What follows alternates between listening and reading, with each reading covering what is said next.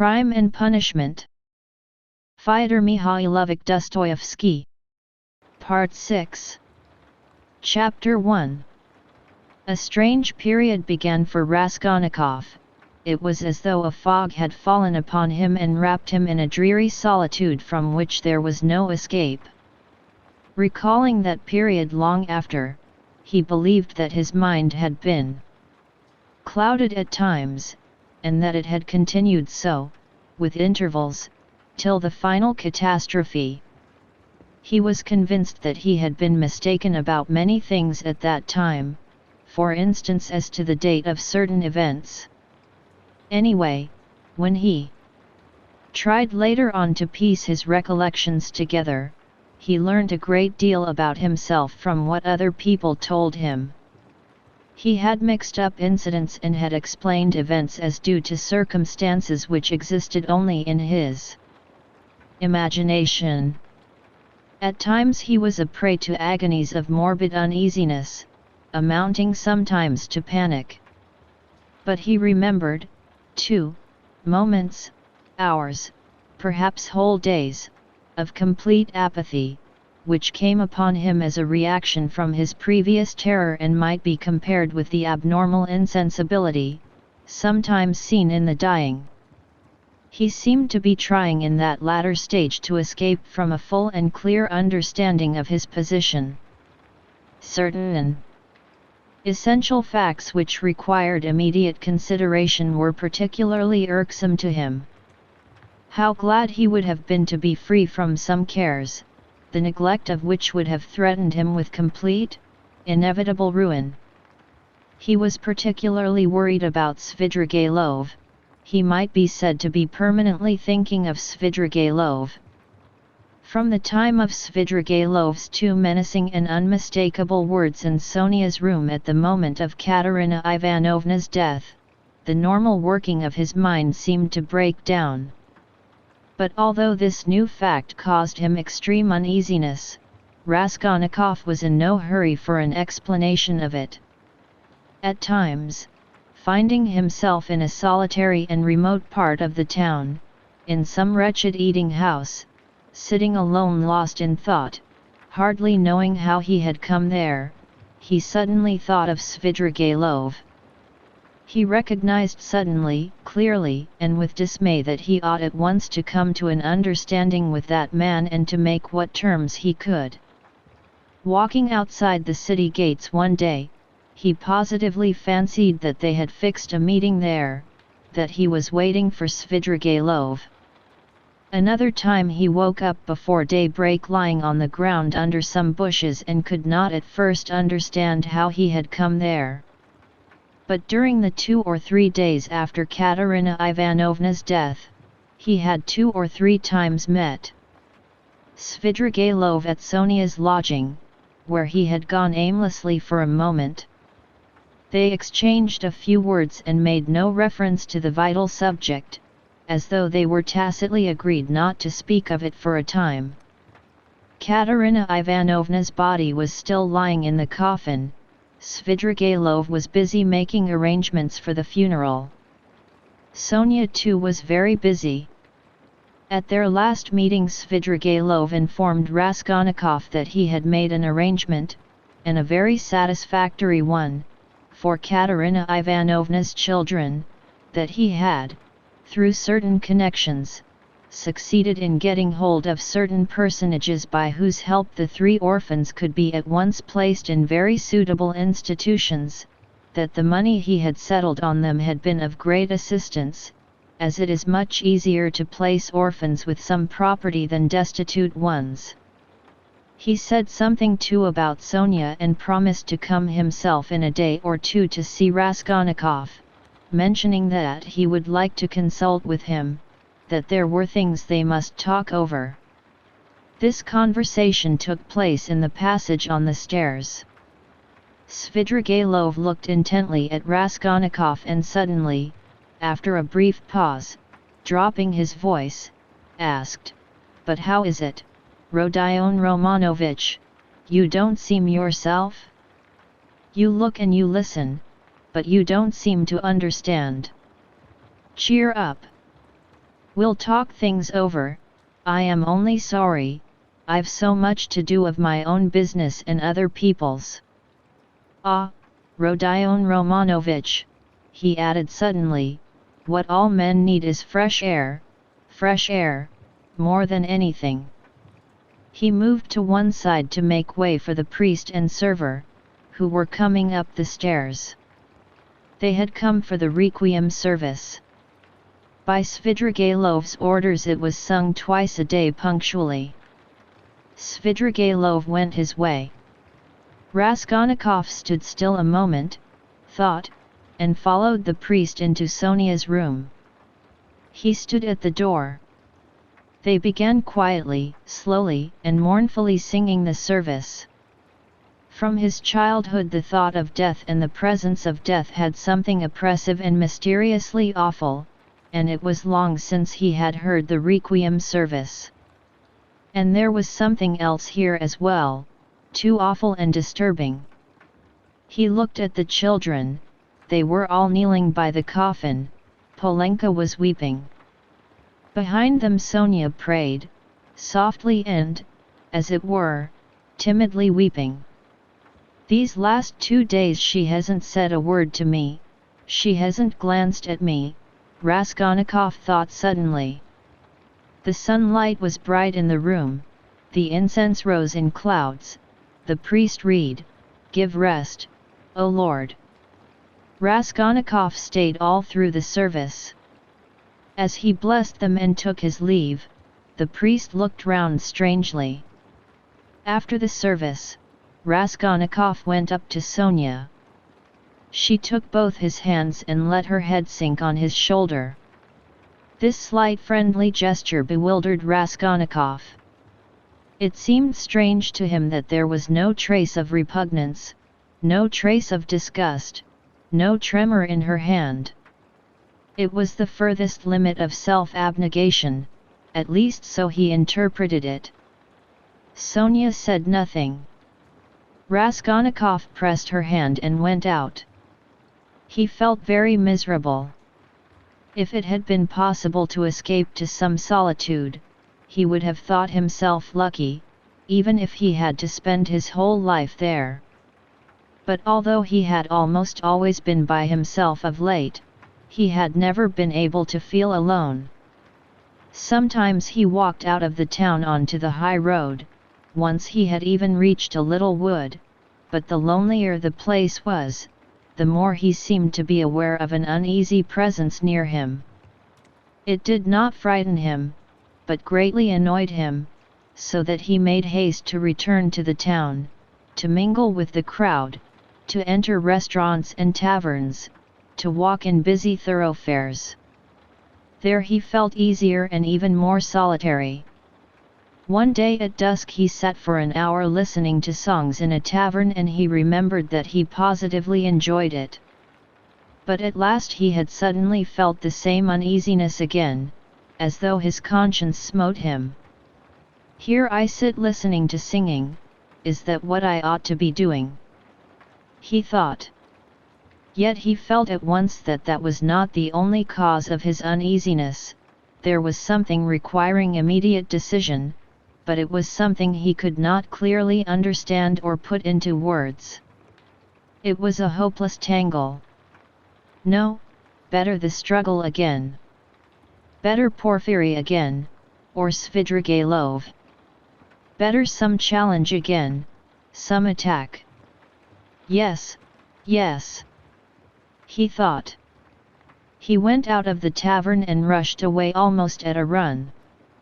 The thought of Dounia and his mother suddenly reduced him almost to a panic. That night he woke up before morning among some bushes in Krestovsky Island, trembling all over with fever. He walked home, and it was early morning when he arrived. After some hours' sleep the fever left him, but he woke up late, 2 o'clock in the afternoon. He remembered that Katerina Ivanovna's funeral had been fixed for that day, and was glad that he was not present at it. Nastasia brought him some food, he ate and drank with appetite, almost with greediness. His head was fresher and he was calmer than he had been for the last 3 days. He even felt a passing wonder at his previous attacks of panic. The door opened and Razumihin came in. "Ah, he's eating, then he's not ill," said Razumihin. He took a chair and sat down at the table opposite Raskolnikov. He was troubled and did not attempt to conceal it. He spoke with evident annoyance, but without hurry or raising his voice. He looked as though he had some special fixed determination. "Listen," he began resolutely. "As far as I am concerned, you may all go to hell, but from what I see, it's clear to me that I can't make head or tail of it. Please don't think I've come to ask you questions. I don't want to know, hang it. If you begin telling me your secrets, I dare say I shouldn't stay to listen, I should go away cursing. I have only come to find out once for all whether it's a fact that you are mad. There is a conviction in the air that you are mad or very nearly so. I admit I've been disposed to that opinion myself, judging from your stupid, repulsive, and quite inexplicable actions, and from your recent behavior to your mother and sister. Only a monster or a madman could treat them as you have, so you must be mad. When did you see them last? Just now. Haven't you seen them since then? What have you been doing with yourself? Tell me, please. I've been to you 3 times already. Your mother has been seriously ill since yesterday. She had made up her mind to come to you. Fyodor Romanovna tried to prevent her, she wouldn't hear a word. If he is ill, if his mind is giving way, who can look after him like his mother, she said. We all came here together, we couldn't let her come alone all the way. We kept begging her to be calm. We came in, you weren't here, she sat down, and stayed 10 minutes, while we stood waiting in silence. She got up and said, if he's gone out, that is, if he is well, and has forgotten his mother, it's humiliating and unseemly for his mother to stand at his door begging for kindness. She returned home and took to her bed, now she is in a fever. I see, she said, that he has time for his girl. She means by your girl Sofia Semyonovna, your betrothed, or your mistress, I don't know. I went at once to Sofia Semyonovna's, for I wanted to know what was going on. I looked round, I saw the coffin, the children crying, and Sofia Semyonovna trying them on mourning dresses. No sign of you. I apologized, came away, and reported to Fyodor Romanovna. So that's all nonsense and you haven't got a girl, the most likely thing is that you are mad. But here you sit, guzzling boiled beef as though you'd not had a bite for 3 days. Though as far as that goes, madmen eat too, but though you have not said a word to me yet, you are not mad. That I'd swear. Above all, you are not mad. So you may go to hell. All of you, for there's some mystery, some secret about it, and I don't intend to worry my brains over your secrets. So I've simply come to swear at you, he finished, getting up, to relieve my mind. And I know what to do now. What do you mean to do now? What business is it of yours what I mean to do? You are going in for a drinking bout. How did you know? Why, it's pretty plain. Razumihin paused for a minute. You always have been a very rational person and you've never been mad, never, he observed suddenly with warmth. You're right, I shall drink. Goodbye. And he moved to go out. I was talking with my sister the day before yesterday, I think it was about you, Razumian. About me. But, where can you have seen her the day before yesterday? Razumian stopped short and even turned a little pale. One could see that his heart was throbbing slowly and violently. She came here by herself, sat there and talked to me. She did. Yes. What did you say to her? I mean, about me. I told her you were a very good, honest, and industrious man. I didn't tell her you love her, because she knows that herself. She knows that herself. Well, it's pretty plain. Wherever I might go, whatever happened to me, you would remain to look after them. I, so to speak, give them into your keeping, Razumian. I say this because I know quite well how you love her, and am convinced of the purity of your heart. I know that she too may love you and perhaps does love you already. Now decide for yourself, as you know best, whether you need go in for a drinking bout or not. Rodion. You see, well. Damn it. But where do you mean to go? Of course, if it's all a secret, never mind.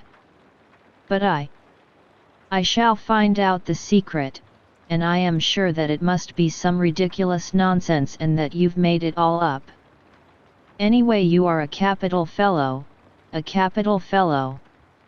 That was just what I wanted to add, only you interrupted, that was a very good decision of yours not to find out these secrets. Leave it to time, don't worry about it. You'll know it all in time when it must be. Yesterday a man said to me that what a man needs is fresh air, fresh air, fresh air. I mean to go to him directly to find out what he meant by that. Razumian stood lost in thought and excitement, making a silent conclusion. He's a political conspirator. He must be. And he's on the eve of some desperate step, that's certain. It can only be that.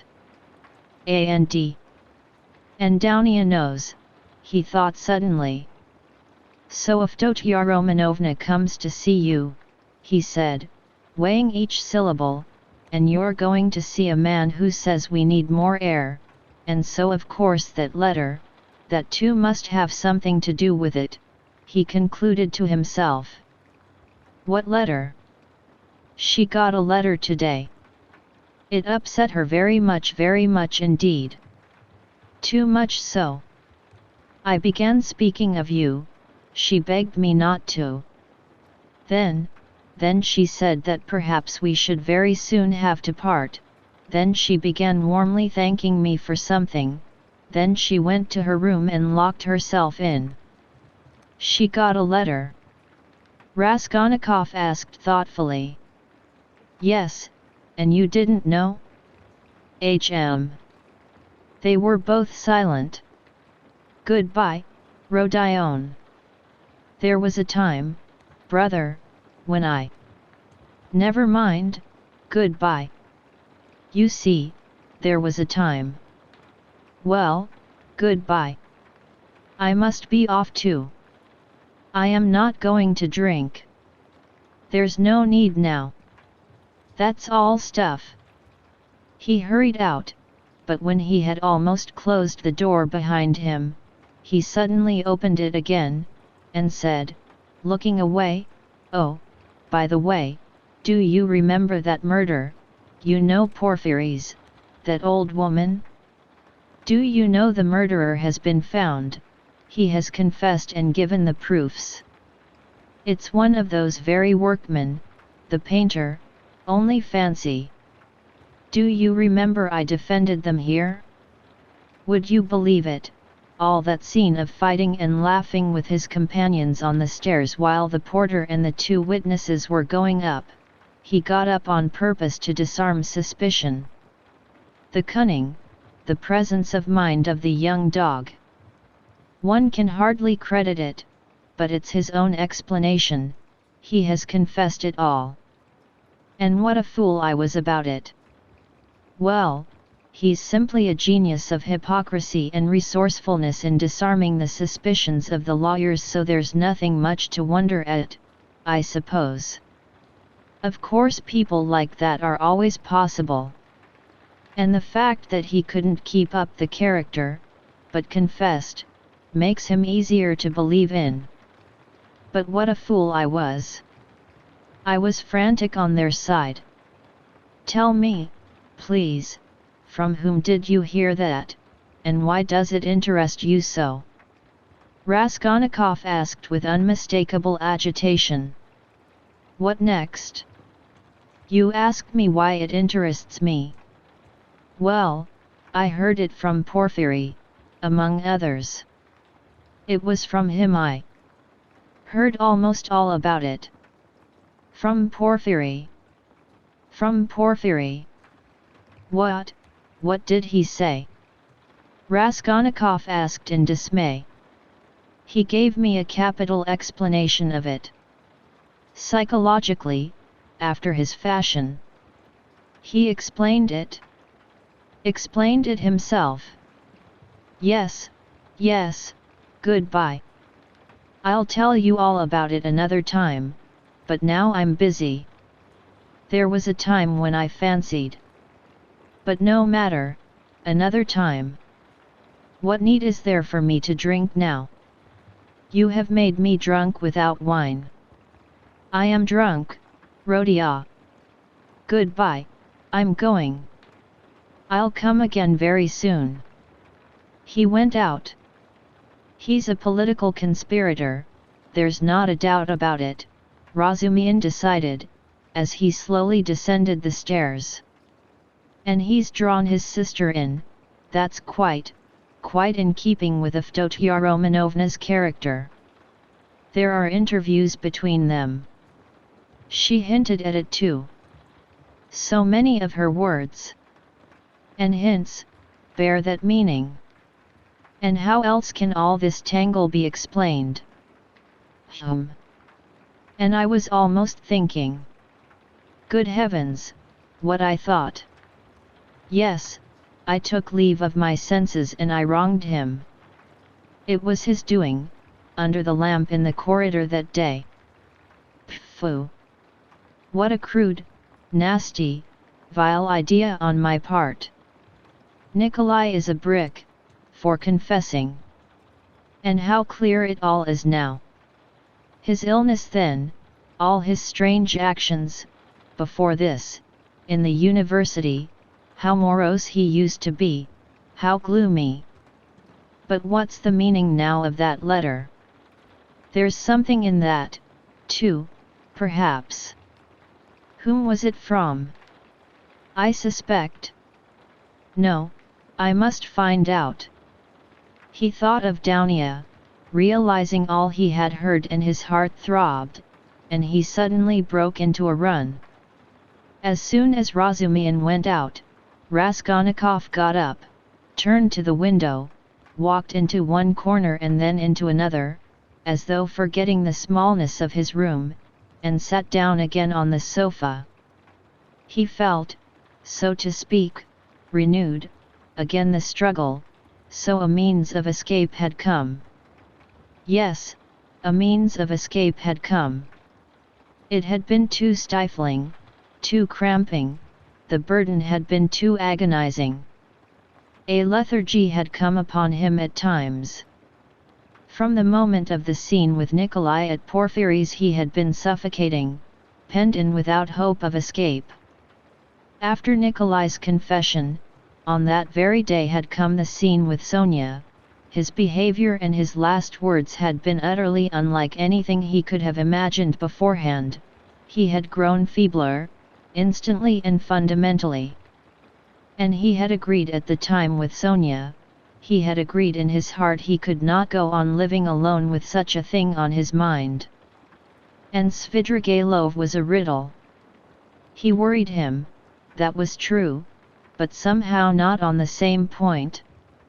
He might still have a struggle to come with Svidrigailov.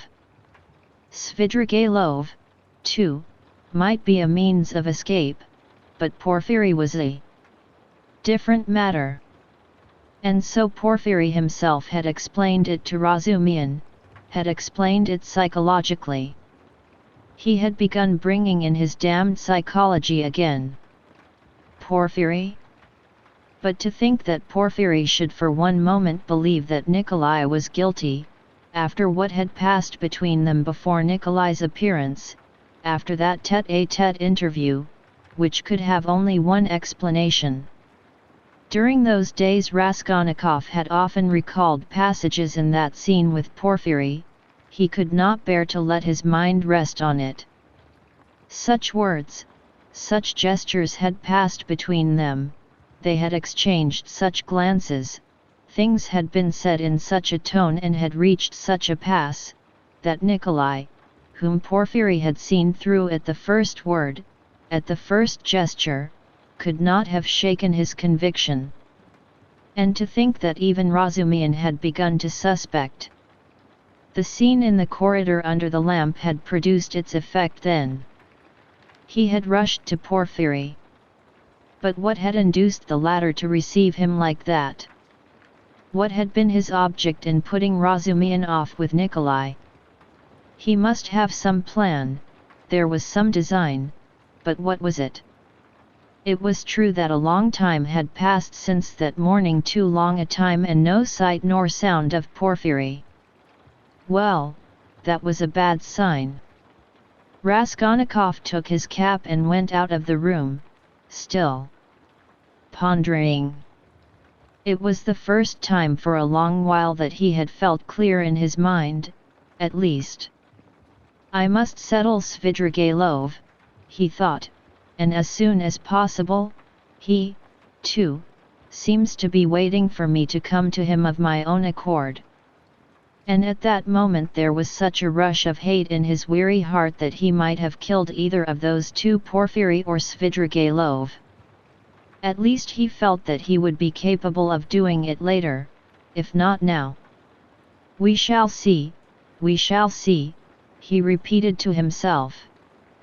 But no sooner had he opened the door than he stumbled upon Porfiry himself in the passage. He was coming in to see him. Raskolnikov was dumbfounded for a minute, but only for 1 minute. Strange to say, he was not very much astonished at seeing Porfiry and scarcely afraid of him. He was simply startled, but was quickly, instantly, on his guard. Perhaps this will mean the end? But how could Porfiry have approached so quietly, like a cat, so that he had heard nothing? Could he have been listening at the door? You didn't expect a visitor, Rodion Romanovich, Porfiry explained, laughing. I've been meaning to look in a long time. I was passing by and thought, why not go in for 5 minutes? Are you going out? I won't keep you long. Just let me have one cigarette.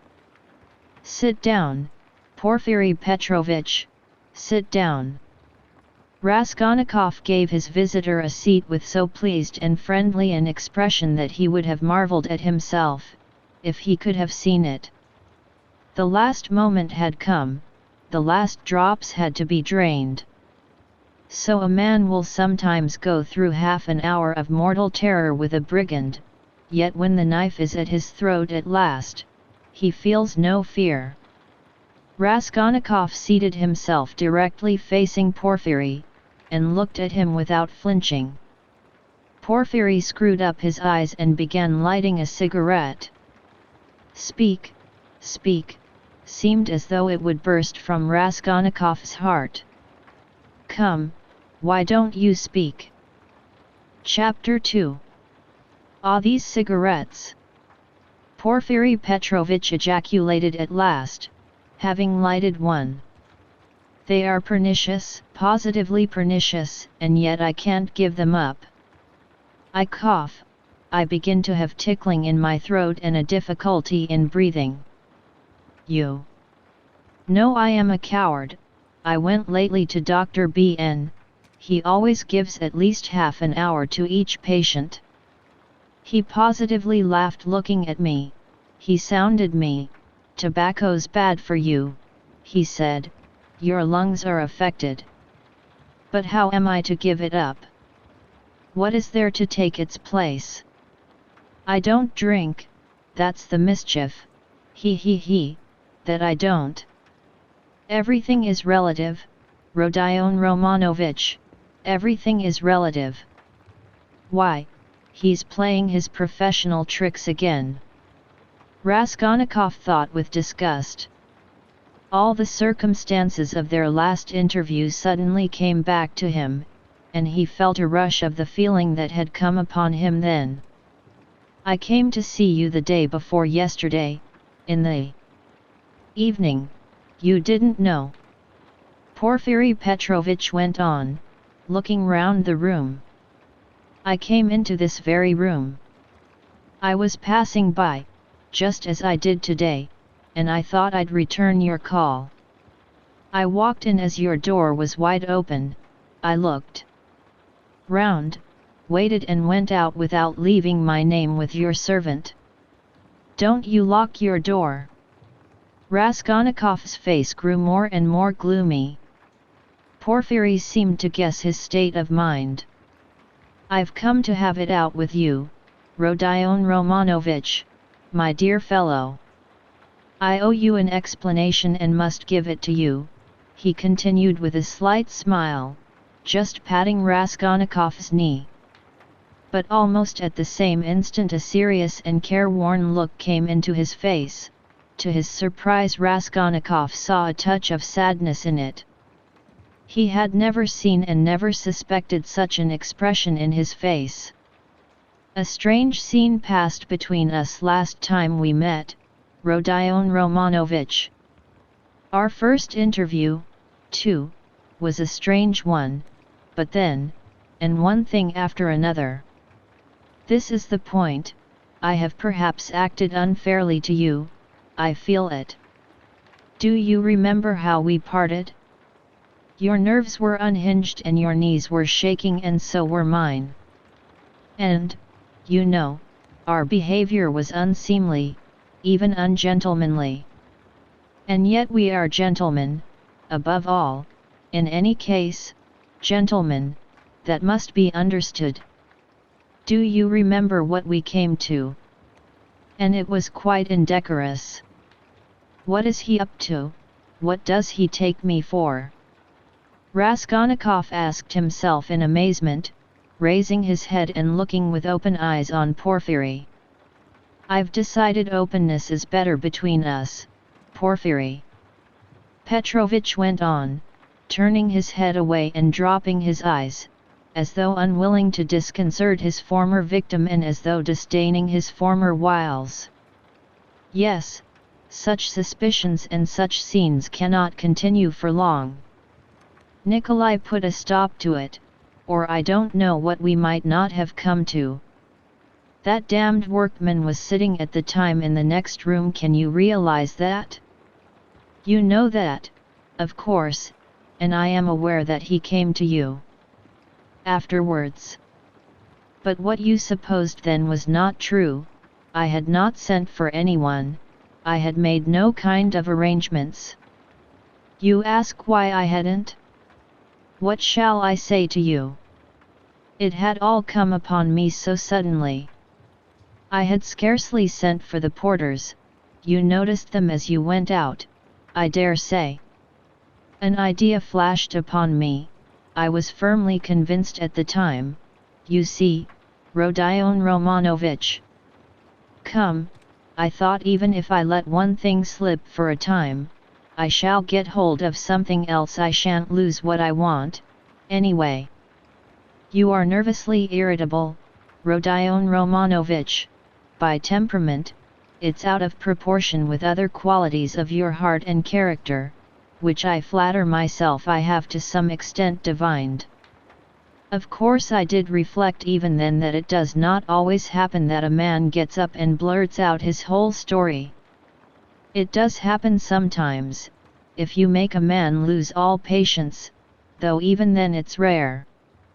I was capable of realizing that. If I only had a fact, I thought, the least little fact to go upon, something I could lay hold of, something tangible, not merely psychological. For if a man is guilty, you must be able to get something substantial out of him. One may reckon upon most surprising results indeed. I was reckoning on your temperament, Rodion Romanovich, on your temperament above all things. I had great hopes of you at that time. But what are you driving at now? Raskolnikov muttered at last, asking the question without thinking. What is he talking about? He wondered distractedly, does he really take me to be innocent? What am I driving at? I've come to explain myself. I consider it my duty, so to speak. I want to make clear to you how the whole business, the whole misunderstanding arose.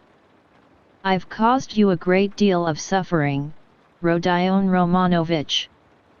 I am not a monster.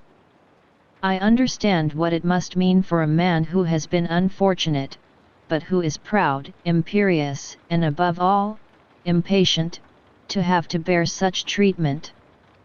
I regard you in any case as a man of noble character and not without elements of magnanimity, though I don't agree with all your convictions. I wanted to tell you this first, frankly and quite sincerely, for above all I don't want to deceive you. When I made your acquaintance, I felt attracted by you. Perhaps you will laugh at my saying so. You have a right to. I know you disliked me from the first, and indeed you've no reason to like me. You may think what you like, but I desire now to do all I can to efface that impression and to show that I am a man of heart and conscience. I speak sincerely. Porfiry Petrovitch made a dignified pause. Raskolnikov felt a rush of renewed alarm.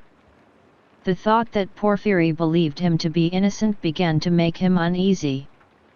It's scarcely necessary to go over everything in detail, Porfiry Petrovitch went on. Indeed, I could scarcely attempt it. To begin with, there were rumors.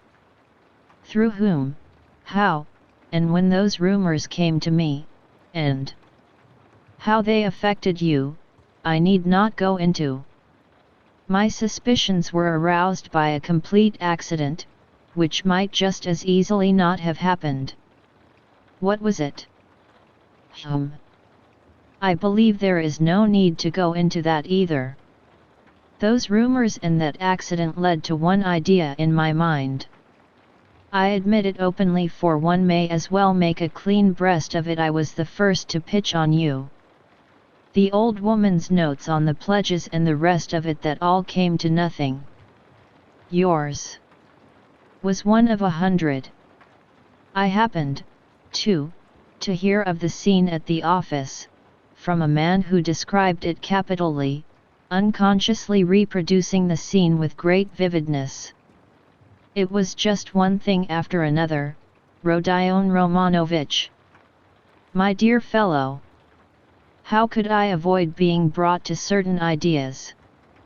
From 100 rabbits you can't make a horse, 100 suspicions don't make a proof, as the English proverb says, but that's only from the rational point of view. You can't help being partial, for after all a lawyer is only human. I thought, too, of your article in that journal. Do you remember, on your first visit we talked of it? I jeered at you at the time, but that was only to lead you on. I repeat, Rodion Romanovich, you are ill and impatient. That you were bold, headstrong, in earnest and had felt a great deal I recognized long before. I 2. Have felt the same, so that your article seemed familiar to me. It was conceived on sleepless nights, with a throbbing heart, in ecstasy and suppressed enthusiasm. And that proud suppressed enthusiasm in young people is dangerous. I jeered at you then, but let me tell you that, as a literary amateur, I am awfully fond of such first essays, full of the heat of youth. There is a mistiness and a chord vibrating in the mist. Your article is absurd and fantastic, but there's a transparent sincerity, a youthful incorruptible pride and the daring of despair in it. It's a gloomy article, but that's what's fine in it. I read your article and put it aside, thinking as I did so that man won't go the common way. Well, I ask you, after that as a preliminary, how could I help being carried away by what followed? Oh, dear, I am not saying anything, I am not making any statement now. I simply noted it at the time. What is there in it? I reflected. There's nothing in it, that is really nothing and perhaps absolutely nothing. And it's not at all the thing for the prosecutor to let himself be carried away by notions. Here I have Nikolai on my hands with actual evidence against him. You may think what you like of it, but it's evidence. He brings in his psychology, too, one has to consider him, too, for it's a matter of life and death. Why am I explaining this to you? That you may understand, and not blame my malicious behavior on that occasion. It was not malicious, I assure you, he. Do you suppose I didn't come to search your room at the time? I did, he. I was here when you were lying ill in bed, not officially, not in my own person, but I was here. Your room was searched to the last thread at the first suspicion, but umsonst. I thought to myself, now that man will come of himself and quickly, too, if he's guilty, he's sure to come. Another man wouldn't, but he will. And you remember how Mr. Razumian began discussing the subject with you? We arranged that to excite you, so we purposely spread rumors, that he might discuss the case with you, and Razumian is not a man to restrain his indignation. Mr. Zametov was tremendously struck by your anger and your open daring. Think of blurting out in a restaurant, "I killed her." It was too daring, too reckless. I thought so myself. If he is guilty he will be a formidable opponent. That was what I thought at the time. I was expecting you. But you simply bowled Zametov over and. Well, you see, it all lies in this, that this damnable psychology can be taken two ways. Well, I kept expecting you, and so it was, you came. My heart was fairly throbbing. Now, why need you have come? Your laughter, too, as you came in, do you remember? I saw it all plain as daylight, but if I hadn't expected you so specially, I should not have noticed anything in your laughter. You see what influence a mood has. Mr. Razumian then that stone under which the things were hidden. I seem to see it somewhere in a kitchen garden. It was in a kitchen garden, you told Zametov, and afterwards you repeated that in my office? And when we began picking your article to pieces, how you explained it. One could take every word of yours in two senses, as though there were another meaning hidden. So in this way, Rodion Romanovich, I reached the furthest limit, and knocking my head against a post, I pulled myself up, asking myself what I was about. After all, I said, you can take it all in another sense if you like, and it's more natural so, indeed. I couldn't help admitting it was more natural. I was bothered. No, I'd better get hold of some little fact, I said.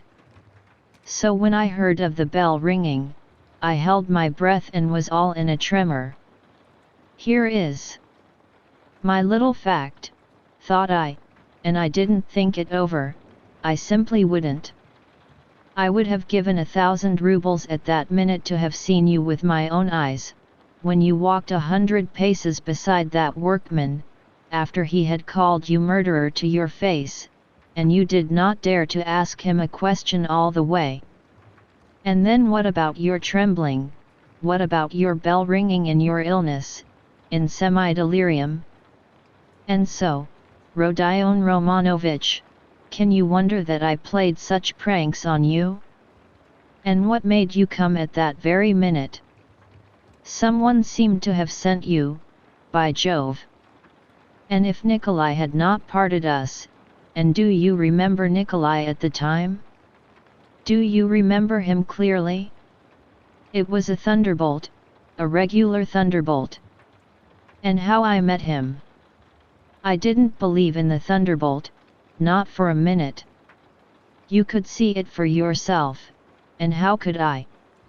Even afterwards, when you had gone and he began making very plausible answers on certain points, so that I was surprised at him myself, even then I didn't believe his story. You see what it is to be as firm as a rock. No, thought I, Morgenfrau. What has Nikolai got to do with it? Razumihin told me just now that you think Nikolai guilty and had yourself assured him of it. His voice failed him, and he broke off. He had been listening in indescribable agitation, as this man who had seen through and through him, went back upon himself. He was afraid of believing it and did not believe it. In those still ambiguous words he kept eagerly looking for something more definite and conclusive. Mr. Razumihin! Cried Porfiry Petrovitch, seeming glad of a question from Raskolnikov, who had till then been silent. He. But I had to put Mr. Razumihin off. 2 is company, 3 is none. Mr. Razumihin is not the right man, besides he is an outsider. He came running to me with a pale face. But never mind him, why bring him in?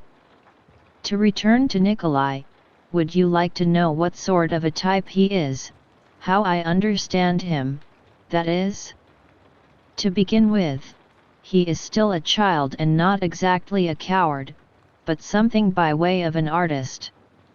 Really, don't laugh at my describing him so. He is innocent and responsive to influence. He has a heart, and is a fantastic fellow. He sings and dances, he tells stories, they say, so that people come from other villages to hear him. He attends school too, and laughs till he cries if you hold up a finger to him.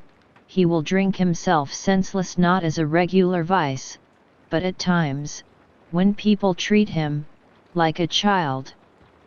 And he stole, too, then, without knowing it himself, for how can it be stealing, if one picks it up?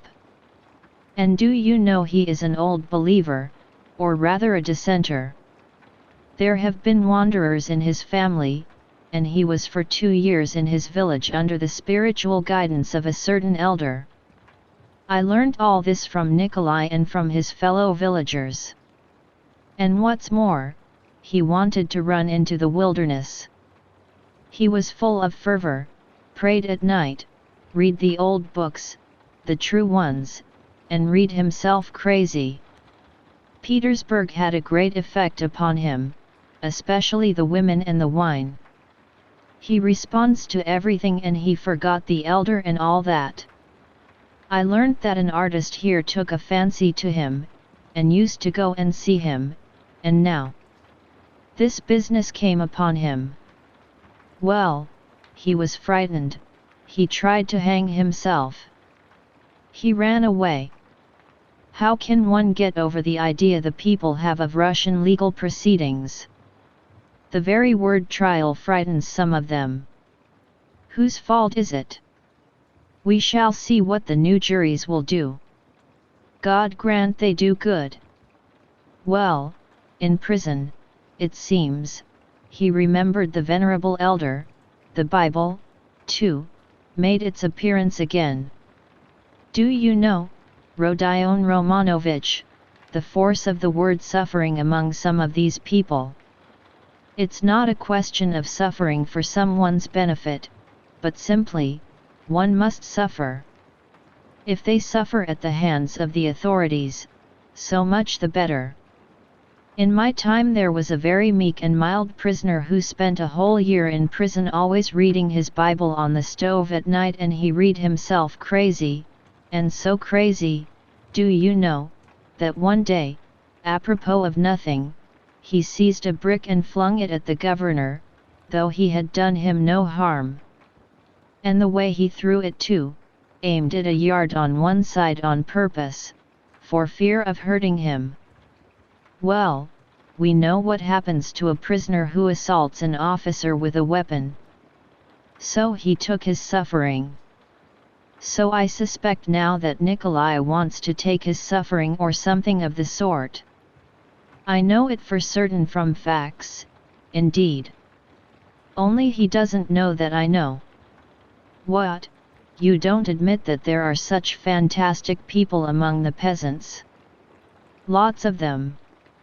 The elder now has begun influencing him, especially since he tried to hang himself. But he'll come and tell me all himself. You think he'll hold out?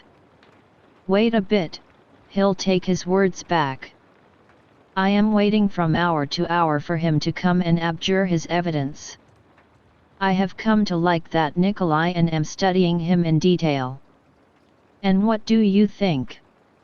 He answered me very plausibly on some points. He obviously had collected some evidence and prepared himself cleverly. But on other points he is simply at sea, knows nothing, and doesn't even suspect that he doesn't know. No, Rodion Romanovich, Nikolai doesn't come in. This is a fantastic, gloomy business, a modern case, an incident of today when the heart of man is troubled, when the phrase is quoted that blood renews, when comfort is preached as the aim of life. Here we have bookish dreams, a heart unhinged by theories.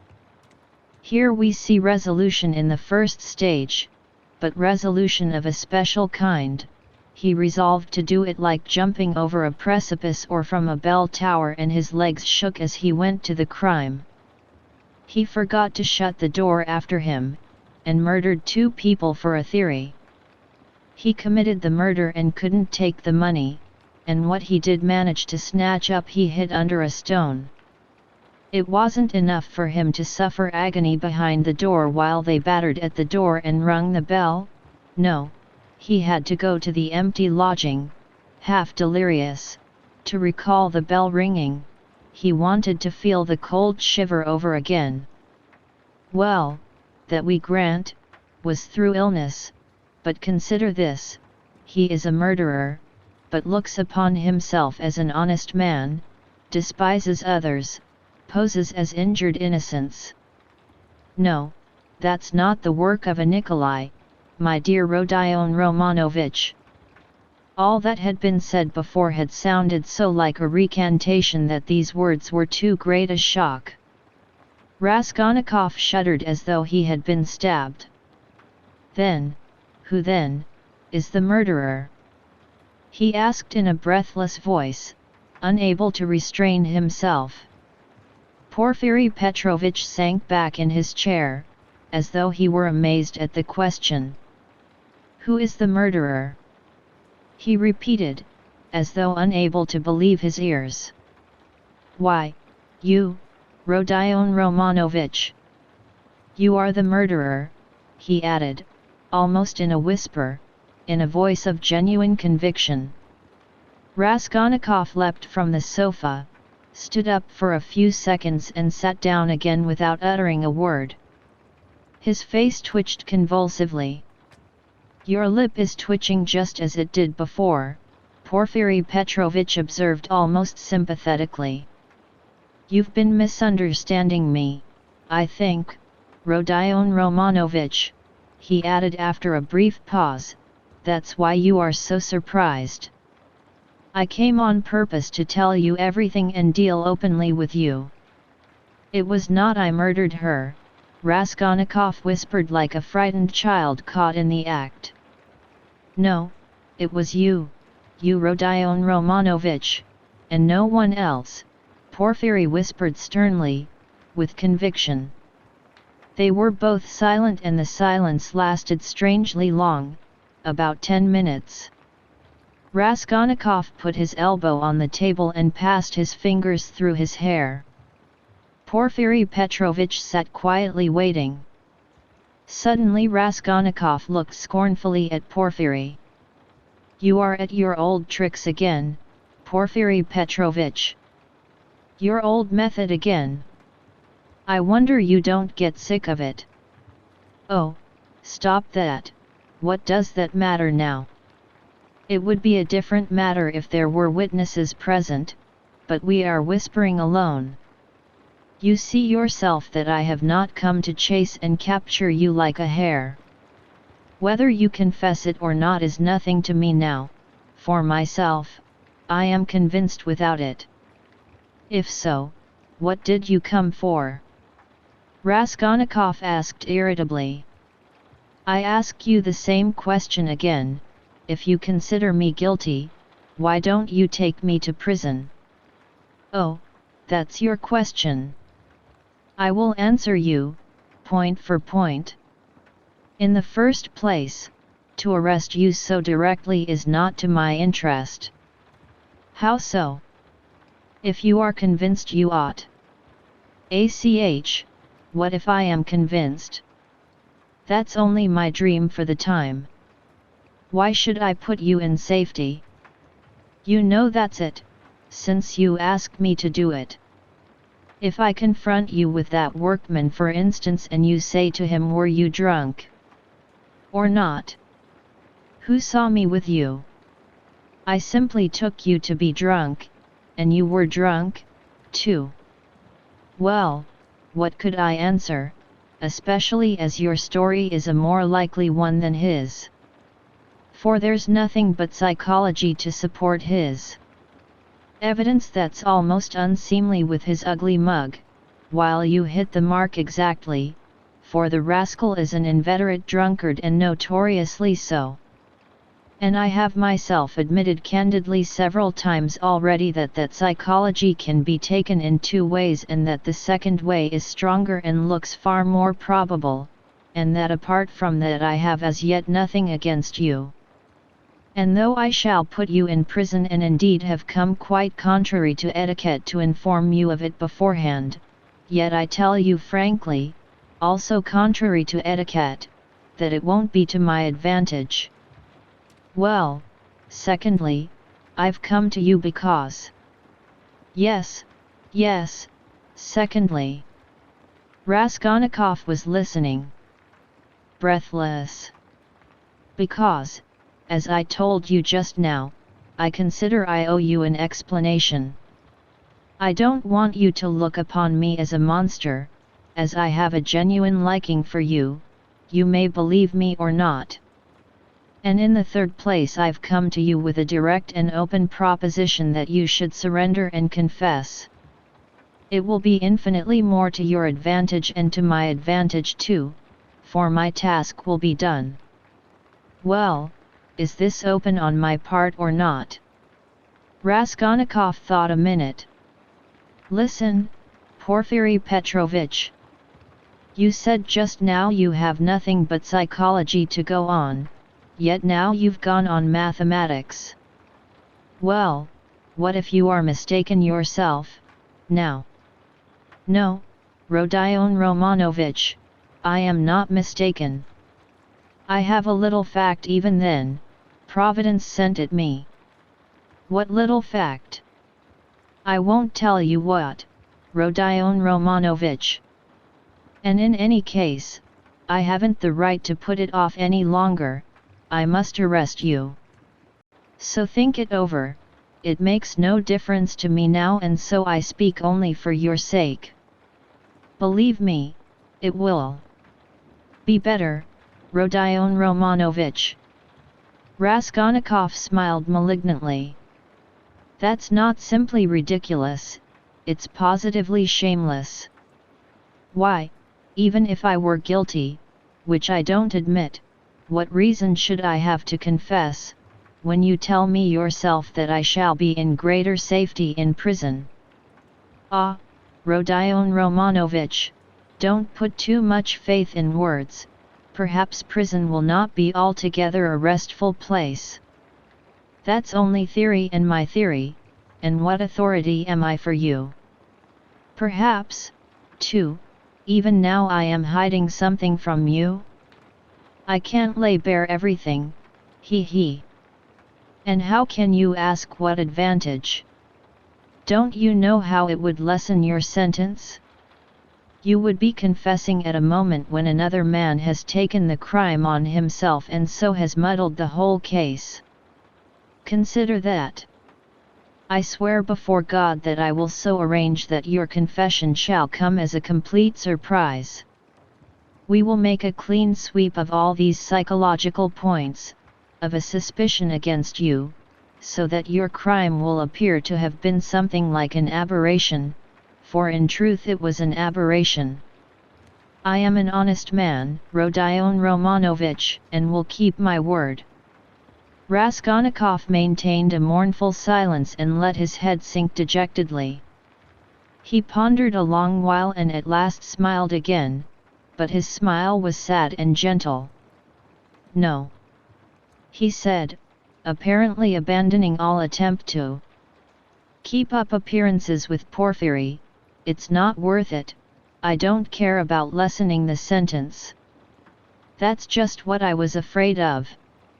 Porfiry cried warmly and, as it seemed, involuntarily. That's just what I feared, that you wouldn't care about the mitigation of sentence. Raskolnikov looked sadly and expressively at him. Ah, don't disdain life. Porfiry went on. You have a great deal of it still before you. How can you say you don't want a mitigation of sentence? You are an impatient fellow. A great deal of what lies before me. Of life. What sort of prophet are you? Do you know much about it? Seek and ye shall find. This may be God's means for bringing you to Him. And it's not forever, the bondage. The time will be shortened, laughed Raskolnikov. Why, is it the bourgeois disgrace you are afraid of? It may be that you are afraid of it without knowing it, because you are young. But anyway, you shouldn't be afraid of giving yourself up and confessing. Hang it! Raskolnikov whispered with loathing and contempt, as though he did not want to speak aloud. He got up again as though he meant to go away, but sat down again in evident despair. Hang it, if you like. You've lost faith and you think that I am grossly flattering you, but how long has your life been? How much do you understand? You made up a theory and then were ashamed that it broke down and turned out to be not at all original. It turned out something base, that's true, but you are not hopelessly base. By no means so base. At least you didn't deceive yourself for long, you went straight to the furthest point at one bound. How do I regard you? I regard you as one of those men who would stand and smile at their torturer while he cuts their entrails out, if only they have found faith or God. Find it and you will live. You have long needed a change of air. Suffering, too, is a good thing. suffer. Maybe Nikolai is right in wanting to suffer. I know you don't believe in it, but don't be overwise. Fling yourself straight into life, without deliberation.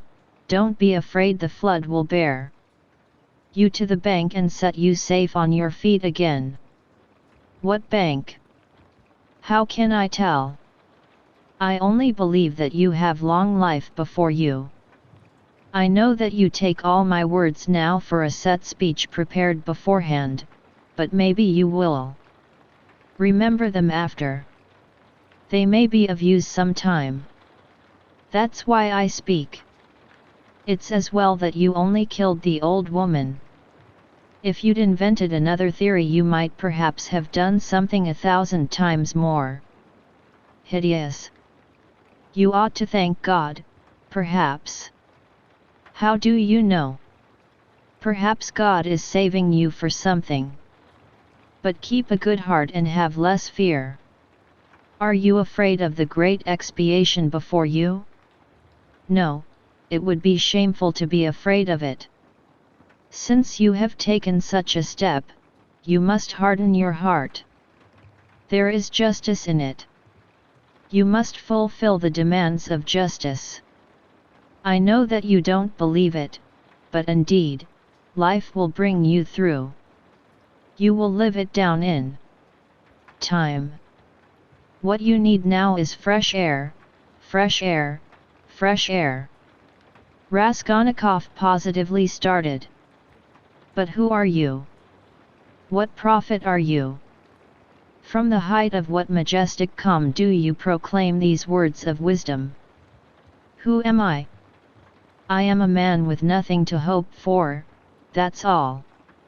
A man perhaps of feeling and sympathy, maybe of some knowledge too, but my day is over. But you are a different matter, there is life waiting for you. Though, who knows? Maybe your life, too, will pass off in smoke and come to nothing. Come, what does it matter, that you will pass into another class of men? It's not comfort you regret, with your heart. What of it that perhaps no one will see you for so long? It's not time, but yourself that will decide that. Be the sun and all will see you. The sun has before all to be the sun. Why are you smiling again? At my being such a Schiller? I bet you're imagining that I am trying to get round you by flattery. Well, perhaps I am, he. Perhaps you'd better not believe my word, perhaps you'd better never believe it altogether. I'm made that way, I confess it. But let me add, you can judge for yourself, I think, how far I am a base sort of man and how far I am honest. When do you mean to arrest me? Well, I can let you walk about another day or two. Think it over, my dear fellow, and pray to God. It's more in your interest, believe me. And what if I run away? Asked Raskolnikov with a strange smile. No, you won't run away. A peasant would run away, a fashionable dissenter would run away, the flunky of another man's thought, for you've only to show him the end of your little finger and he'll be ready to believe in anything for the rest of his life. But you've ceased to believe in your theory already, what will you run away with? And what would you do in hiding? It would be hateful and difficult for you, and what you need more than anything in life is a definite position, an atmosphere to suit you. And what sort of atmosphere would you have? If you ran away, you'd come back to yourself. You can't get on without us. And if I put you in prison, say you've been there a month, or 2, or 3, remember my word, you'll confess of yourself and perhaps to your own surprise. You won't know an hour beforehand that you are coming with a confession. I am convinced that you will decide, to take your suffering. You don't believe my words now, but you'll come to it of yourself. For suffering, Rodion Romanovich, is a great thing. Never mind my having grown fat, I know all the same. Don't laugh at it, there's an idea in suffering, Nikolay is right. No, you won't run away, Rodion Romanovich. Raskolnikov got up and took his cap. Porfiry Petrovich also rose. Are you going for a walk? The evening will be fine, if only we don't have a storm. Though it would be a good thing to freshen the air. He, too, took his cap. Porfiry Petrovich, please don't take up the notion that I have confessed to you today, Raskolnikov pronounced with sullen insistence.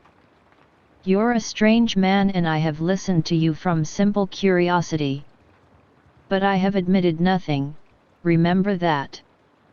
Oh, I know that, I'll remember. Look at him, he's trembling. Don't be uneasy, my dear fellow, have it your own way. Walk about a bit, you won't be able to walk too far.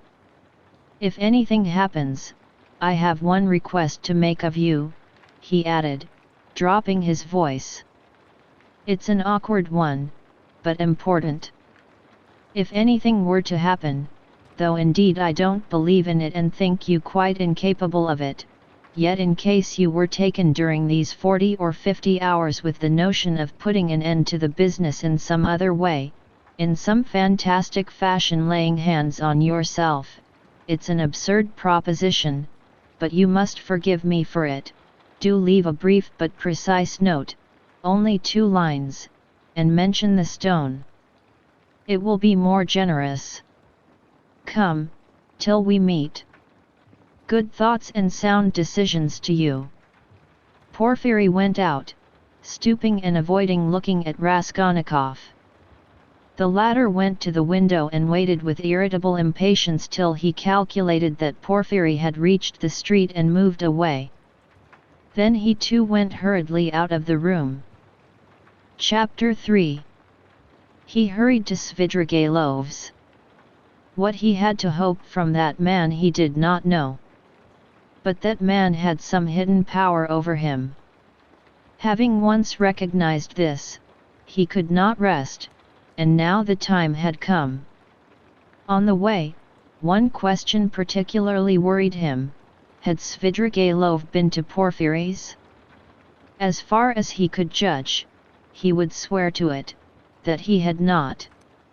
He pondered again and again, went over Porfiry's visit. No, he hadn't been, of course he hadn't. But if he had not been yet, would he go? Meanwhile, for the present he fancied he couldn't. Why? He could not have explained, but if he could, he would not have wasted much thought over it at the moment. It all worried him. And at the same time he could not attend to it. Strange to say, none would have believed it perhaps, but he only felt a faint vague anxiety about his immediate future. Another, much more important anxiety tormented him. It concerned himself, but in a different, more vital way. Moreover, he was conscious of immense moral fatigue, though his mind was working better that morning than it had done of late. And was it worthwhile, after all that had happened, to contend with these new trivial difficulties? Was it worthwhile, for instance, to maneuver that Svidrigaïlov should not go to Porfiry's? Was it worthwhile to investigate, to ascertain the facts, to waste time over anyone like Svidrigaïlov? Oh, how sick he was of it all! And yet he was hastening to Svidrigaïlov. Could he be expecting something new from him, information, or means of escape? Men will catch at straws. Was it destiny or some instinct bringing them together? Perhaps it was only fatigue, despair. Perhaps it was not Svidrigailov but some other whom he needed, and Svidrigailov had simply presented himself by chance. Sonia? But what should he go to Sonia for now? To beg her tears again?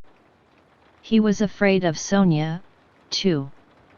Sonia stood before him as an irrevocable sentence. He must go his own way or hers. At that moment especially he did not feel equal to seeing her. No, would it not be better to try Svidrigailov? And he could not help inwardly owning that he had long felt that he must see him for some reason. But what could they have in common? Their very evil-doing could not be of the same kind. The man, moreover, was very unpleasant, evidently depraved, undoubtedly cunning and deceitful, possibly malignant. Such stories were told about him. It is true he was befriending Katerina Ivanovna's children, but who could tell with what motive and what it meant? The man always had some design, some project. There was another thought which had been continually hovering of late about Raskolnikov's mind, and causing him great uneasiness. It was so painful that he made distinct efforts to get rid of it. He sometimes thought that Svidrigailov was dogging his footsteps. Svidrigailov had found out his secret and had had designs on Dounia. What if he had them still? Wasn't it practically certain that he had? And what if, having learned his secret and so having gained power over him, he were to use it as a weapon against Dounia? This idea sometimes even tormented his dreams, but it had never presented itself so vividly to him as on his way to Svidrigailov. The very thought moved him to gloomy rage. To begin with, this would transform everything, even his own position. He would have at once to confess his secret to Dounia. Would he have to give himself up perhaps to prevent Dounia from taking some rash step? The letter? This morning Dounia had received a letter. From whom could she get letters in Petersburg? Luzhin, perhaps?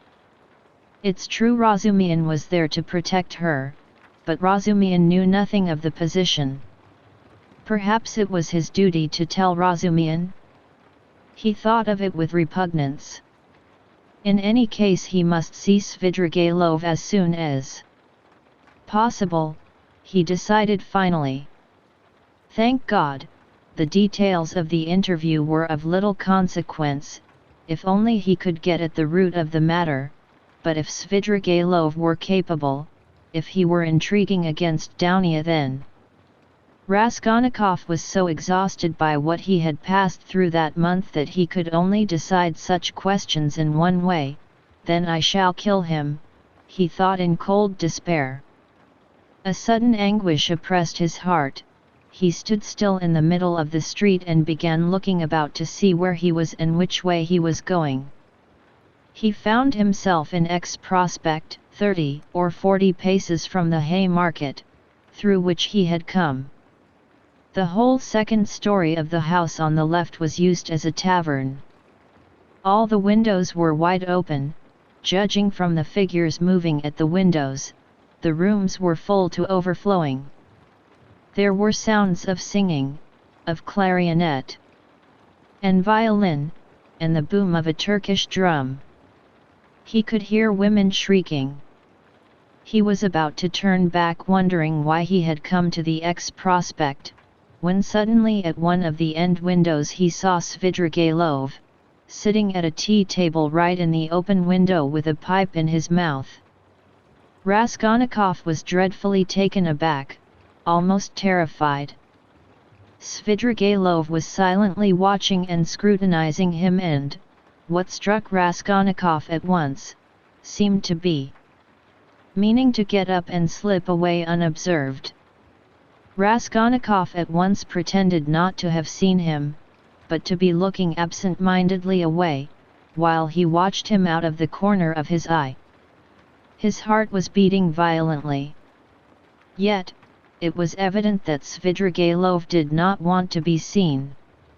He took the pipe out of his mouth and was on the point of concealing himself, but as he got up and moved back his chair, he seemed to have become suddenly aware that Raskolnikov had seen him, and was watching him.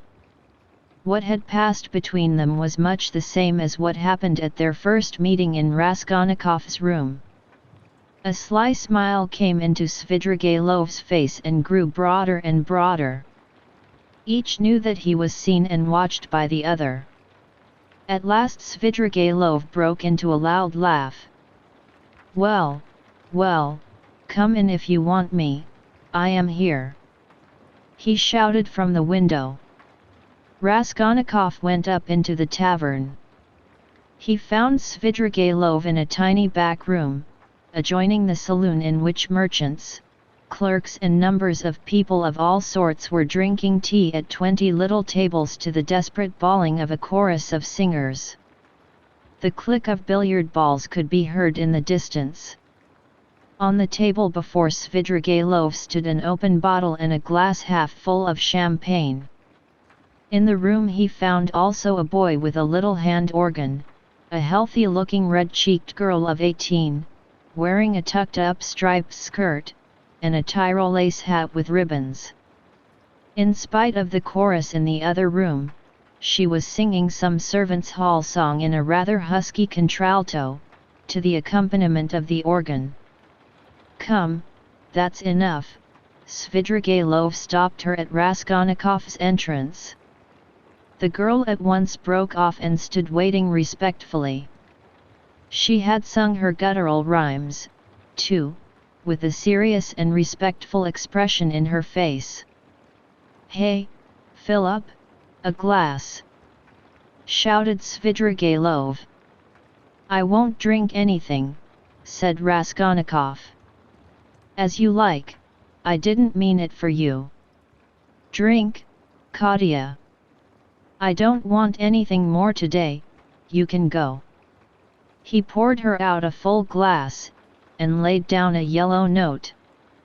Katya drank off her glass of wine, as women do, without putting it down, in 20 gulps, took the note and kissed Svidrigailov's hand, which he allowed quite seriously. She went out of the room and the boy trailed after her with the organ. Both had been brought in from the street. Svidrigailov had not been a week in Petersburg, but everything about him was already, so to speak, on a patriarchal footing. The waiter, Philip, was by now an old friend and very obsequious. The door leading to the saloon had a lock on it. Svidrigailov was at home in this room and perhaps spent whole days in it. The tavern was dirty and wretched, not even second-rate. "I was going to see you and looking for you," Raskolnikov began, "but I don't know what made me turn from the Haymarket into the X-Prospect just now. I never take this turning. I turn to the right from the Haymarket. And this isn't the way to you. I simply turned and here you are. It is strange.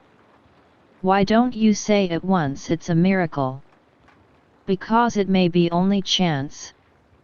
"Oh, that's the way with all you folk," laughed Svidrigailov. "You won't admit it, even if you do inwardly believe it a miracle. Here you say that it may be only chance.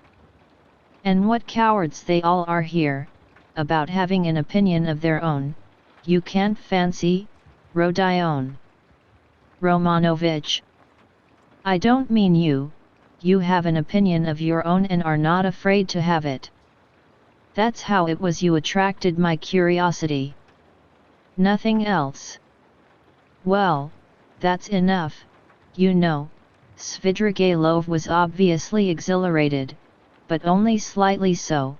He had not had more than half a glass of wine. "I fancy you came to see me before you knew that I was capable of having what you call an opinion of my own," observed Raskolnikov. Oh, well, it was a different matter. Everyone has his own plans. And apropos of the miracle, let me tell you that I think you have been asleep for the last 2 or 3 days. I told you of this tavern myself. There is no miracle in your coming straight here. I explained the way myself, told you where it was, and the hours you could find me here. Do you remember? I don't remember, answered Raskolnikov with surprise. I believe you. I told you twice. The address has been stamped mechanically on your memory. You turned this way mechanically and yet precisely according to the direction, though you are not aware of it. When I told you then, I hardly hoped you understood me. You give yourself away too much, Rodion Romanovich. And another thing, I'm convinced there are lots of people in Petersburg who talk to themselves as they walk. This is a town of crazy people. If only we had scientific men, doctors, lawyers, and philosophers might make most valuable investigations in Petersburg, each in his own line. There are few places where there are so many gloomy, strong, and queer influences on the soul of man as in Petersburg. The mere influences of climate mean so much. And it's the administrative center of all Russia, and its character must be reflected on the whole country. But that is neither here nor there now. The point is that I have several times watched you. You walk out of your house holding your head high 20 paces from home, you let it sink, and fold your hands behind your back. You look and evidently see nothing before nor beside you. At last you begin moving your lips and talking to yourself, and sometimes you wave one hand and declaim, and at last stand still in the middle of the road. That's not at all the thing. Someone may be watching you besides me, and it won't do you any good. It's nothing really to do with me, and I can't cure you, but, of course, you understand me. Do you know that I am being followed? Asked Raskolnikov, looking inquisitively at him. No, I know nothing about it, said Svidrigailov, seeming surprised. Well, then, let us leave me alone, Raskolnikov muttered, frowning. Very good, let us leave you alone. You had better tell me, if you come here to drink, and directed me twice to come here to you, why did you hide? And try to get away just now when I looked at the window from the street? I saw it. He. And why was it you lay on your sofa with closed eyes and pretended to be asleep, though you were wide awake while I stood in your doorway? I saw it. I may have had reasons. You know that yourself. And I may have had my reasons, though you don't know them. Raskolnikov dropped his right elbow on the table, leaned his chin in the fingers of his right hand, and stared intently at Svidrigailov. For a full minute he scrutinized his face, which had impressed him before. It was a strange face, like a mask, white and red, with bright red lips, with a flaxen beard, and still thick flaxen hair. His eyes were somehow too blue and their expression somehow too heavy and fixed. There was something awfully unpleasant in that handsome face, which looked so wonderfully young for his age. Svidrigailov was smartly dressed in light summer clothes and was particularly dainty in his linen. He wore a huge ring with a precious stone in it. Have I got to bother myself about you, too, now? Said Raskolnikov suddenly, coming with nervous impatience straight to the point. Even though perhaps you are the most dangerous man if you care to injure me, I don't want to put myself out any more. I will show you at once that I don't prize myself as you probably think I do. I've come to tell you at once that if you keep to your former intentions with regard to my sister, and if you think to derive any benefit in that direction from what has been discovered of late, I will kill you before you get me locked up. You can reckon on my word. You know that I can keep it. And in the second place, if you want to tell me anything, for I keep fancying all this time that you have something to tell me, make haste and tell it, for time is precious and very likely it will soon be too late. Why in such haste? Asked Svidrigailov, looking at him curiously.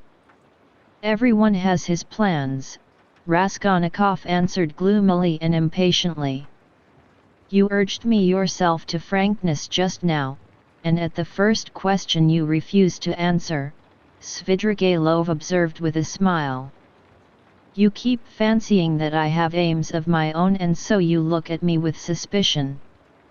Of course it's perfectly natural in your position. But though I should like to be friends with you, I shan't trouble myself to convince you of the contrary. The game isn't worth the candle, and I wasn't intending to talk to you about anything special. What did you want me for, then? It was you who came hanging about me. Why, simply as an interesting subject for observation. I liked the fantastic nature of your position, that's what it was. Besides, you are the brother of a person who greatly interested me, and from that person I had in the past heard a very great deal about you, from which I gathered that you had a great influence over her. Isn't that enough? Ha ha ha. Still, I must admit that your question is rather complex, and is difficult for me to answer. Here, you, for instance, have come to me not only for a definite object, but for the sake of hearing something new. Isn't that so? Isn't that so? Persisted Svidrigailov with a sly smile. Well, can't you fancy then that I, too, on my way here in the train was reckoning on you, on your telling me something new, and on my making some profit out of you? You see what rich men we are. What profit could you make? How can I tell you? How do I know? You see in what a tavern I spend all my time, and it's my enjoyment, that's to say it's no great enjoyment, but one must sit somewhere. That poor Katia, now you saw her. If only I had been a glutton now, a club gourmand, but you see I can eat this. He pointed to a little table in the corner where the remnants of a terrible-looking beefsteak and potatoes lay on a tin dish. Have you dined, by the way? I've had something and want nothing more. I don't drink, for instance, at all. Except for champagne I never touch anything, and not more than a glass of that all the evening, and even that is enough to make my head ache.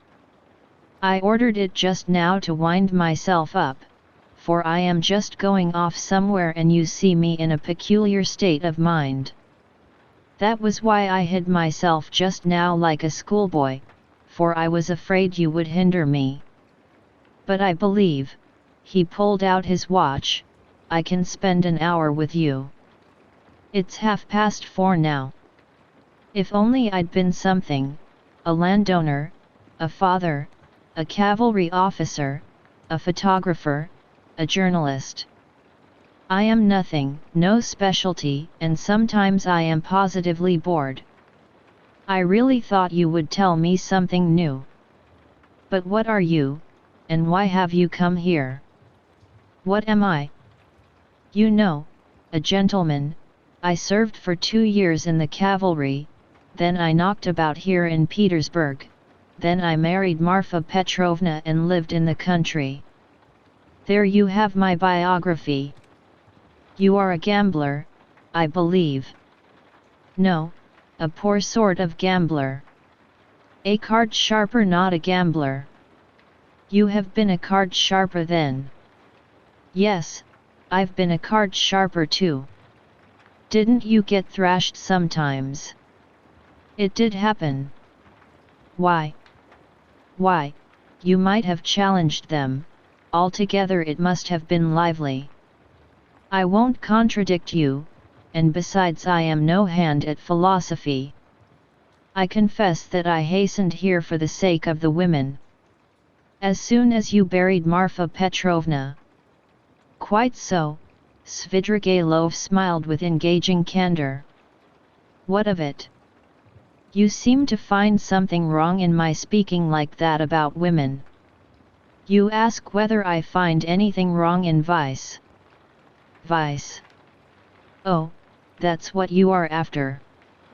But I'll answer you in order. First about women in general, you know I am fond of talking.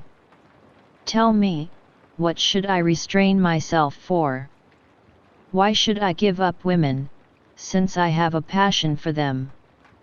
It's an occupation, anyway. So you hope for nothing here but vice.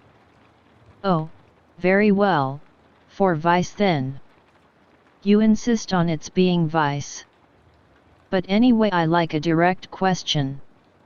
In this vice at least there is something permanent, founded indeed upon nature and not dependent on fantasy, something present in the blood like an ever-burning ember, forever setting one on fire and, maybe, not to be quickly extinguished.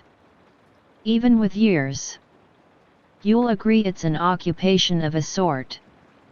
That's nothing to rejoice at, it's a disease and a dangerous one. Oh, that's what you think, is it? I agree, that it is a disease like everything that exceeds moderation. And, of course, in this one must exceed moderation. But in the first place, everybody does so in one way or another, and in the second place, of course, one ought to be moderate and prudent, however mean it may be, but what am I to do? If I hadn't this, I might have to shoot myself. I am ready to admit that a decent man ought to put up with being bored, but yet... And could you shoot yourself? Oh, come. Svidrigailov parried with disgust. Please. Don't speak of it, he added hurriedly and with none of the bragging tone he had shown in all the previous conversation. His face quite changed. I admit it's an unpardonable weakness, but I can't help it. I am afraid of death and I dislike its being talked of. Do you know that I am to a certain extent a mystic? Ah, the apparitions of Marfa Petrovna. Do they still go on visiting you? Oh, don't talk of them, there have been no more in Petersburg, confound them. He cried with an air of irritation. Let's rather talk of that, though. I have not much time, and can't stay long with you, it's a pity. I should have found plenty to tell you. What's your engagement, a woman? Yes, a woman, a casual incident. No, that's not what I want to talk of. And the hideousness, the filthiness of all your surroundings, doesn't that affect you? Have you lost the strength to stop yourself? And do you pretend to strength, too? He. You surprised me just now, Rodion Romanovich, though I knew beforehand it would be so. You preach to me about vice and aesthetics. You a Schiller, you an idealist. Of course that's all as it should be and it would be surprising if it were not so, yet it is strange in reality. Ah, what a pity I have no time, for you're a most interesting type. And, by the way, are you fond of Schiller? I am awfully fond of him. But what a braggart you are, Raskolnikov said with some disgust. Upon my word, I am not, answered Svidrigailov laughing. However, I won't dispute it, let me be a braggart, why not brag, if it hurts no one? I spent 7 years in the country with Marfa Petrovna, so now when I come across an intelligent person like you, intelligent and highly interesting, I am simply glad to talk. And, besides, I've drunk that half glass of champagne and it's gone to my head a little. And besides, there's a certain fact that has wound me up tremendously, but about that I will keep quiet. Where are you off to? He asked in alarm. Raskolnikov had begun getting up. He felt oppressed and stifled and, as it were, ill at ease at having come here. He felt convinced that Svidrigailov was the most worthless scoundrel on the face of the earth. Aach. Sit down, stay a little. Svidrigailov begged. Let them bring you some tea, anyway. Stay a little, I won't talk nonsense, about myself, I mean. I'll tell you something. If you like, I'll tell you how a woman tried to save me, as you would call it. It will be an answer to your first question indeed, for the woman was your sister. May I tell you? It will help to spend the time. Tell me, but I trust that you... Oh, don't be uneasy. Besides, even in a worthless low fellow like me, Fyodor Romanovna can only excite the deepest respect. Chapter 4. You know, perhaps yes, I told you myself, began Svidrigailov, that I was in the debtor's prison here, for an immense sum, and had not any expectation of being able to pay it. There's no need to go into particulars how Marfa Petrovna bought me out. Do you know to what a point of insanity a woman can sometimes love? She was an honest woman, and very sensible, although completely uneducated. Would you believe that this honest and jealous woman, after many scenes of hysterics and reproaches, condescended to enter into a kind of contract with me which she kept throughout our married life? She was considerably older than I, and besides, she always kept a clove or something in her mouth. There was so much swinishness in my soul, and honesty too, of a sort, as to tell her straight out that I couldn't be absolutely faithful to her. This confession drove her to frenzy, but yet she seems in a way to have liked my brutal frankness. She thought it showed I was unwilling to deceive her if I warned her like this beforehand, and for a jealous woman, you know, that's the first consideration. After many tears, an unwritten contract was drawn up between us. First, that I would never leave Marfa Petrovna and would always be her husband. Secondly, that I would never absent myself without her permission. Thirdly, that I would never set up a permanent mistress. Fourthly, in return for this, Marfa Petrovna gave me a free hand with the maidservants, but only with her secret knowledge. Fifthly, God forbid my falling in love with a woman of our class. Sixthly, in case I, which God forbid, should be visited by a great serious passion, I was bound to reveal it to Marfa Petrovna. On this last score, however, Marfa Petrovna was fairly at ease. She was a sensible woman, and so she could not help looking upon me as a dissolute profligate incapable of real love. But a sensible woman and a jealous woman are two very different things, and that's where the trouble came in.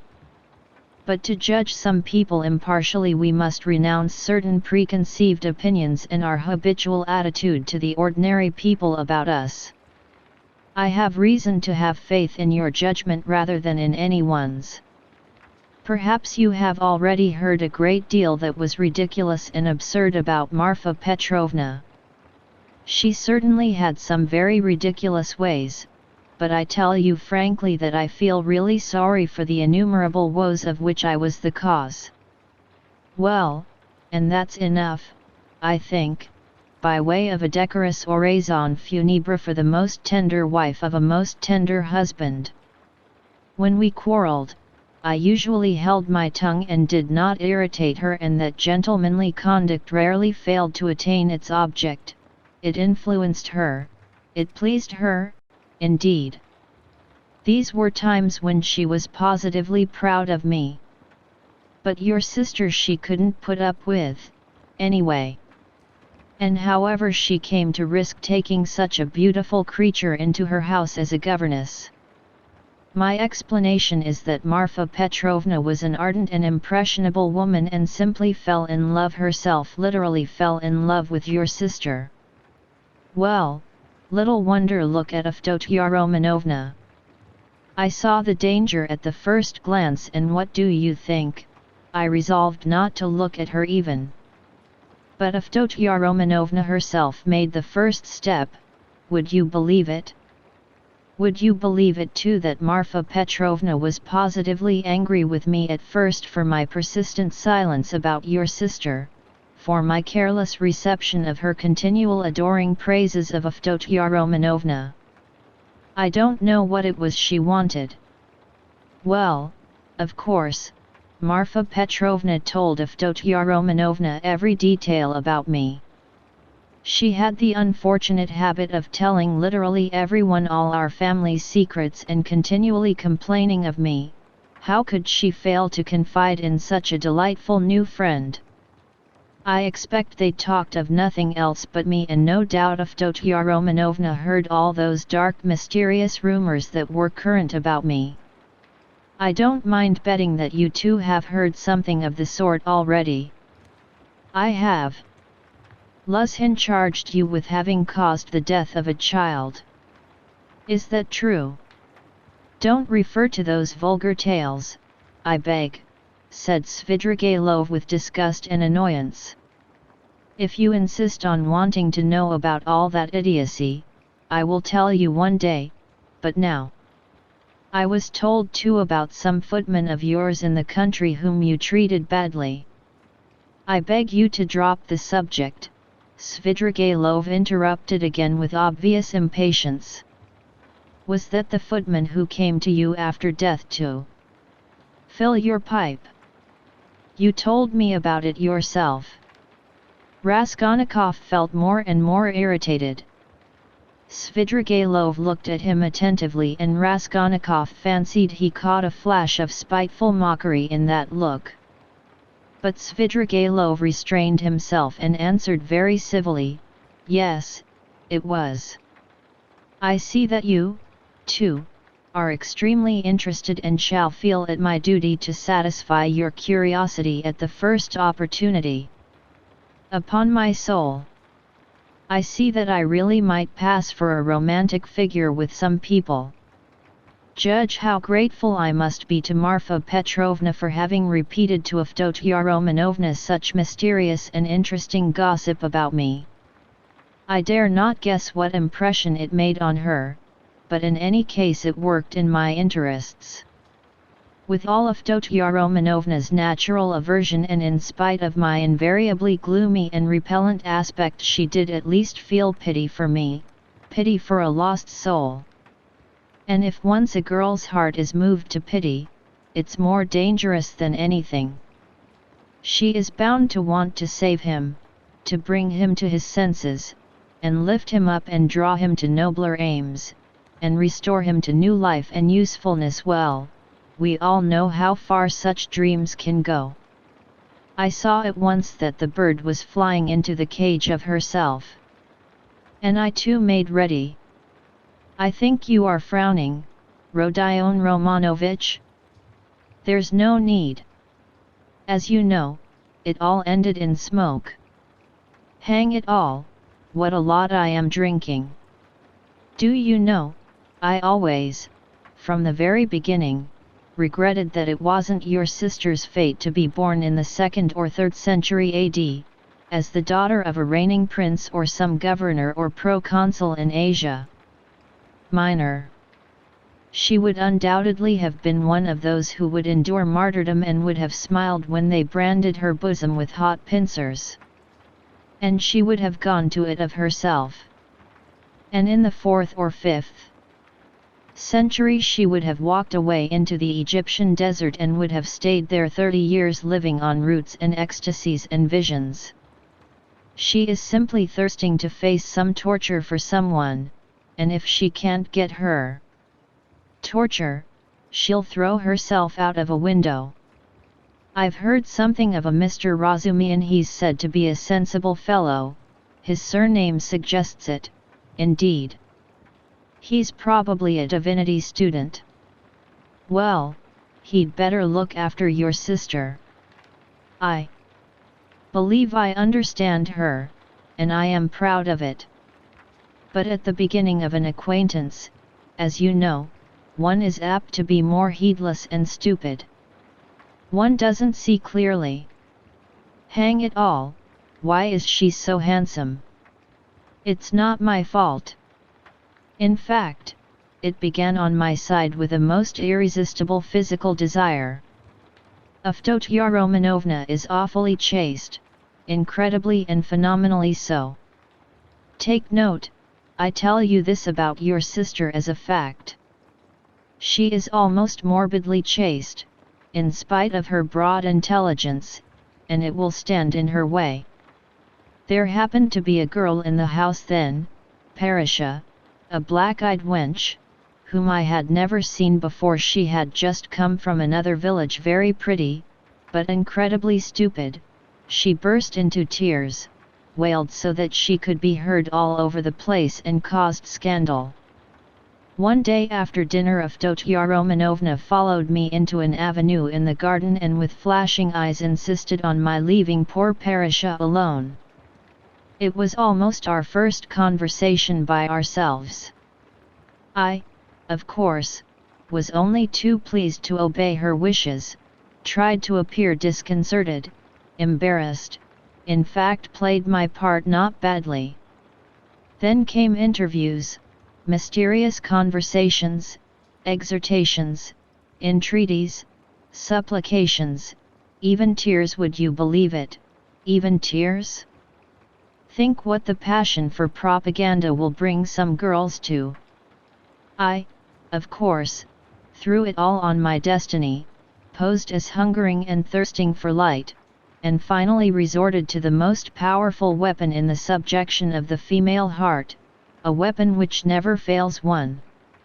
It's the well-known resource flattery. Nothing in the world is harder than speaking the truth and nothing easier than flattery. If there's the 100th part of a false note in speaking the truth, it leads to a discord, and that leads to trouble. But if all, to the last note, is false in flattery, it is just as agreeable, and is heard not without satisfaction. It may be a coarse satisfaction, but still a satisfaction. And however coarse the flattery, at least half will be sure to seem true. That's so for all stages of development and classes of society. A Vestal virgin might be seduced by flattery. I can never remember without laughter how I once seduced a lady who was devoted to her husband, her children, and her principles. What fun it was and how little trouble! And the lady really had principles of her own, anyway. All my tactics lay in simply being utterly annihilated and prostrate before her purity. I flattered her shamelessly, and as soon as I succeeded in getting a pressure of the hand, even a glance from her, I would reproach myself for having snatched it by force, and would declare that she had resisted, so that I could never have gained anything but for my being so unprincipled. I maintained that she was so innocent that she could not foresee my treachery, and yielded to me unconsciously, unawares, and so on. In fact, I triumphed, while my lady remained firmly convinced that she was innocent, chaste, and faithful to all her duties and obligations and had succumbed quite by accident. And how angry she was with me when I explained to her at last that it was my sincere conviction that she was just as eager as I, poor Marfa Petrovna, was. Awfully weak on the side of flattery, and if I had only cared to, I might have had all her property settled on me during her lifetime. I am drinking an awful lot of wine now and talking too much. I hope you won't be angry if I mention. Now that I was beginning to produce the same effect on Avdotya Romanovna. But I was stupid and impatient and spoiled it all. Avdotya Romanovna had several times and one time in particular been greatly displeased by the expression of my eyes, would you believe it? There was sometimes a light in them which frightened her and grew stronger and more unguarded till it was hateful to her. No need to go into detail, but we parted. There I acted stupidly again. I fell to jeering in the coarsest way at all such propaganda and efforts to convert me. Parasha came on to the scene again, and not she alone, in fact there was a tremendous to-do. Ah, Rodion Romanovich, if you could only see how your sister's eyes can flash sometimes. Never mind my being drunk at this moment and having had a whole glass of wine. I am speaking the truth. I assure you that this glance has haunted my dreams. The very rustle of her dress was more than I could stand at last. I really began to think that I might become epileptic. I could never have believed that I could be moved to such a frenzy. It was essential, indeed, to be reconciled, but by then it was impossible. And imagine what I did then. To what a pitch of stupidity a man can be brought by frenzy. Never undertake anything in a frenzy, Rodion Romanovich.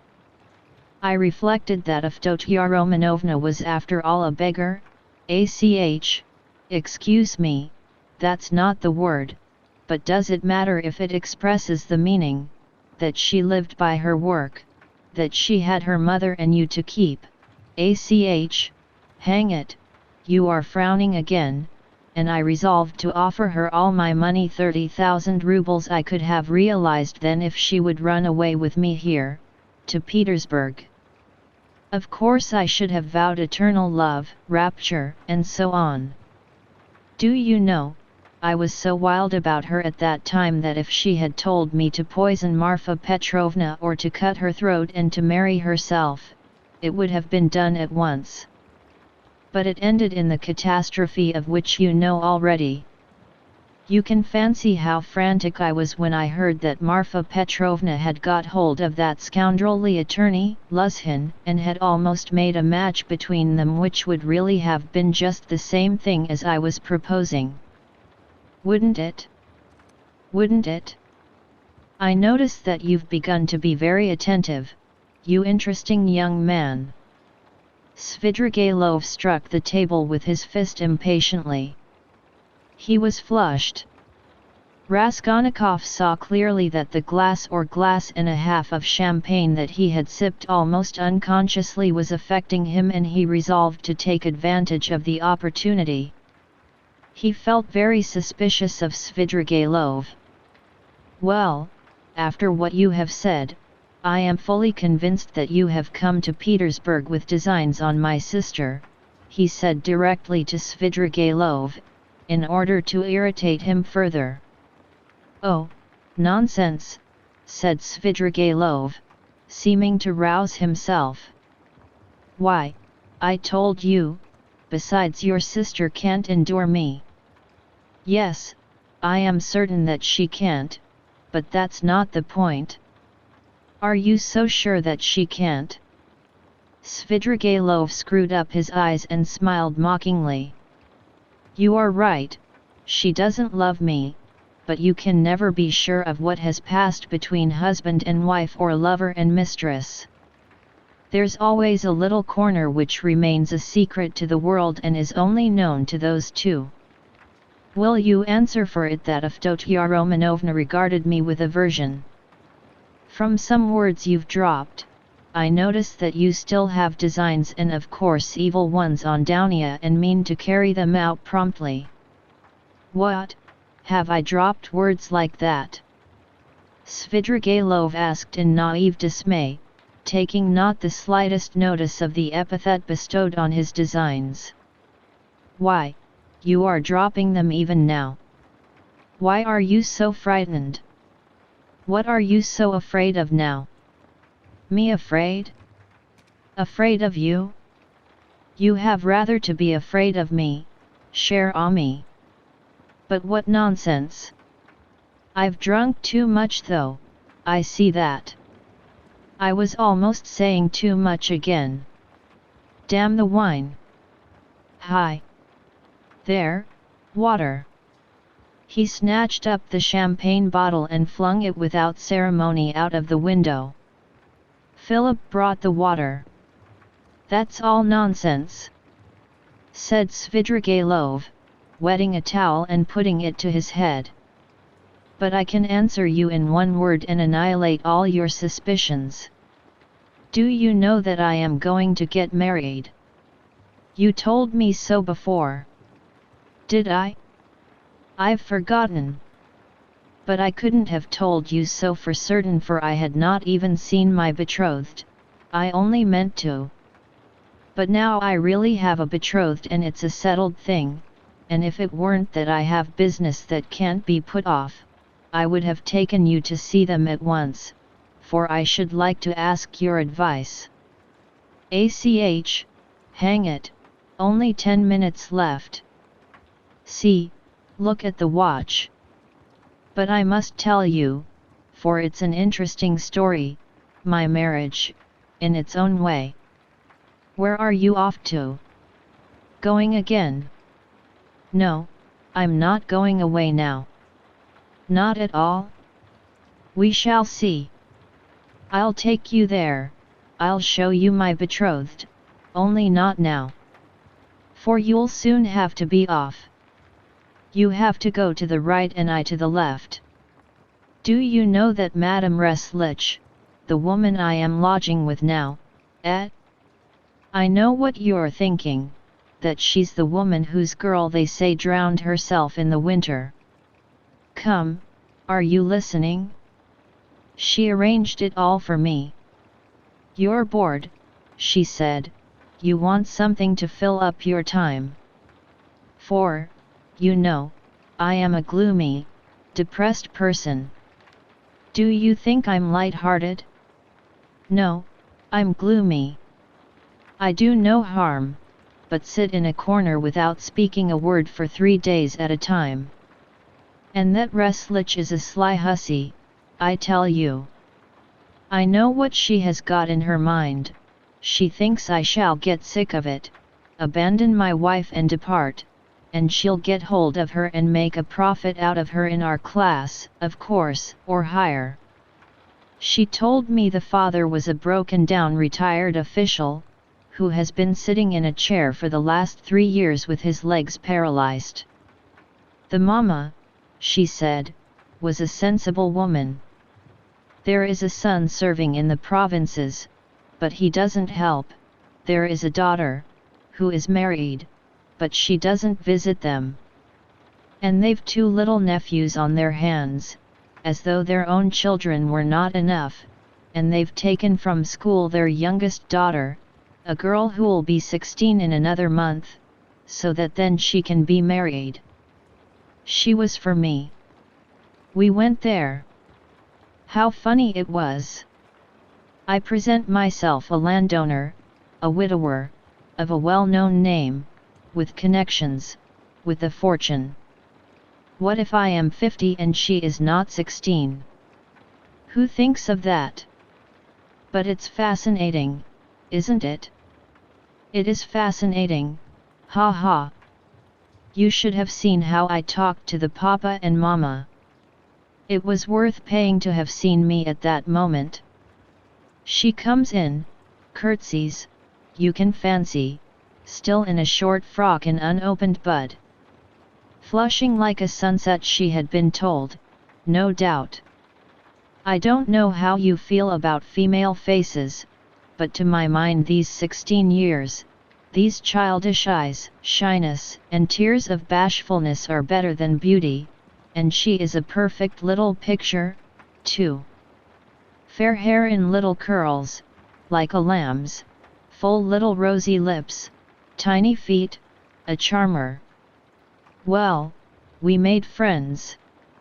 I told them I was in a hurry owing to domestic circumstances, and the next day, that is the day before yesterday, we were betrothed.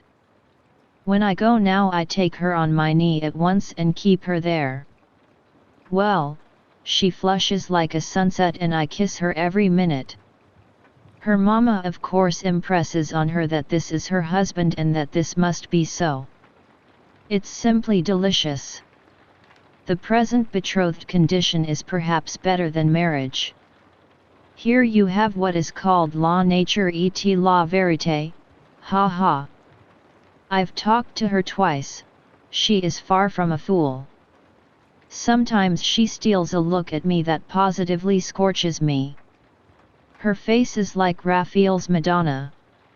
You know, the Sistine Madonna's face has something fantastic in it, the face of mournful religious ecstasy.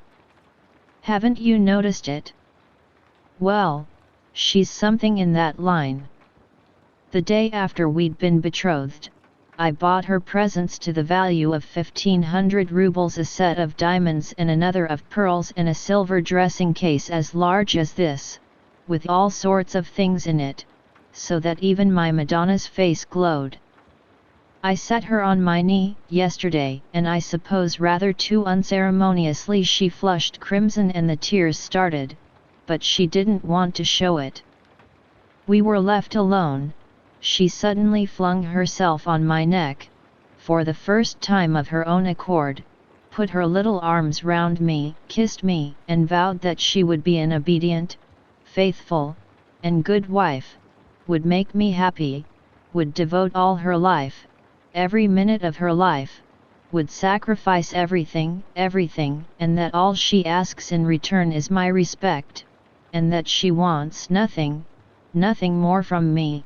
No presents. You'll admit that to hear such a confession, alone, from an angel of 16 in a muslin frock, with little curls, with a flush of maiden shyness in her cheeks and tears of enthusiasm in her eyes, is rather fascinating. Isn't it fascinating?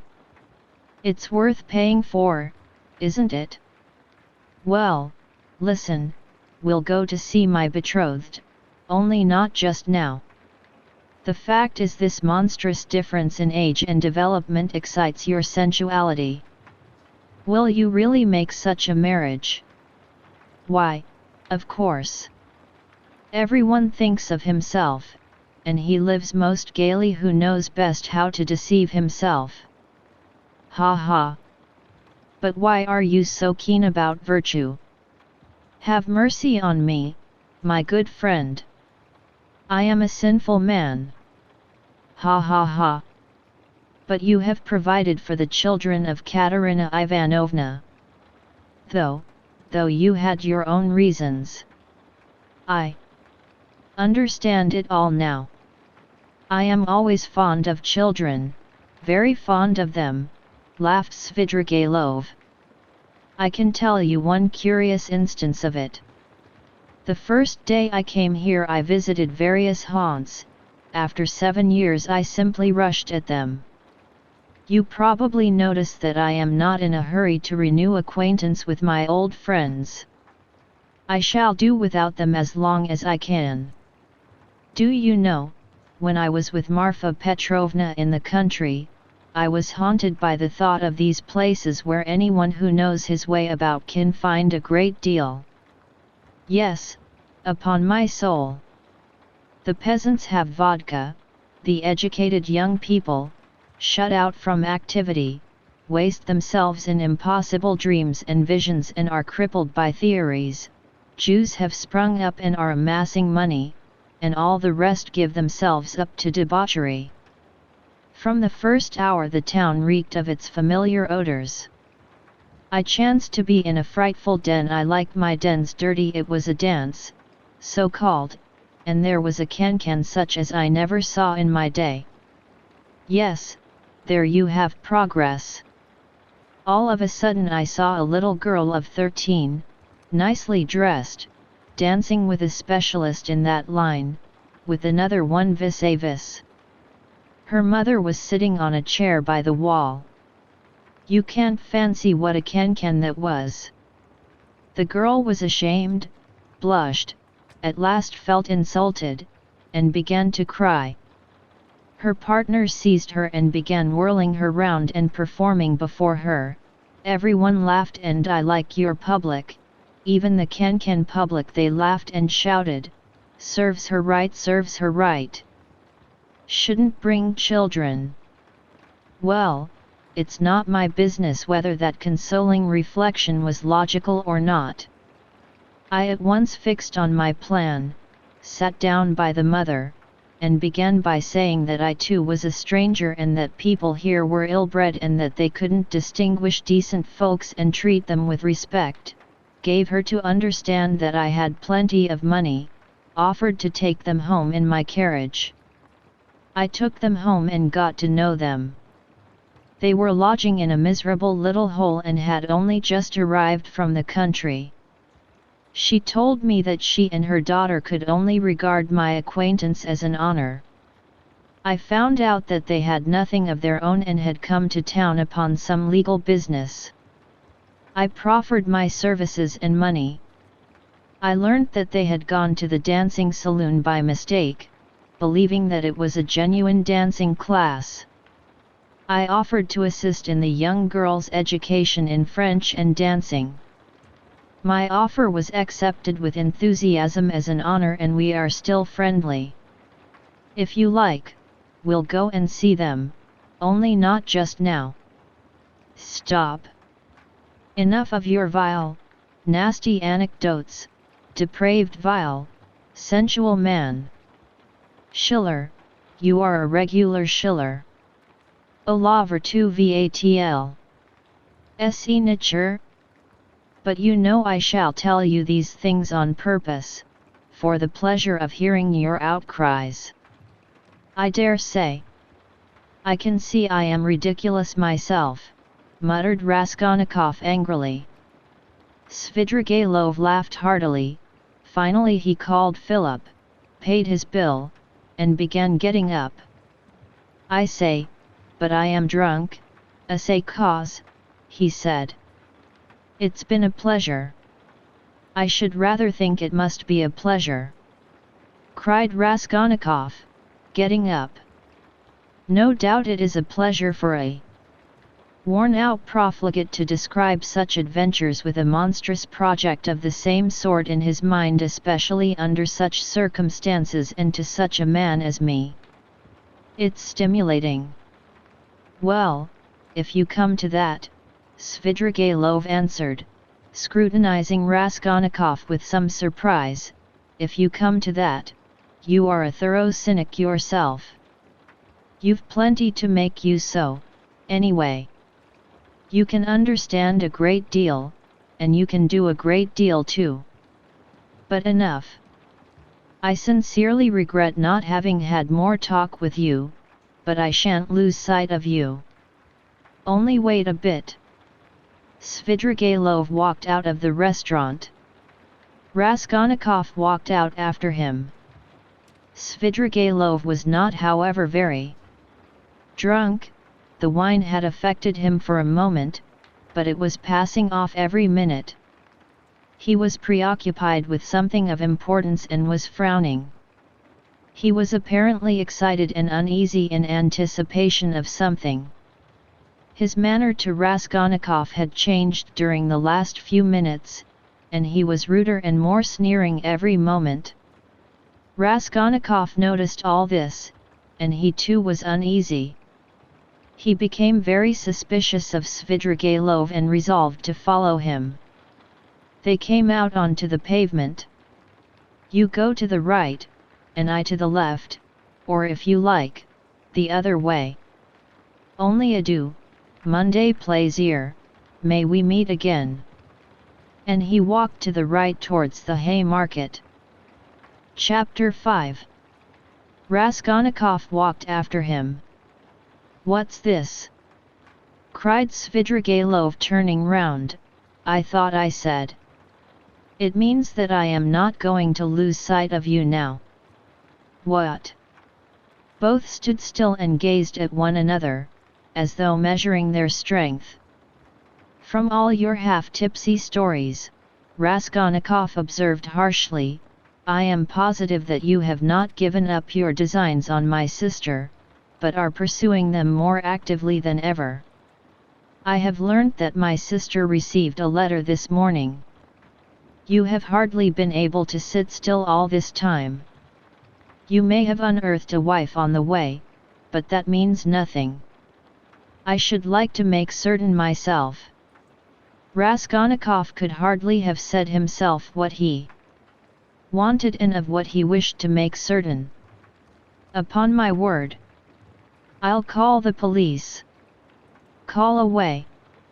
Again they stood for a minute facing each other. At last Svidrigailov's face changed. Having satisfied himself that Raskolnikov was not frightened at his threat, he assumed a mirthful and friendly air. "What a fellow! I purposely refrained from referring to your affair, though I am devoured by curiosity. It's a fantastic affair.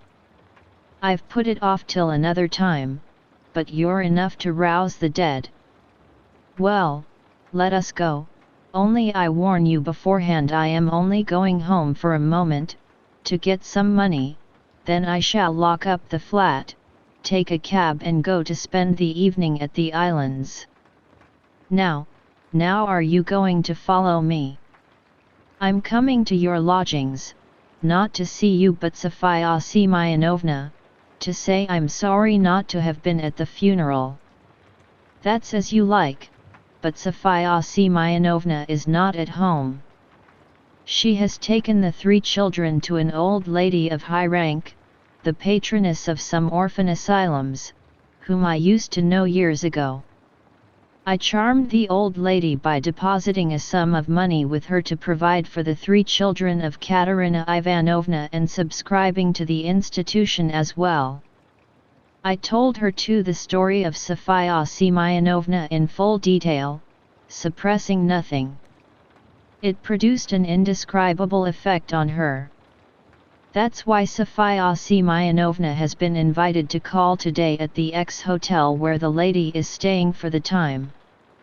No matter, I'll come all the same." "As you like, it's nothing to me, but I won't come with you, here we are at home.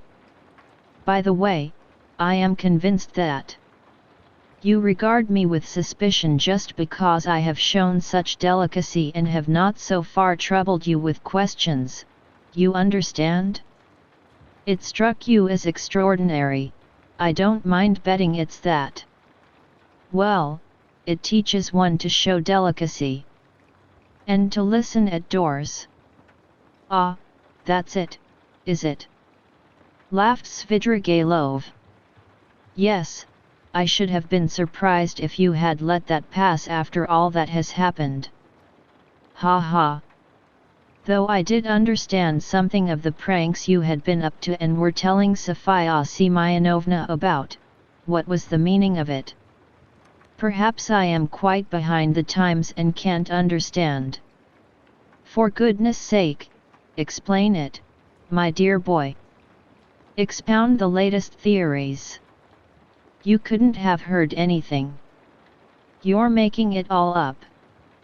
"But I'm not talking about that, though I did hear something. No, I'm talking of the way you keep sighing and groaning now. The Schiller in you is in revolt every moment, and now you tell me not to listen at doors. If that's how you feel, go and inform the police that you had this mischance. You made a little mistake in your theory. But if you are convinced that one mustn't listen at doors, but one may murder old women at one's pleasure, you'd better be off to America and make haste. Run, young man. There may still be time. I'm speaking sincerely. Haven't you the money? I'll give you the fare." I'm not thinking of that at all, Raskolnikov interrupted with disgust. I understand, but don't put yourself out, don't discuss it if you don't want to. I understand the questions you are worrying over moral ones, aren't they? Duties of citizen and man? Lay them all aside. They are nothing to you now, ha ha. You'll say you are still a man and a citizen. If so, you ought not to have got into this coil. It's no use taking up a job you are not fit for. Well, you'd better shoot yourself, or don't you want to? You seem trying to enrage me, to make me leave you. What a queer fellow. But here we are.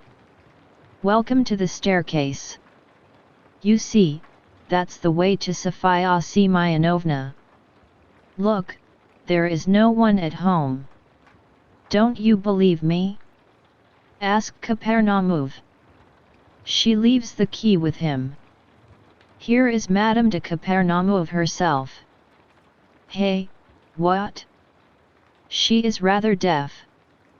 Has she gone out? Where? Did you hear? She is not in and won't be till late in the evening probably. Well, come to my room. You wanted to come and see me, didn't you? Here we are. Madame Reslich is not at home. She is a woman who is always busy, an excellent woman I assure you. She might have been of use to you if you had been a little more sensible. Now, see. I take this 5% bond out of the bureau. See what a lot I've got of them still. This one will be turned into cash today. I mustn't waste any more time. The bureau is locked, the flat is locked, and here we are again on the stairs. Shall we take a cab? I'm going to the islands. Would you like a lift? I'll take this carriage. Ah, you refuse? You are tired of it. Come for a drive. I believe it will come on to rain. Never mind, we'll put down the hood. Svidrigailov was already in the carriage. Raskolnikov decided that his suspicions were at least for that moment unjust. Without answering a word he turned and walked back towards the Haymarket. If he had only turned round on his way he might have seen Svidrigailov get out not 100 paces off, dismiss the cab and walk along the pavement. But he had turned the corner and could see nothing. Intense disgust drew him away from Svidrigailov. To think that I could for one instant have looked for help from that coarse brute, that depraved sensualist and blackguard! He cried. Raskolnikov's judgment was uttered too lightly and hastily. There was something about Svidrigailov which gave him a certain original, even a mysterious character. As concerned his sister, Raskolnikov was convinced that Svidrigailov would not leave her in peace. But it was too tiresome and unbearable to go on thinking and thinking about this. When he was alone, he had not gone 20 paces before he sank, as usual, into deep thought. On the bridge he stood by the railing and began gazing at the water. And his sister was standing close by him. He met her at the entrance to the bridge, but passed by without seeing her. Dounia had never met him like this in the street before and was struck with dismay. She stood still and did not know whether to call to him or not. Suddenly she saw Svidrigailov coming quickly from the direction of the Haymarket. He seemed to be approaching cautiously. He did not go on to the bridge, but stood aside on the pavement, doing all he could to avoid Raskolnikov seeing him. He had observed Dounia for some time and had been making signs to her. She fancied he was signaling to beg her not to speak to her brother, but to come to him. That was what Dounia did. She stole by her brother and went up to Svidrigailov. "Let us make haste away," Svidrigailov whispered to her. "I don't want Rodion Romanovich to know of our meeting. I must tell you I've been sitting with him in the restaurant close by, where he looked me up and I had great difficulty in getting rid of him. He has somehow heard of my letter to you and suspects something. It wasn't you who told him, of course, but if not you, who then?" "Well, we've turned the corner now," Dounia interrupted, "and my brother won't see us. I have to tell you that I am going no further with you. Speak to me here. You can tell it all in the street. In the first place, I can't say it in the street. Secondly, you must hear Sofia Semyonovna too, and, thirdly, I will show you some papers. Oh well, if you won't agree to come with me, I shall refuse to give any explanation and go away at once. But I beg you not to forget that a very curious secret of your beloved brother's is entirely in my keeping." Dounia stood still, hesitating, and looked at Svidrigailov with searching eyes. "What are you afraid of?" he observed quietly. "The town is not the country. And even in the country you did me more harm than I did you. Have you prepared Sofia Semyonovna?" "No, I have not said a word to her and am not quite certain whether she is at home now. But most likely she is. She has buried her stepmother today. She is not likely to go visiting on such a day. For the time I don't want to speak to anyone about it and I half regret having spoken to you. The slightest indiscretion is as bad as betrayal in a thing like this. I live there in that house, we are coming to it. That's the porter of our house, he knows me very well, you see, he's bowing, he sees I'm coming with a lady and no doubt he has noticed your face already and you will be glad of that if you are afraid of me and suspicious. Excuse my putting things so coarsely. I haven't a flat to myself. Sofia Semyonovna's room is next to mine, she lodges in the next flat. The whole floor is let out in lodgings. Why are you frightened like a child? Am I really so terrible?" Svidrigailov's lips were twisted in a condescending smile, but he was in no smiling mood. His heart was throbbing and he could scarcely breathe. He spoke rather loud to cover his growing excitement. But Dounia did not notice this peculiar excitement. She was so irritated by his remark that she was frightened of him like a child and that he was so terrible to her. "Though I know that you are not a man of honor, I am not in the least afraid of you. Lead the way," she said with apparent composure, but her face was very pale. Svidrigailov stopped at Sonia's room. "Allow me to inquire whether she is at home." "She is not." "How unfortunate! But I know she may come quite soon. If she's gone out, it can only be to see a lady about the orphans.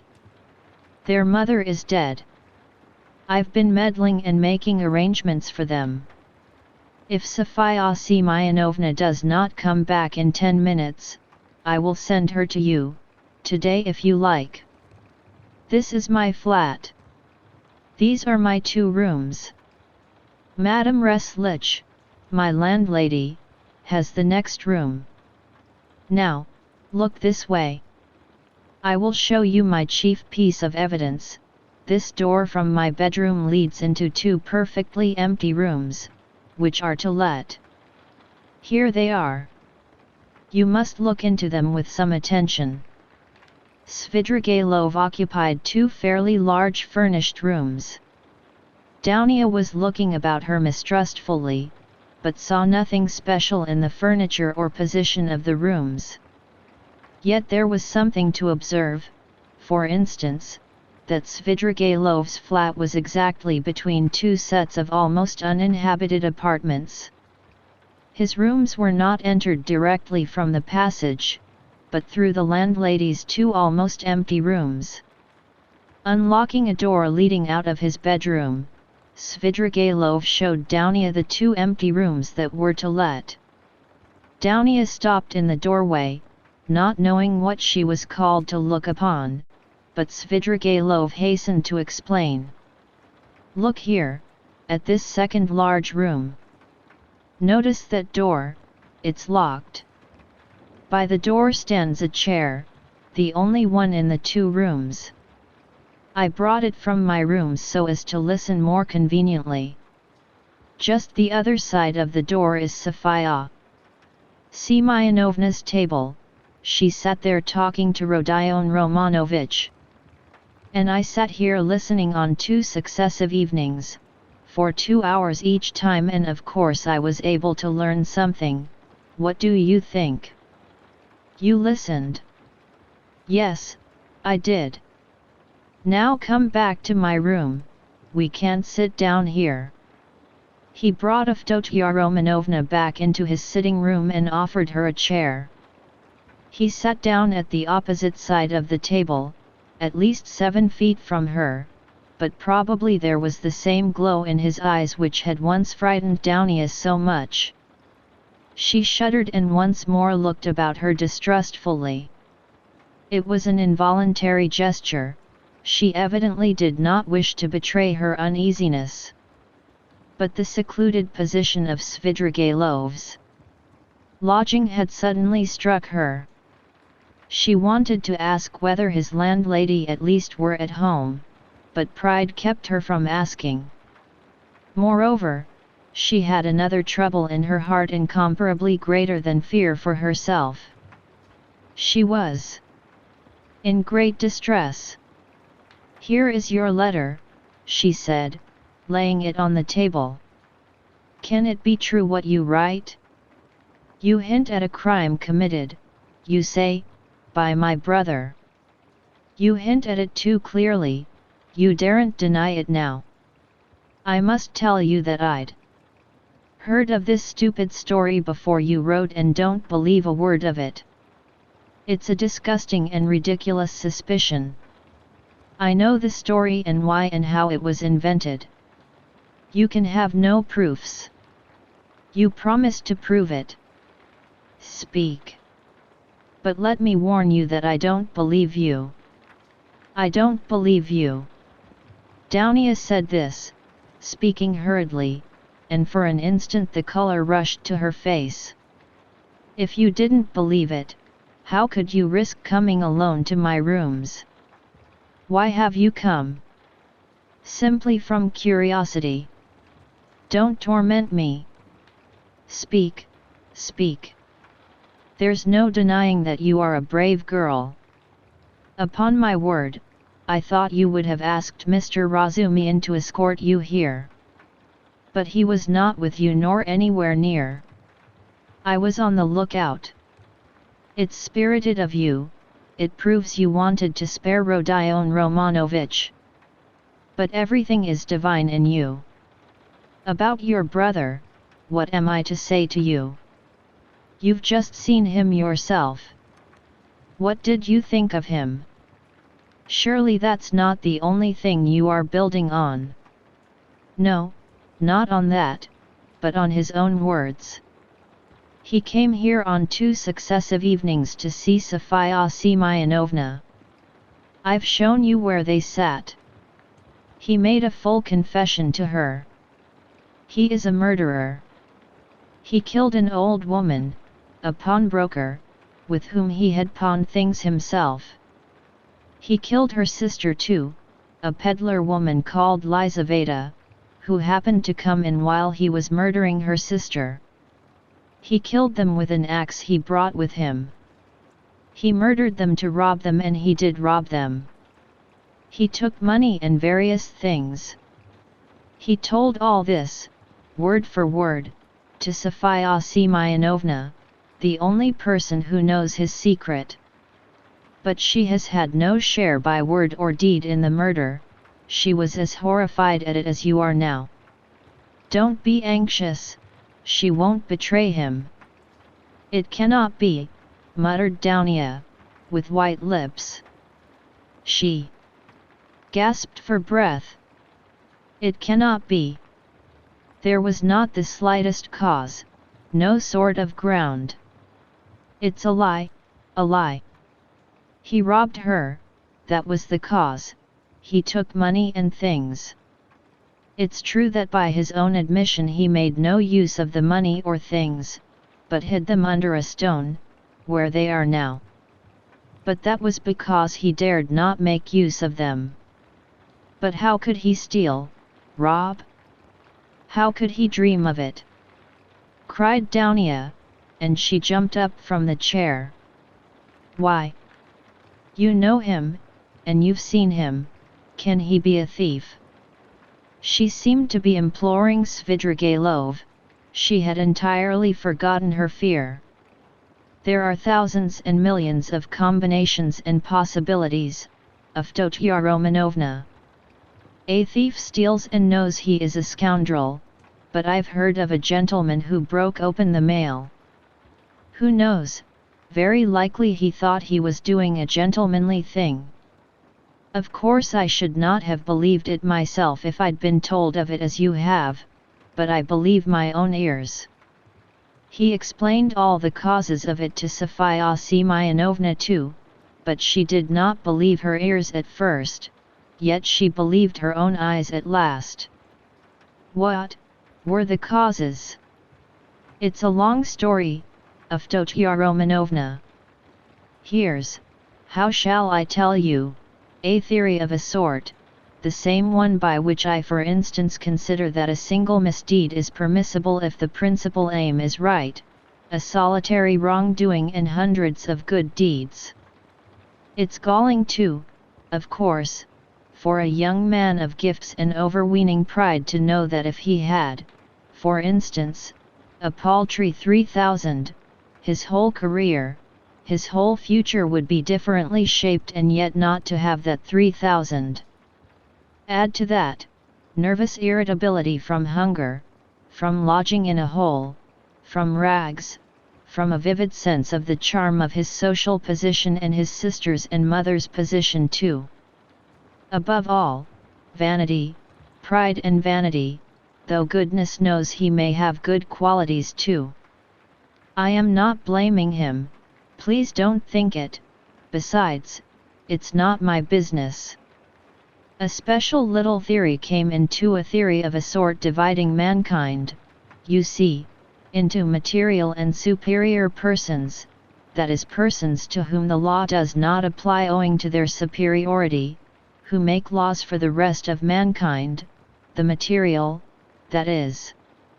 It's all right as a theory, un theory comme un autre. Napoleon attracted him tremendously, that is, what affected him was that a great many men of genius have not hesitated at wrongdoing, but have overstepped the law without thinking about it. He seems to have fancied that he was a genius too, that is, he was convinced of it for a time. He has suffered a great deal and is still suffering from the idea that he could make a theory, but was incapable of boldly overstepping the law, and so he is not a man of genius. And that's humiliating for a young man of any pride, in our day especially. But remorse? You deny him any moral feeling then? Is he like that? Ah, Avdotya Romanovna, everything is in a muddle now, not that it was ever in very good order. Russians in general are broad in their ideas, Avdotya Romanovna, broad like their land and exceedingly disposed to the fantastic, the chaotic. But it's a misfortune to be broad without a special genius. Do you remember what a lot of talk we had together on this subject, sitting in the evenings on the terrace after supper? Why, you used to reproach me with breadth. Who knows, perhaps we were talking at the very time when he was lying here thinking over his plan. There are no sacred traditions amongst us, especially in the educated class, Fyodor Romanovna. At the best someone will make them up somehow for himself out of books or from some old chronicle. But those are for the most part the learned and all old fogies, so that it would be almost ill-bred in a man of society. You know my opinions in general, though. I never blame anyone. I do nothing at all, I persevere in that. But we've talked of this more than once before. I was so happy indeed as to interest you in my opinions. You are very pale, Fyodor Romanovna. I know his theory. I read that article of his about men to whom all is permitted.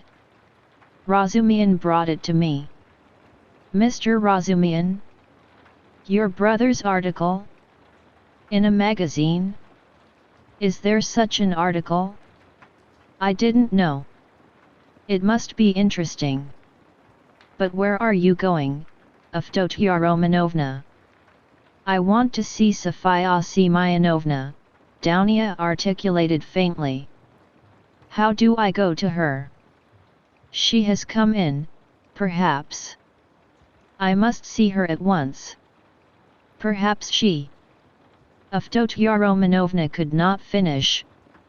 Her breath literally failed her. Sofia Semyonovna will not be back till night, at least I believe not. She was to have been back at once, but if not, then she will not be until quite late. Ah, then you are lying. I see, you were lying all the time. I don't believe you. I don't believe you. Cried Dounia, completely losing her head. Almost fainting, she sank onto a chair which Svidrigailov made haste to give her. Fyodor Romanovna, what is it? Control yourself. Here is some water. Drink a little. He sprinkled some water over her. Dounia shuddered and came to herself. It has acted violently, Svidrigailov muttered to himself, frowning. Fyodor Romanovna, calm yourself. Believe me, he has friends. We will save him. Would you like me to take him abroad? I have money, I can get a ticket in 3 days. And as for the murder, he will do all sorts of good deeds yet, to atone for it. Calm yourself. He may become a great man yet. Well, how are you? How do you feel? Cruel man. To be able to jeer at it. Let me go. Where are you going? To him. Where is he? Do you know? Why is this door locked? We came in at that door and now it is locked. When did you manage to lock it? We couldn't be shouting all over the flat on such a subject. I am far from jeering, it's simply that I'm sick of talking like this. But how can you go in such a state? Do you want to betray him? You will drive him to fury, and he will give himself up. Let me tell you, he is already being watched, they are already on his track. You will simply be giving him away. Wait a little, I saw him and was talking to him just now. He can still be saved. Wait a bit, sit down, let us think it over together. I asked you to come in order to discuss it alone with you and to consider it thoroughly. But do sit down. How can you save him? Can he really be saved? Dounia sat down. Svidrigailov sat down beside her. It all depends on you, on you alone, he began with glowing eyes, almost in a whisper and hardly able to utter the words for emotion. Dounia drew back from him in alarm. He too was trembling all over. You, one word from you, and he is saved. I'll save him. I have money and friends. I'll send him away at once. I'll get a passport, 2 passports, one for him and one for me. I have friends, capable people. If you like, I'll take a passport for you, for your mother. What do you want with Razumihin? I love you too. I love you beyond everything. Let me kiss the hem of your dress, let me. The very rustle of it is too much for me. Tell me, do that, and I'll do it. I'll do everything. I will do the impossible. What you believe, I will believe. I'll do anything. Don't look at me like that. Do you know that you are killing me? He was almost beginning to rave. Something seemed suddenly to go to his head. Dounia jumped up and rushed to the door. Open it! Open it! She called, shaking the door. Open it! Is there no one there? Svidrigailov got up and came to himself. His still trembling lips slowly broke into an angry mocking smile. There is no one at home, he said quietly and emphatically. The landlady has gone out, and it's waste of time to shout like that. You are only exciting yourself. Uselessly. Where is the key? Open the door at once, base man. I have lost the key and cannot find it. This is an outrage, cried Dounia, turning pale as death. She rushed to the furthest corner, where she made haste to barricade herself with a little table. She did not scream, but she fixed her eyes on her tormentor and watched every movement he made. Svidrigailov remained standing at the other end of the room facing her. He was positively composed, at least in appearance, but his face was pale as before. The mocking smile did not leave his face. You spoke of outrage just now, Avdotya Romanovna. In that case you may be sure I've taken measures. Sofia Semyonovna is not at home. The Kapernamovs are far away, there are 5 locked rooms between. I am at least twice as strong as you are and I have nothing to fear, besides. For you could not complain afterwards. You surely would not be willing actually to betray your brother? Besides, no one would believe you. How should a girl have come alone to visit a solitary man in his lodgings?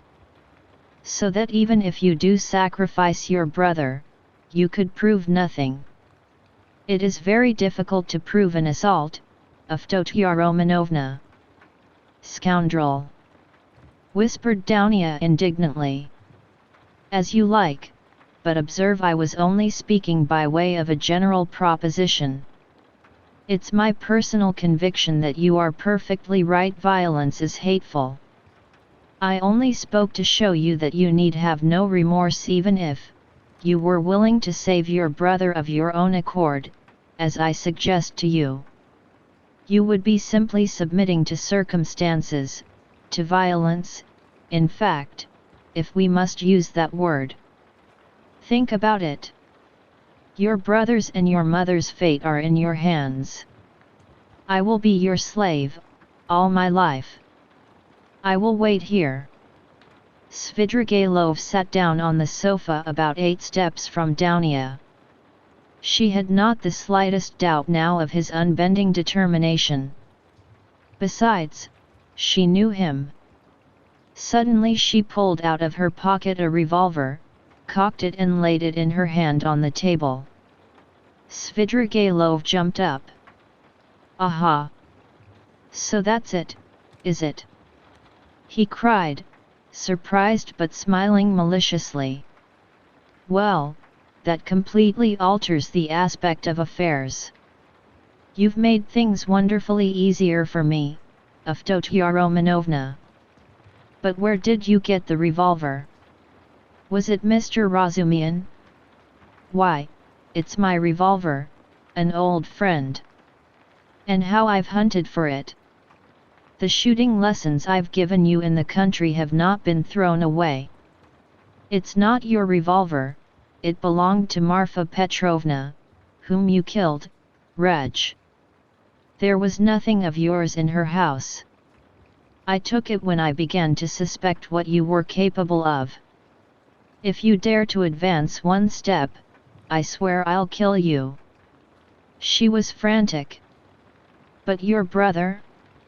I ask from curiosity, said Svidrigailov, still standing where he was.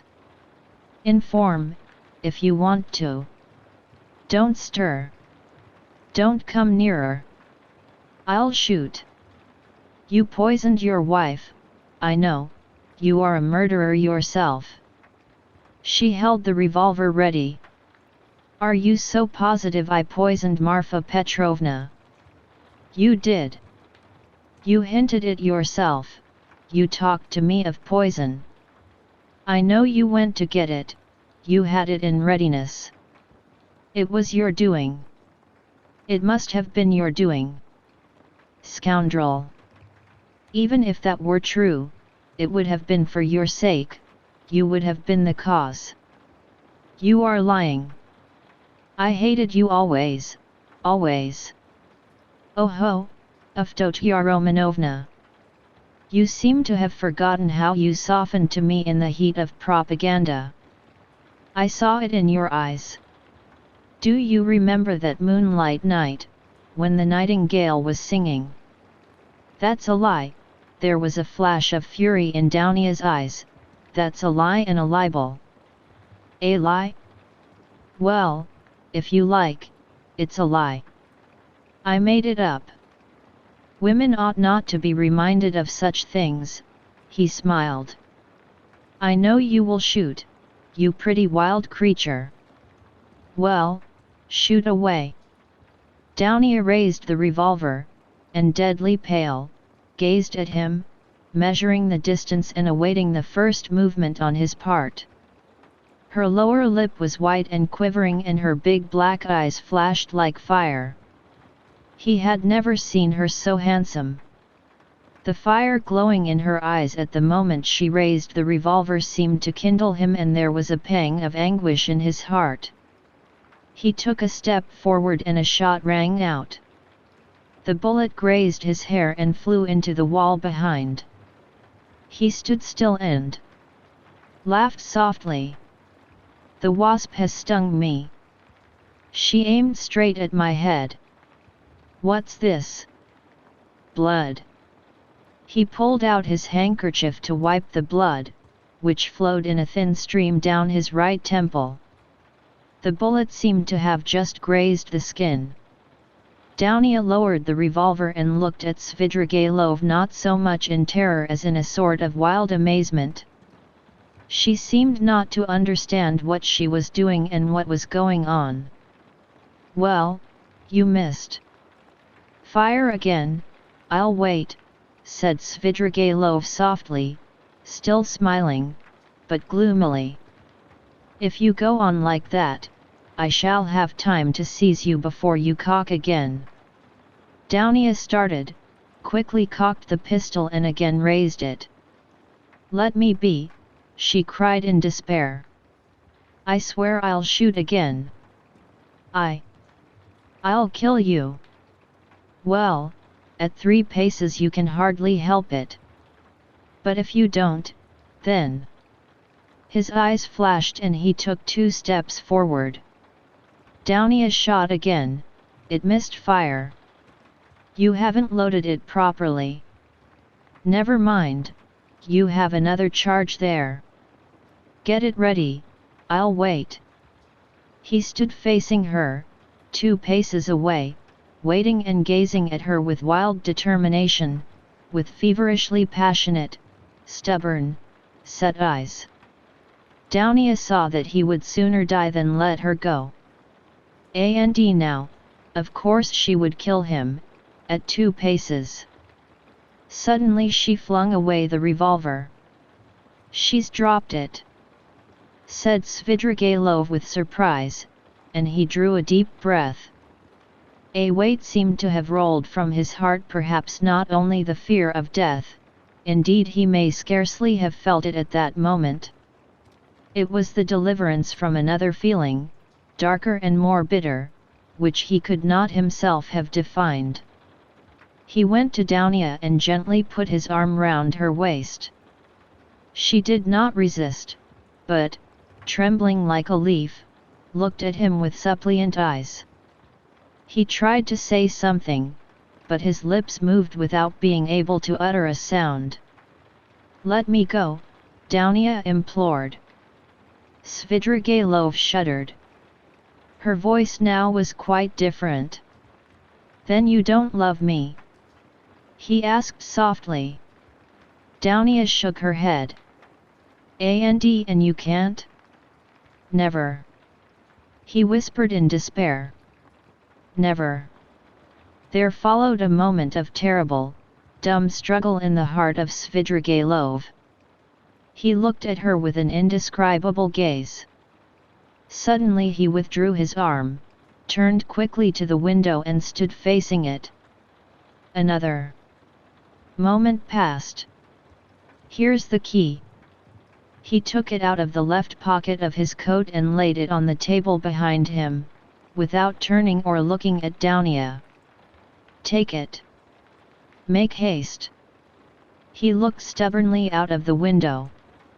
Downia went up to the table to take the key. "Make haste.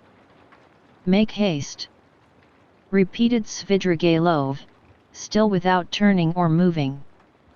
But there seemed a terrible significance in the tone of that "make haste." Downia understood it, snatched up the key, flew to the door, unlocked it quickly and rushed out of the room. A minute later, beside herself, she ran out onto the canal bank in the direction of X Bridge. Svidrigailov remained 3 minutes standing at the window. At last he slowly turned, looked about him and passed his hand over his forehead. A strange smile contorted his face, a pitiful, sad, weak smile, a smile of despair. The blood, which was already getting dry, smeared his hand. He looked angrily at it, then wetted a towel and washed his temple. The revolver which Downia had flung away lay near the door and suddenly caught his eye. He picked it up and examined it. It was a little pocket 3-barrel revolver of old-fashioned construction. There were still 2 charges and 1 capsule left in it. It could be fired again. He thought a little, put the revolver in his pocket, took his hat and went out. Chapter 6. He spent that evening till 10 o'clock going from one low haunt to another. Katia too turned up and sang another gutter song, how a certain villain and tyrant began kissing Katia. Svidrigailov treated Katia and the organ grinder and some singers and the waiters and 2 little clerks. He was particularly drawn to these clerks by the fact that they both had crooked noses, one bent to the left and the other to the right. They took him finally to a pleasure garden, where he paid for their entrance. There was one lanky 3-year-old pine tree and 3 bushes in the garden, besides a Vauxhall, which was in reality a drinking bar where tea too was served, and there were a few green tables and chairs standing round it. A chorus of wretched singers and a drunken but exceedingly depressed German clown from Munich with a red nose entertained the public. The clerks quarrelled with some other clerks and a fight seemed imminent.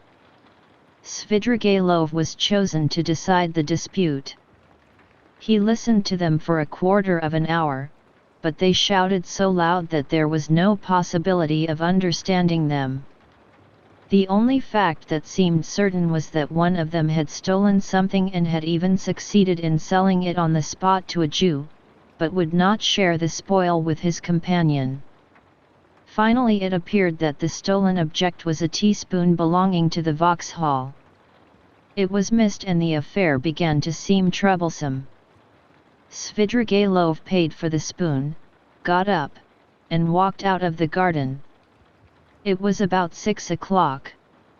He had not drunk a drop of wine all this time and had ordered tea more for the sake of appearances than anything. It was a dark and stifling evening.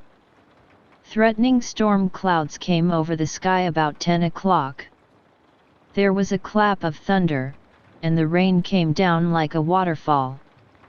The water fell not in drops, but beat on the earth in streams.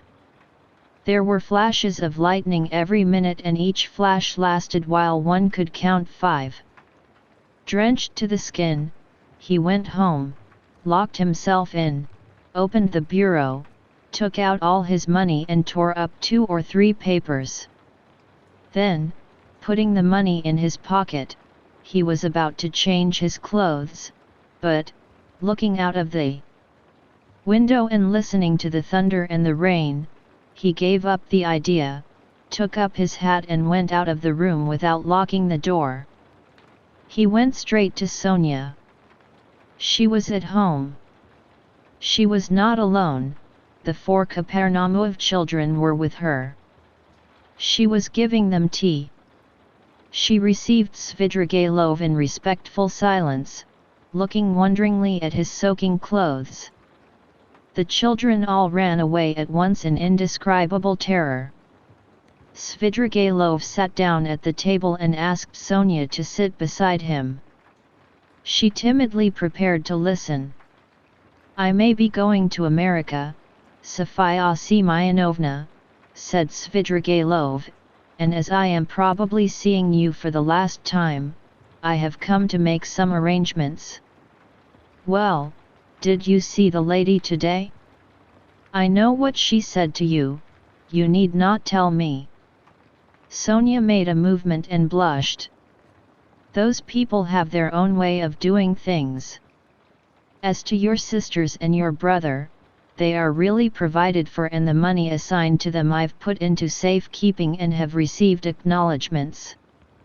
You had better take charge of the receipts, in case anything happens. Here, take them. Well now, that's settled. Here are 3 5% bonds to the value of 3,000 rubles.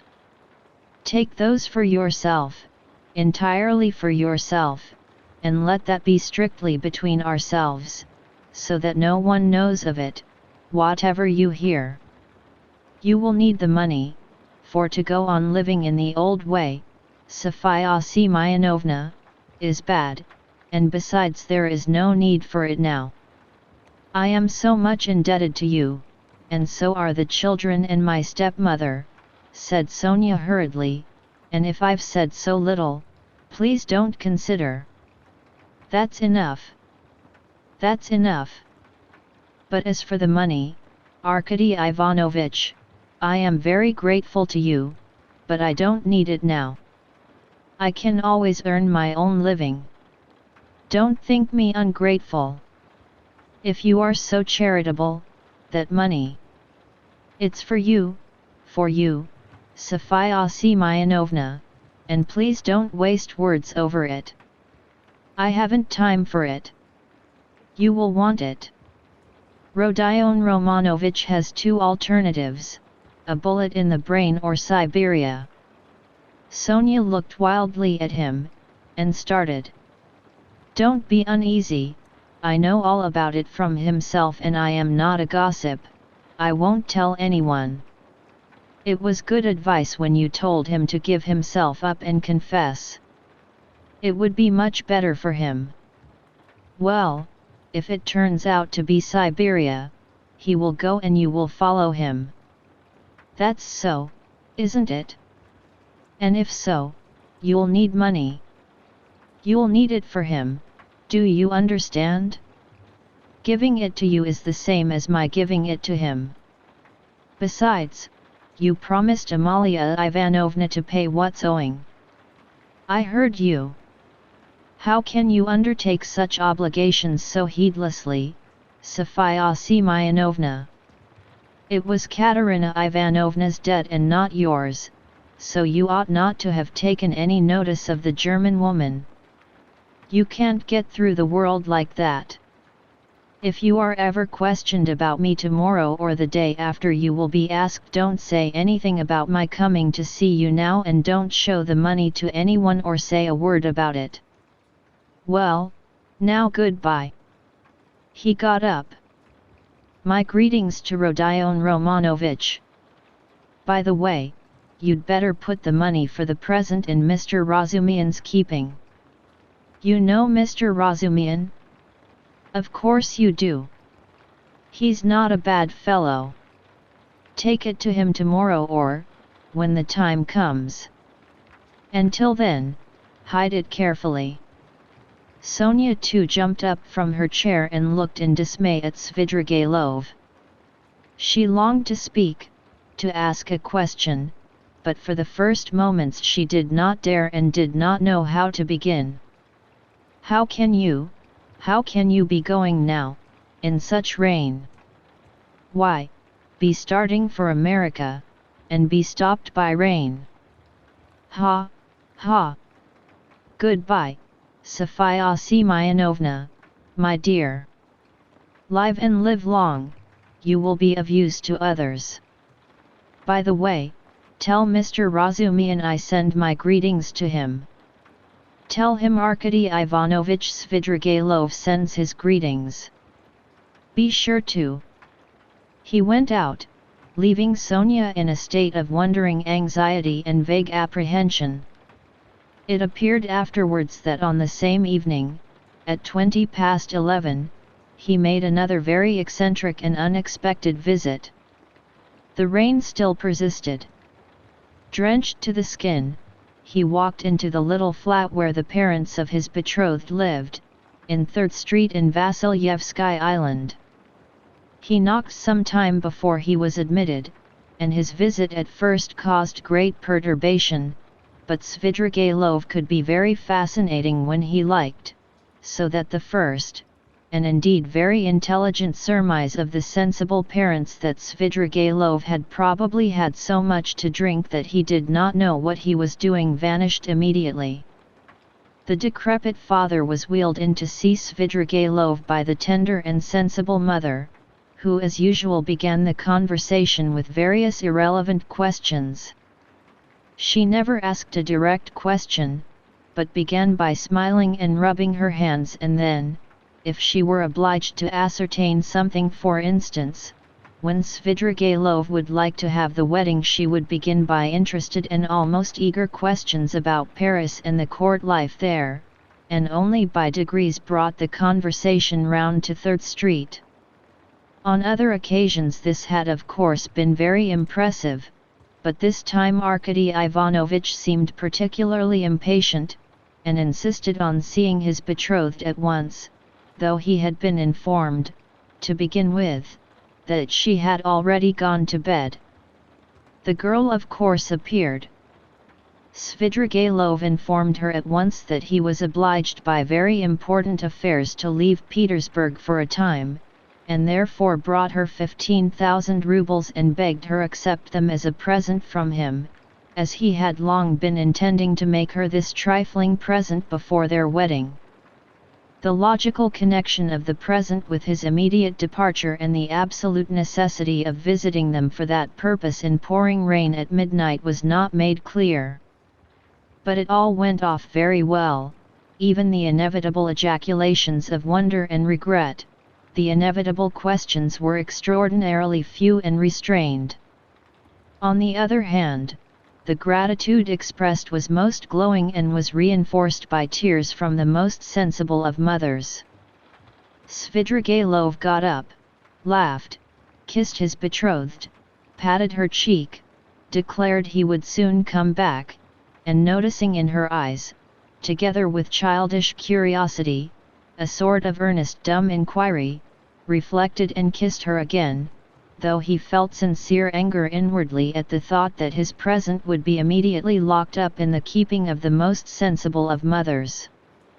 He went away, leaving them all in a state of extraordinary excitement, but the tender mamma, speaking quietly in a half-whisper, settled some of the most important of their doubts, concluding that Svidrigailov was a great man, a man of great affairs and connections and of great wealth. There was no knowing what he had in his mind. He would start off on a journey and give away money just as the fancy took him, so that there was nothing surprising about it. Of course it was strange that he was wet through, but Englishmen, for instance, are even more eccentric, and all these people of high society didn't think of what was said of them and didn't stand on ceremony. Possibly, indeed, he came like that on purpose to show that he was not afraid of anyone. Above all, not a word should be said about it, for God knows what might come of it, and the money must be locked up, and it was most fortunate that Fedosia, the cook, had not left the kitchen. And above all not a word must be said to that old cat, Madame Reslich, and so on and so on. They sat up whispering till 2 o'clock, but the girl went to bed much earlier, amazed and rather sorrowful. Svidrigailov meanwhile, exactly at midnight, crossed the bridge on the way back to the mainland. The rain had ceased and there was a roaring wind. He began shivering, and for one moment he gazed at the black waters of the little Neva with a look of special interest, even inquiry. But he soon felt it very cold. Standing by the water, he turned and went towards Y Prospect. He walked along that endless street for a long time, almost half an hour, more than once stumbling in the dark on the wooden pavement, but continually looking for something on the right side of the street. He had noticed passing through this street lately that there was a hotel somewhere towards the end, built of wood, but fairly large, and its name he remembered was something like Adrianople. He was not mistaken, the hotel was so conspicuous in that God-forsaken place that he could not fail to see it even in the dark. It was a long, blackened wooden building, and in spite of the late hour there were lights in the windows and signs of life within. He went in and asked a ragged fellow who met him in the corridor for a room. The latter, scanning Svidrigailov, pulled himself together and led him at once to a close and tiny room in the distance, at the end of the corridor, under the stairs. There was no other, all were occupied. The ragged fellow looked inquiringly. "Is there tea?" asked Svidrigailov. "Yes, sir." "What else is there?" "Veal, vodka, savories." "Bring me tea and veal." "And you want nothing else?" he asked with apparent surprise. "Nothing, nothing." The ragged man went away, completely disillusioned. It must be a nice place, thought Svidrigailov. How was it I didn't know it? I expect I look as if I came from a café chantant and have had some adventure on the way. It would be interesting to know who stay here. He lighted the candle and looked at the room more carefully. It was a room so low-pitched that Svidrigailov could only just stand up in it. It had one window, the bed, which was very dirty, and the plain stained chair and table almost filled it up. The walls looked as though they were made of planks, covered with shabby paper, so torn and dusty that the pattern was indistinguishable, though the general color yellow could still be made out. One of the walls was cut short by the sloping ceiling, though the room was not an attic but just under the stairs. Svidrigailov set down the candle, sat down on the bed and sank into thought. But a strange persistent murmur which sometimes rose to a shout in the next room attracted his attention. The murmur had not ceased from the moment he entered the room. He listened. Someone was upbraiding and almost tearfully scolding, but he heard only one voice. Svidrigailov got up, shaded the light with his hand, and at once he saw light through a crack in the wall. He went up and peeped through. The room, which was somewhat larger than his, had 2 occupants. One of them, a very curly-headed man with a red inflamed face, was standing in the pose of an orator, without his coat, with his legs wide apart to preserve his balance, and smiting himself on the breast. He reproached the other with being a beggar, with having no standing whatever. He declared that he had taken the other out of the gutter and he could turn him out when he liked, and that only the finger of Providence sees it all. The object of his reproaches was sitting in a chair, and had the air of a man who wants dreadfully to sneeze, but can't. He sometimes turned sheepish and befogged eyes on the speaker, but obviously had not the slightest idea what he was talking about and scarcely heard it. A candle was burning down on the table, there were wine glasses, a nearly empty bottle of vodka, bread and cucumber, and glasses with the dregs of stale tea. After gazing attentively at this, Svidrigailov turned away indifferently and sat down on the bed. The ragged attendant, returning with the tea, could not resist asking him again whether he didn't want anything more, and again receiving a negative reply, finally withdrew. Svidrigailov made haste to drink a glass of tea to warm himself, but could not eat anything. He began to feel feverish. He took off his coat and, wrapping himself in the blanket, lay down on the bed. He was annoyed. It would have been better to be well for the occasion, he thought with a smile. The room was close, the candle burnt dimly, the wind was roaring outside, he heard a mouse scratching in the corner and the room smelled of mice and of leather. He lay in a sort of reverie, one thought followed another. He felt a longing to fix his imagination on something. It must be a garden under the window, he thought. There's a sound of trees. How I dislike the sound of trees on a stormy night, in the dark.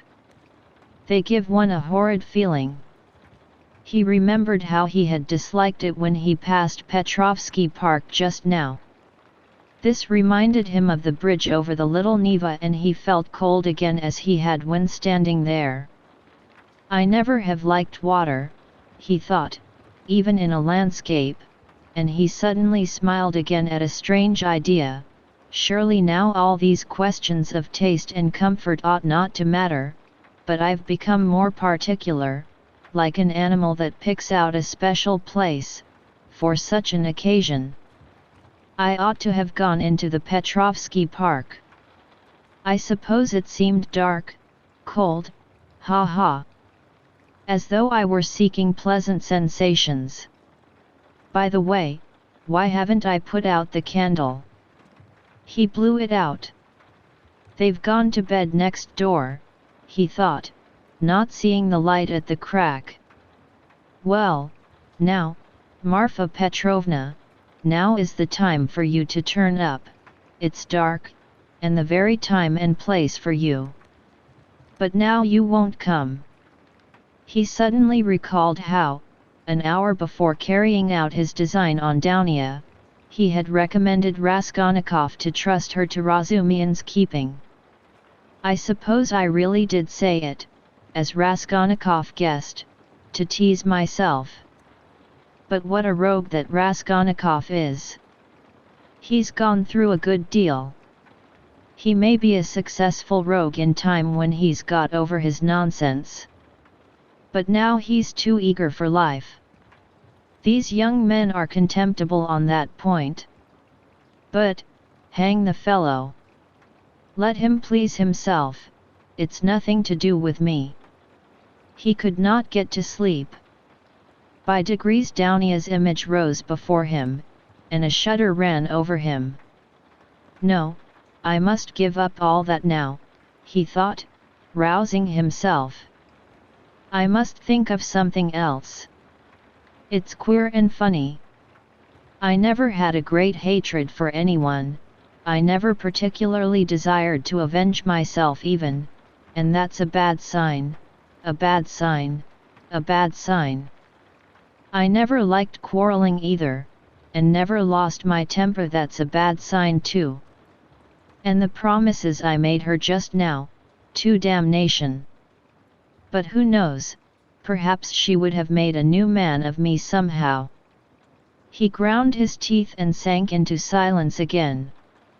Again Dounia's image rose before him, just as she was when, after shooting the first time, she had lowered the revolver in terror and gazed blankly at him, so that he might have seized her twice over and she would not have lifted a hand to defend herself if he had not reminded her. He recalled how at that instant he felt almost sorry for her, how he had felt a pang at his heart.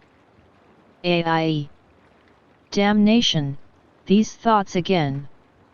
I must put it away. He was dozing off, the feverish shiver had ceased, when suddenly something seemed to run over his arm and leg under the bedclothes. He started. Ugh! Hang it!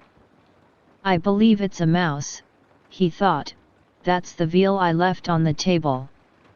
He felt fearfully disinclined to pull off the blanket, get up, get cold, but all at once something unpleasant ran over his leg again. He pulled off the blanket and lighted the candle. Shaking with feverish chill, he bent down to examine the bed. There was nothing. He shook the blanket and suddenly a mouse jumped out on the sheet.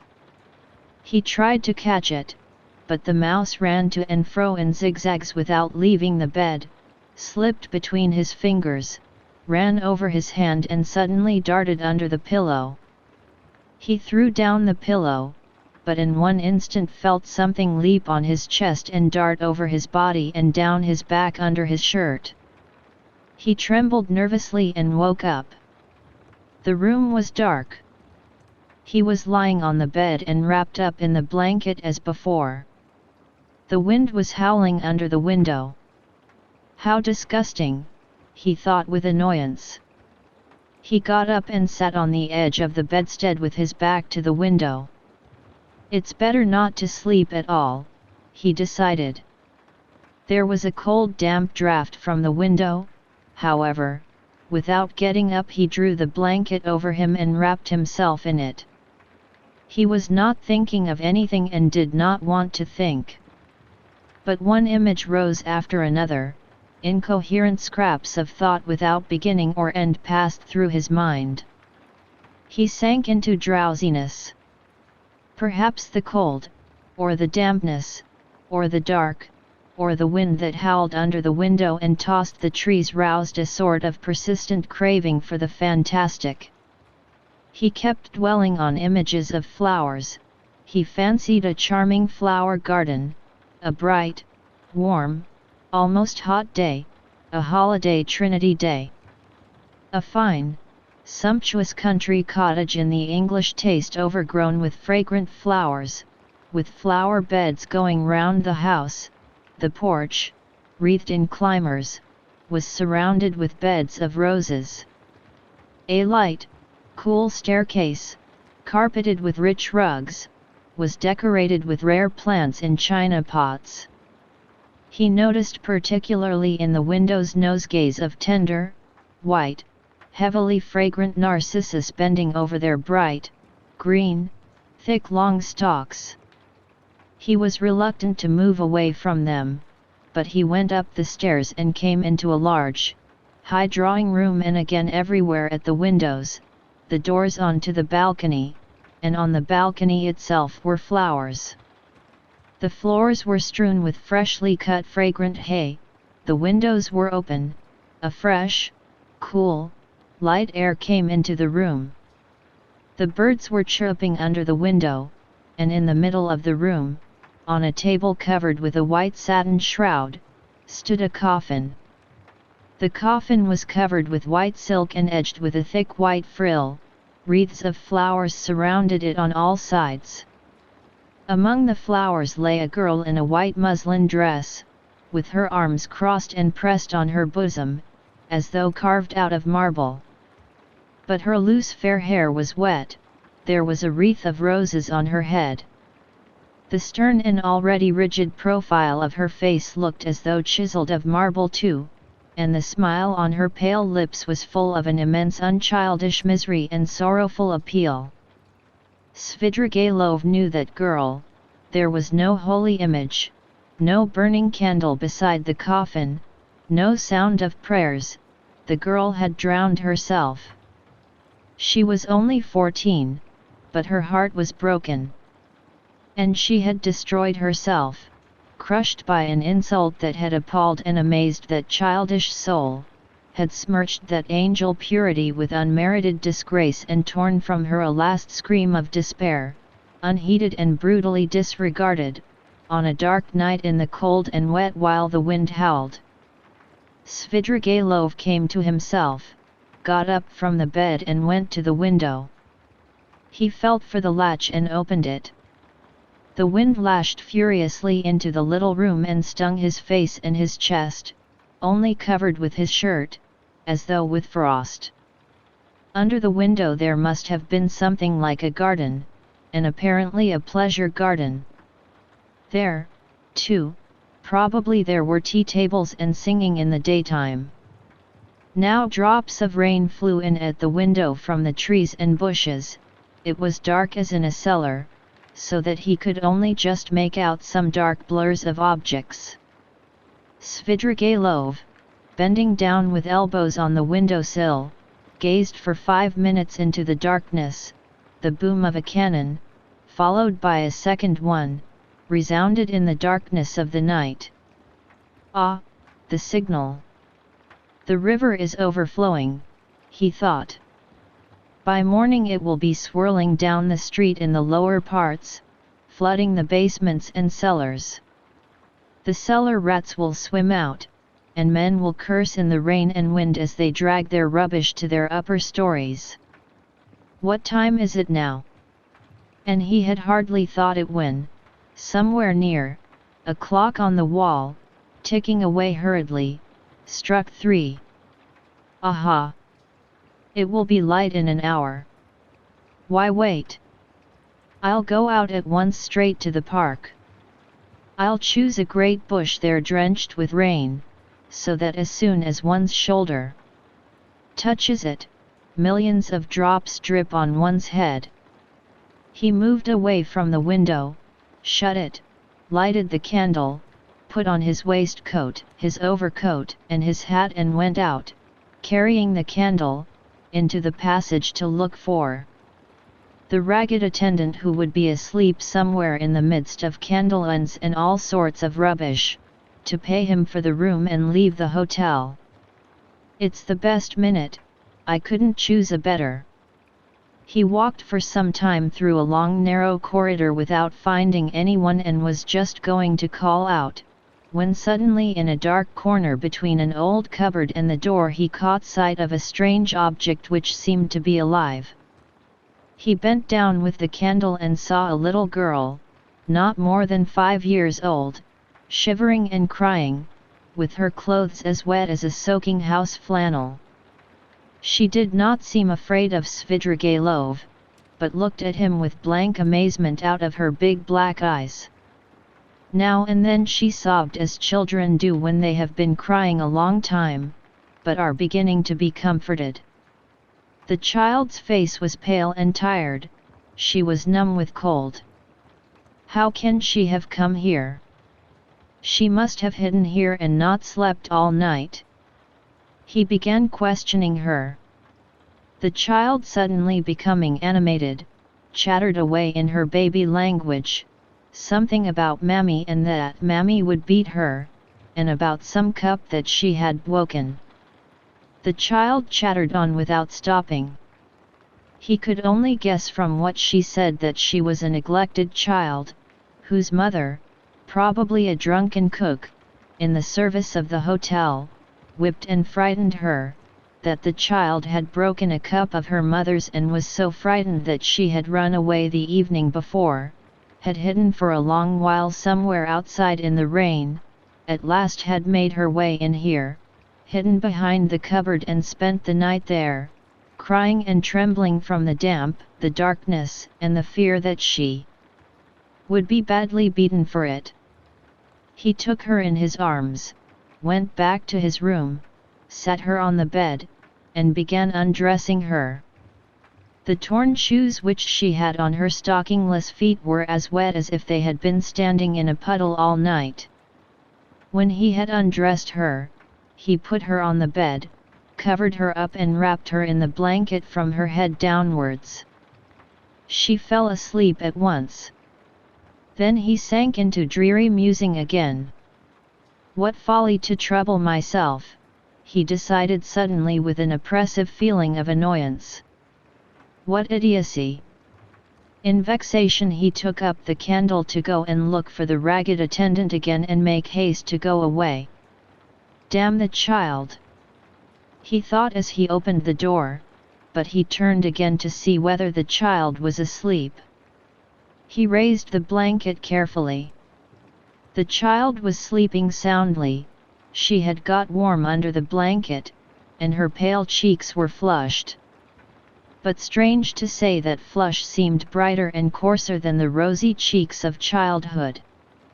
It's a flush of fever, thought Svidrigailov. It was like the flush from drinking, as though she had been given a full glass to drink. Her crimson lips were hot and glowing, but what was this? He suddenly fancied that her long black eyelashes were quivering, as though the lids were opening and a sly crafty eye peeped out with an unchildlike wink, as though the little girl were not asleep, but pretending. Yes, it was so.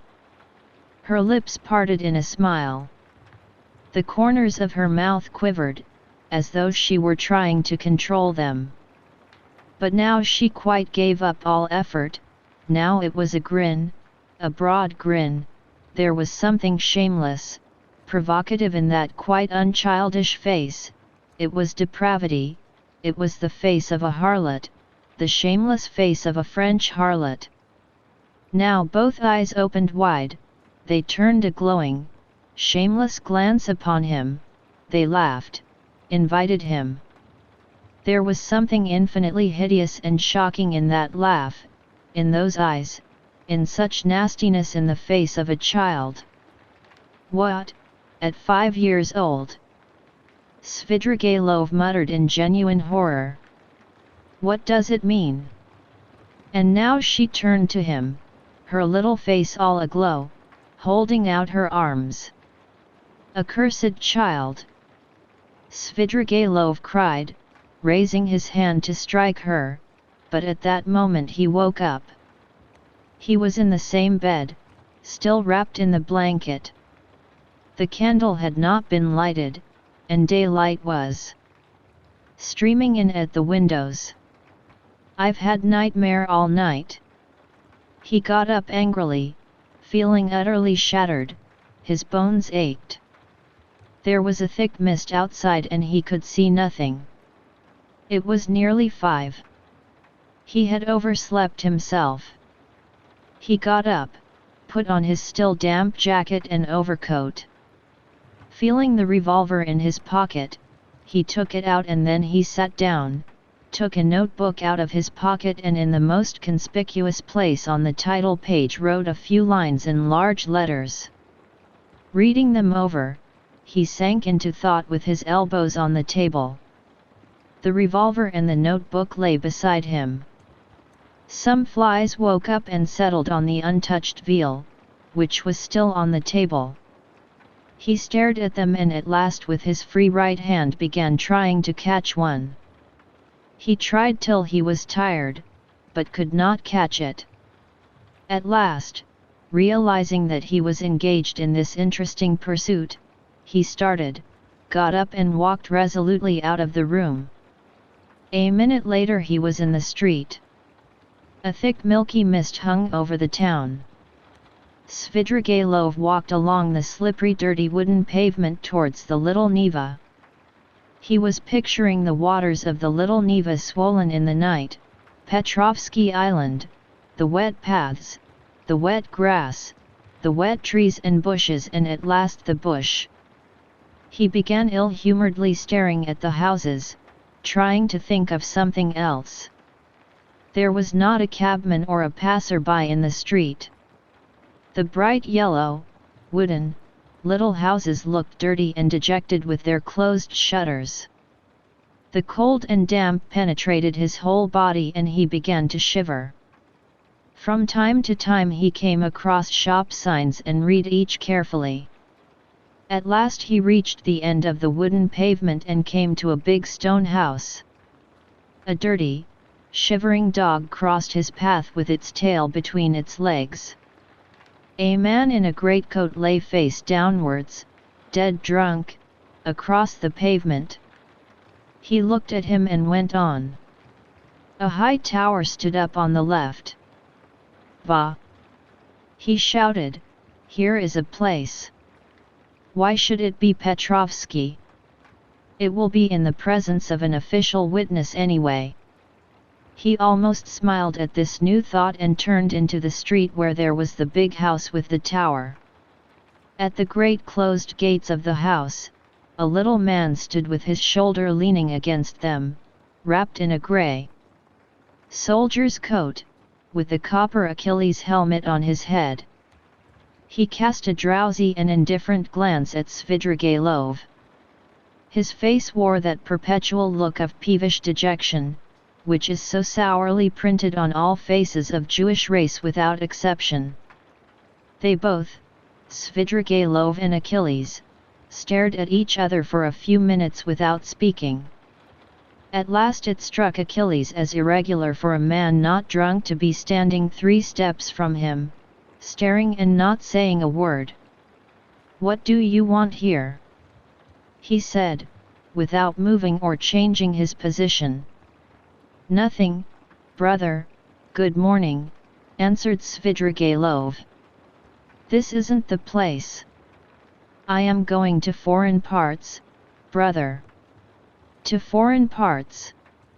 To America?" "America." Svidrigailov took out the revolver and cocked it.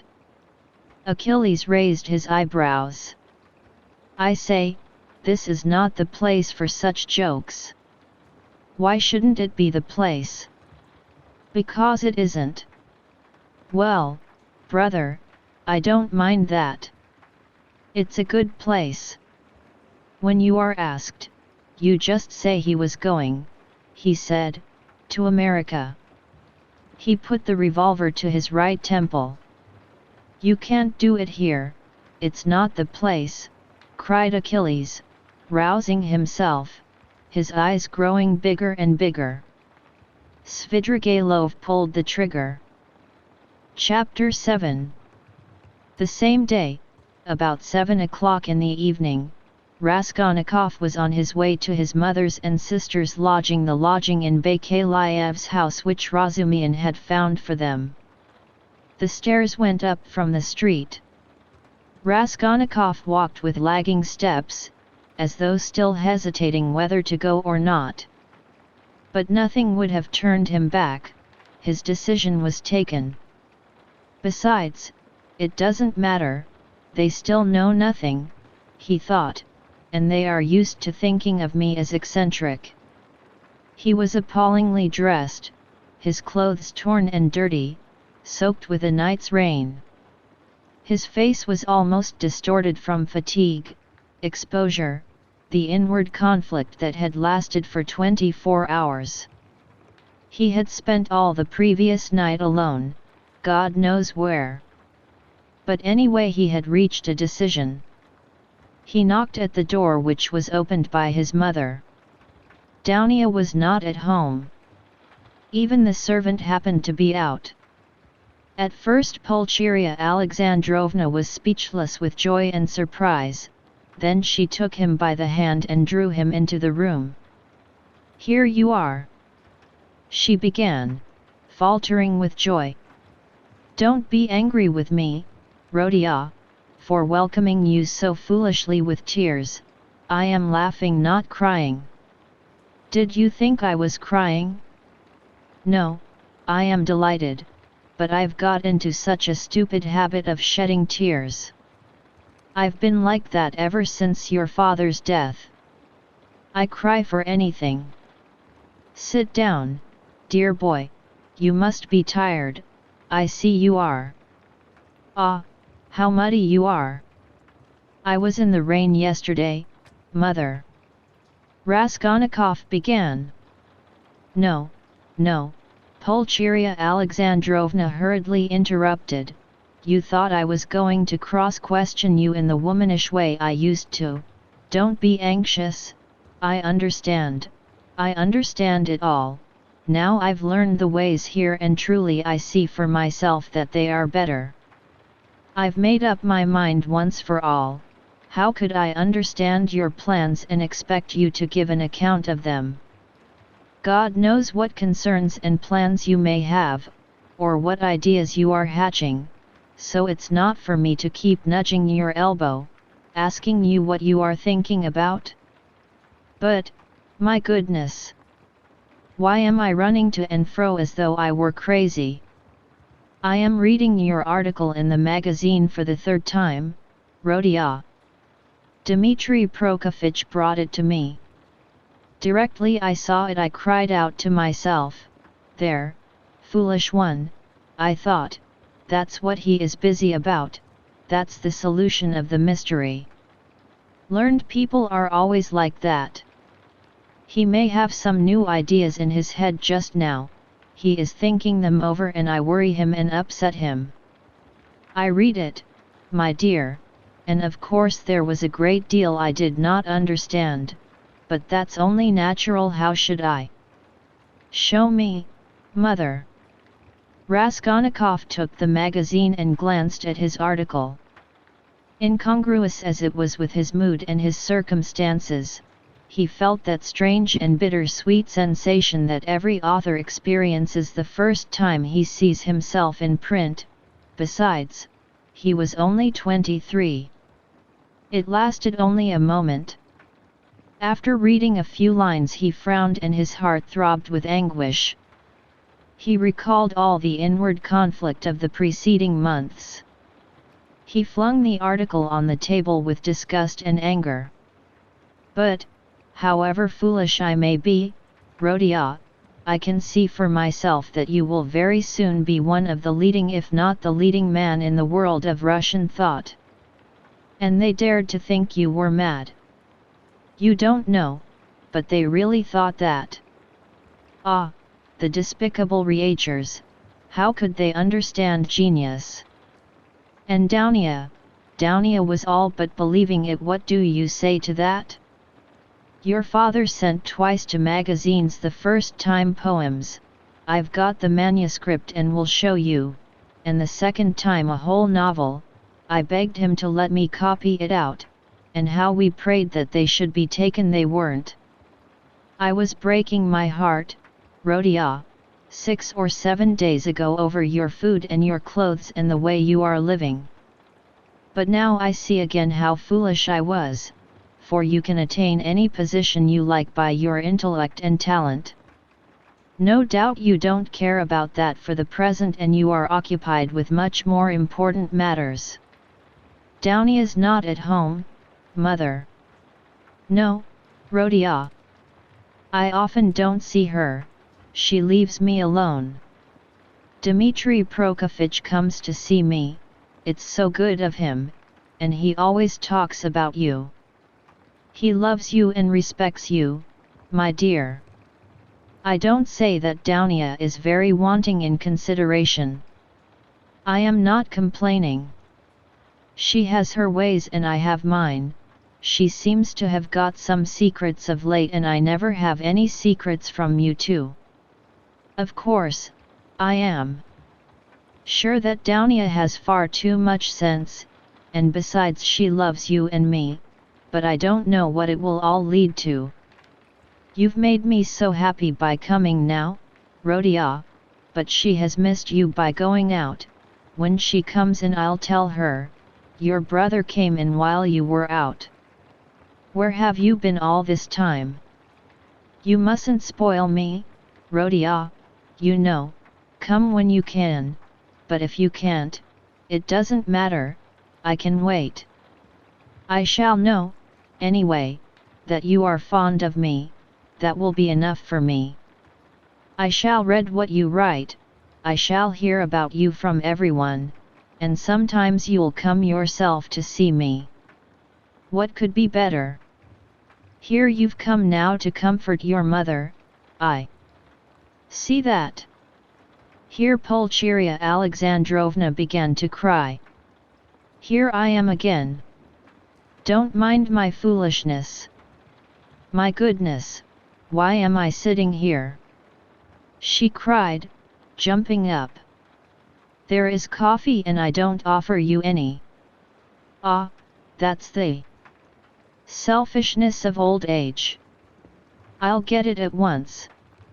Mother, don't trouble, I am going at once. I haven't come for that. Please listen to me. Pulcheria Alexandrovna went up to him timidly. Mother, whatever happens, whatever you hear about me, whatever you are told about me, will you always love me as you do now? He asked suddenly from the fullness of his heart, as though not thinking of his words and not weighing them. Rodion, Rodion, what is the matter? How can you ask me such a question? Why, who will tell me anything about you? Besides, I shouldn't believe anyone, I should refuse to listen. I've come to assure you that I've always loved you and I am glad that we are alone, even glad Dounia is out, he went on with the same impulse.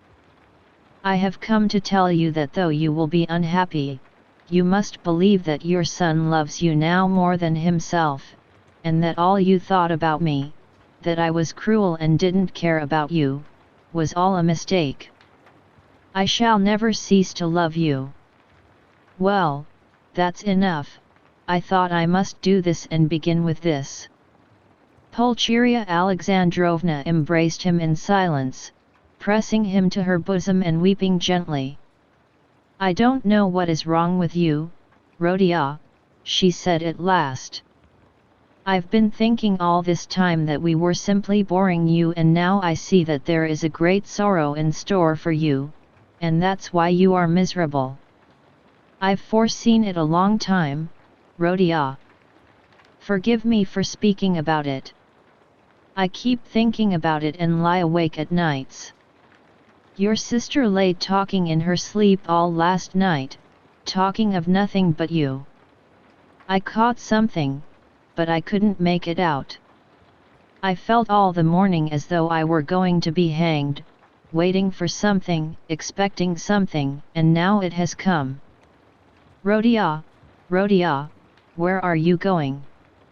You are going away somewhere. Yes. That's what I thought. I can come with you, you know, if you need me. And Dounia, too, she loves you dearly, and Sofia Semyonovna may come with us if you like. You see, I am glad to look upon her as a daughter even. Dmitri Prokofitch will help us to go together. But, where are you going? Goodbye, mother. What, today? She cried, as though losing him forever. I can't stay, I must go now. And can't I come with you? No, but kneel down and pray to God for me. Your prayer perhaps will reach him. Let me bless you and sign you with the cross. That's right, that's right. Oh, God, what are we doing? Yes, he was glad, he was very glad that there was no one there, that he was alone with his mother. For the first time after all those awful months his heart was softened. He fell down before her, he kissed her feet and both wept, embracing. And she was not surprised and did not question him this time. For some days she had realized that something awful was happening to her son and that now some terrible minute had come for him. "Rodion, my darling, my firstborn," she said sobbing, "now you are just as when you were little. You would run like this to me and hug me and kiss me. When your father was living and we were poor, you comforted us simply by being with us, and when I buried your father, how often we wept together at his grave and embraced, as now. And if I've been crying lately, it's that my mother's heart had a foreboding of trouble.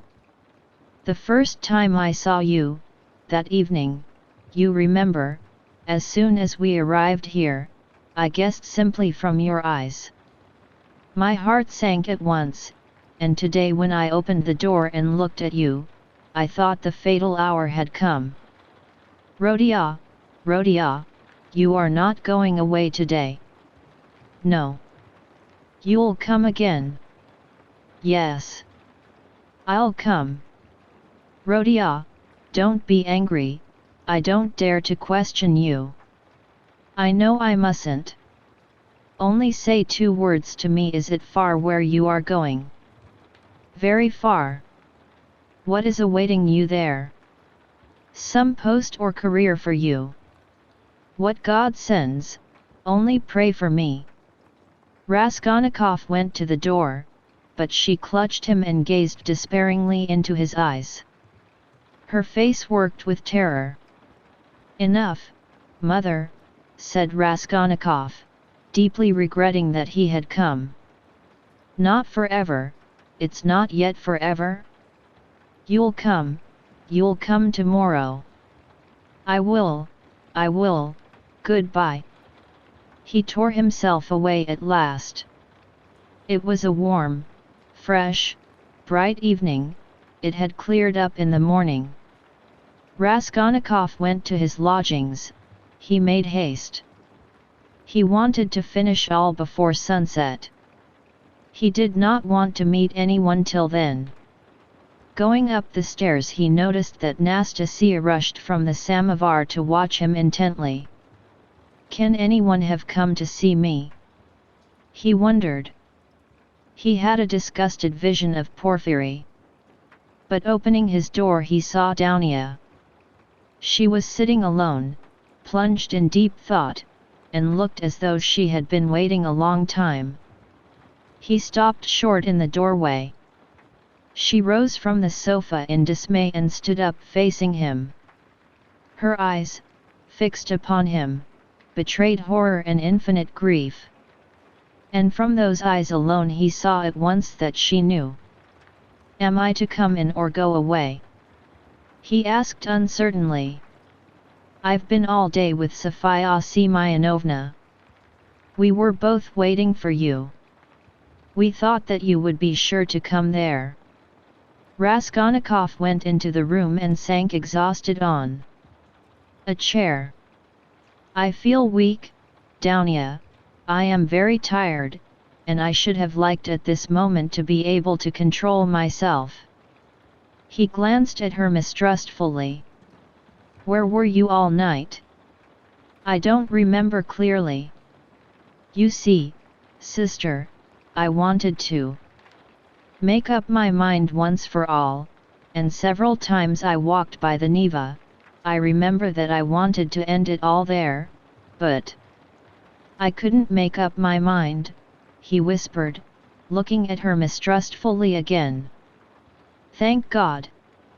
That was just what we were afraid of, Sofya Semyonovna and I. Then you still have faith in life? Thank God, thank God. Raskolnikov smiled bitterly. I haven't faith, but I have just been weeping in mother's arms. I haven't faith, but I have just asked her to pray for me. I don't know how it is, Dounia, I don't understand it. Have you been at mother's? Have you told her? Cried Dounia, horror-stricken. Surely you haven't done that.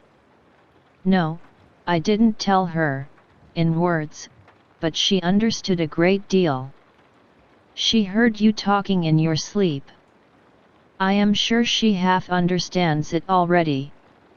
Perhaps I did wrong in going to see her. I don't know why I did go. I am a contemptible person, Downia. A contemptible person, but ready to face suffering. You are, aren't you? Yes, I am going. At once. Yes, to escape the disgrace I thought of drowning myself, Downia, but as I looked into the water, I thought that if I had considered myself strong till now I'd better not be afraid of disgrace, he said, hurrying on. It's pride, Downia. Pride, Rodion. There was a gleam of fire in his lustreless eyes. He seemed to be glad to think that he was still proud. You don't think, sister, that I was simply afraid of the water? He asked, looking into her face with a sinister smile. Oh, Rodion, hush! Cried Downia bitterly. Silence lasted for 2 minutes. He sat with his eyes fixed on the floor. Downia stood at the other end of the table and looked at him with anguish. Suddenly he got up. It's late, it's time to go. I am going at once to give myself up. But I don't know why I am going to give myself up. Big tears fell down her cheeks. You are crying, sister, but can you hold out your hand to me? You doubted it. She threw her arms round him. Aren't you half expiating your crime by facing the suffering? She cried, holding him close and kissing him. Crime? What crime? He cried in sudden fury. That I killed a vile noxious insect, an old pawnbroker woman, of use to no one. Killing her was atonement for 40 sins. She was sucking the life out of poor people. Was that a crime? I am not thinking of it, and I am not thinking of expiating it, and why are you all rubbing it in on all sides? A crime. A crime. Only now I see clearly the imbecility of my cowardice, now that I have decided to face this superfluous disgrace. It's simply because I am contemptible and have nothing in me that I have decided to, perhaps too for my advantage, as that Porfiry suggested. Brother, what are you saying? Why, you have shed blood, cried Downia in despair. Which all men shed, he put in almost frantically, which flows and has always flowed in streams, which is spilt like champagne, and for which men are crowned in the capital and are called afterwards benefactors of mankind. Look into it more carefully and understand it. I too wanted to do good to men and would have done hundreds, thousands of good deeds to make up for that one piece of stupidity, not stupidity even, simply clumsiness, for the idea was by no means so stupid as it seems now that it has failed. Everything seems stupid when it fails. By that stupidity I only wanted to put myself into an independent position, to take the first step, to obtain means, and then everything would have been smoothed over by benefits immeasurable in comparison. But I couldn't carry out even the first step, because I am contemptible, that's what's the matter. And yet I won't look at it as you do. If I had succeeded I should have been crowned with glory, but now I'm trapped. But that's not so, not so. Brother, what are you saying? Ah, it's not picturesque, not aesthetically attractive. I fail to understand why bombarding people by regular siege is more honorable. The fear of appearances is the first symptom of impotence. I've never recognized this more clearly than now, and I am further than ever from seeing that what I did was a crime. I've never been stronger and more convinced than now. The color had rushed into his pale, exhausted face, but as he uttered his last explanation, he happened to meet Dounia's eyes, and he saw such anguish in them that he could not help being checked. He felt that he had, anyway, made these two poor women miserable, that he was, anyway, the cause. Dounia darling, if I am guilty forgive me, though I cannot be forgiven if I am guilty. Goodbye. We won't dispute. It's time, high time to go. Don't follow me, I beseech you, I have somewhere else to go. But you go at once and sit with mother. I entreat you to. It's my last request of you. Don't leave her at all. I left her in a state of anxiety, that she is not fit to bear, she will die or go out of her mind. Be with her. Razumian will be with you. I've been talking to him. Don't cry about me, I'll try to be honest and manly all my life, even if I am a murderer. Perhaps I shall someday make a name. I won't disgrace you, you will see, I'll still show. Now goodbye for the present, he concluded hurriedly, noticing again a strange expression in Dounia's eyes at his last words and promises. Why are you crying? Don't cry, we are not parting forever. Ah, yes. Wait a minute, I'd forgotten. He went to the table, took up a thick dusty book, opened it and took from between the pages a little watercolor portrait on ivory. It was the portrait of his landlady's daughter, who had died of fever, that strange girl who had wanted to be a nun. For a minute he gazed at it. The delicate expressive face of his betrothed, kissed the portrait and gave it to Dounia. I used to talk a great deal about it to her, only to her, he said thoughtfully. To her heart I confided much of what has since been so hideously realized. Don't be uneasy, he returned to Dounia, she was as much opposed to it as you, and I am glad that she is gone. The great point is that everything now is going to be different, is going to be broken in two, he cried, suddenly returning to his dejection. Everything, and am I prepared for it? Do I want it myself? They say it is necessary for me to suffer. What's the object of these senseless sufferings? Shall I know any better what they are for, when I am crushed by hardships and idiocy, and weak as an old man after 20 years penal servitude? And what shall I have to live for then? Why am I consenting to that life now? Oh, I knew I was contemptible when I stood looking at the Neva at daybreak today. At last they both went out. It was hard for Dounia, but she loved him. She walked away, but after going 50 paces she turned round to look at him again. He was still in sight. At the corner he too turned, and for the last time their eyes met, but noticing that she was looking at him, he motioned her away with impatience and even vexation, and turned the corner abruptly. I am wicked, I see that, he thought to himself, feeling ashamed a moment later of his angry gesture to Dounia. But why are they so fond of me if I don't deserve it? Oh, if only I were alone and no one loved me, and I too had never loved anyone. Nothing of all this would have happened. But I wonder, shall I in those 15 or 20 years grow so meek that I shall humble myself before people and whimper at every word that I am a criminal? Yes, that's it.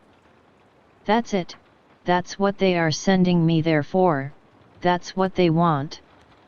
Look at them running to and fro about the streets, every one of them a scoundrel and a criminal at heart and, worse still, an idiot. But try to get me off and they'd be wild with righteous indignation. Oh, how I hate them all. He fell to musing by what process it could come to pass, that he could be humbled before all of them, indiscriminately humbled by conviction. And yet why not?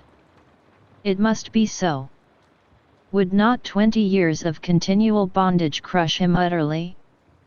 Water wears out a stone. And why should he live after that? Why should he go now when he knew that it would be so? It was the 100th time perhaps that he had asked himself that question since the previous evening, but still he went.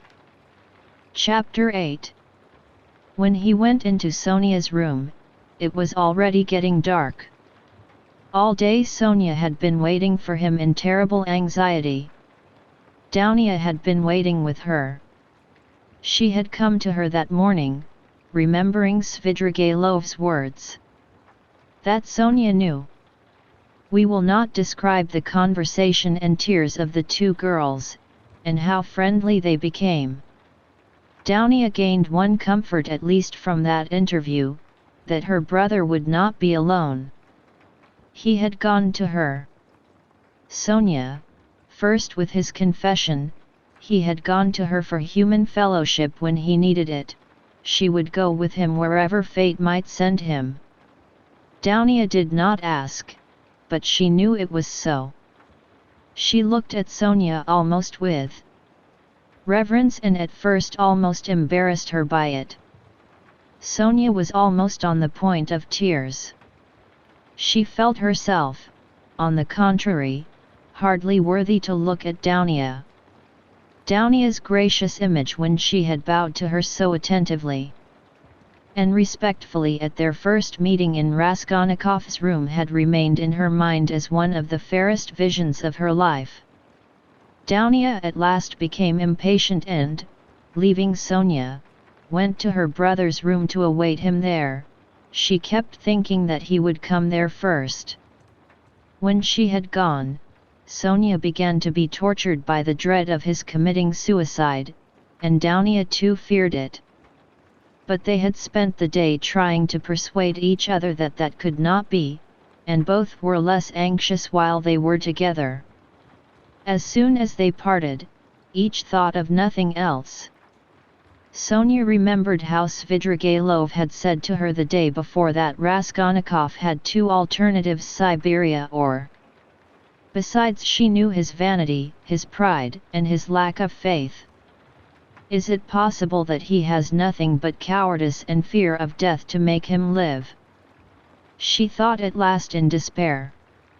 Meanwhile the sun was setting. Sonia was standing in dejection, looking intently out of the window, but from it she could see nothing but the unwhitewashed blank wall of the next house. At last, when she began to feel sure of his death, he walked into the room. She gave a cry of joy, but looking carefully into his face she turned pale. Yes, said Raskolnikov, smiling. I have come for your cross, Sonia. It was you told me to go to the crossroads. Why is it you are frightened now it's come to that? Sonia gazed at him astonished. His tone seemed strange to her, a cold shiver ran over her, but in a moment she guessed that the tone and the words were a mask. He spoke to her looking away, as though to avoid meeting her eyes. You see, Sonia, I've decided that it will be better so. There is one fact. But it's a long story and there's no need to discuss it. But do you know what angers me? It annoys me that all those stupid brutish faces will be gaping at me directly, pestering me with their stupid questions, which I shall have to answer. They'll point their fingers at me. Tifu. You know I am not going to Porfiry, I am sick of him. I'd rather go to my friend, the explosive lieutenant. How I shall surprise him, what a sensation I shall make. But I must be cooler, I've become too irritable of late. You know I was nearly shaking my fist at my sister just now, because she turned to take a last look at me. It's a brutal state to be in. Ah! What am I coming to? Well, where are the crosses? He seemed hardly to know what he was doing. He could not stay still or concentrate his attention on anything, his ideas seemed to gallop after one another, he talked incoherently, his hands trembled slightly. Without a word Sonia took out of the drawer 2 crosses, one of cypress wood and one of copper. She made the sign of the cross over herself and over him, and put the wooden cross on his neck. It's the symbol of my taking up the cross, he laughed. As though I had not suffered much till now. The wooden cross, that is the peasant one, the copper one, that is. Lizaveta's you will wear yourself, show me. So she had it on, at that moment? I remember 2 things like these too, a silver one and a little icon. I threw them back on the old woman's neck. Those would be appropriate now, really, those are what I ought to put on now. But I am talking nonsense and forgetting what matters, I'm somehow forgetful. You see I have come to warn you, Sonia, so that you might know, that's all I came for. But I thought I had more to say. You wanted me to go yourself. Well, now I am going to prison and you'll have your wish. Well, what are you crying for? You too? Don't. Leave off. Oh, how I hate it all. But his feeling was stirred, his heart ached, as he looked at her. Why is she grieving too? He thought to himself. What am I to her? Why does she weep? Why is she looking after me, like my mother or Downia? She'll be my nurse.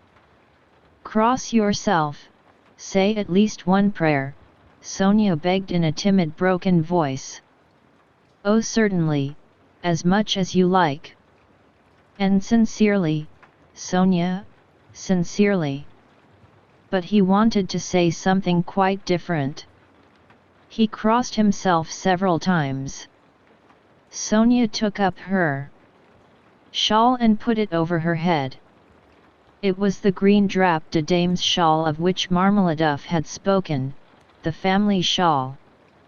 Raskolnikov thought of that looking at it, but he did not ask. He began to feel himself that he was certainly forgetting things and was disgustingly agitated. He was frightened at this. He was suddenly struck too by the thought that Sonia meant to go with him. What are you doing? Where are you going? Stay here, stay.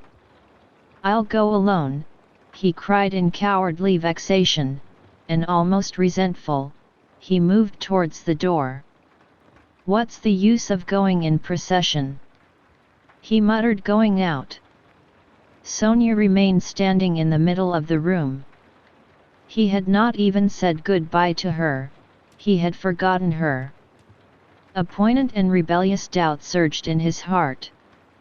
Was it right, all this? He thought again as he went down the stairs. Couldn't he stop and retract it all, and not go? But still he went. He felt suddenly once for all that he mustn't ask himself questions. As he turned into the street he remembered that he had not said goodbye to Sonia, that he had left her in the middle of the room in her green shawl, not daring to stir after he had shouted at her, and he stopped short for a moment.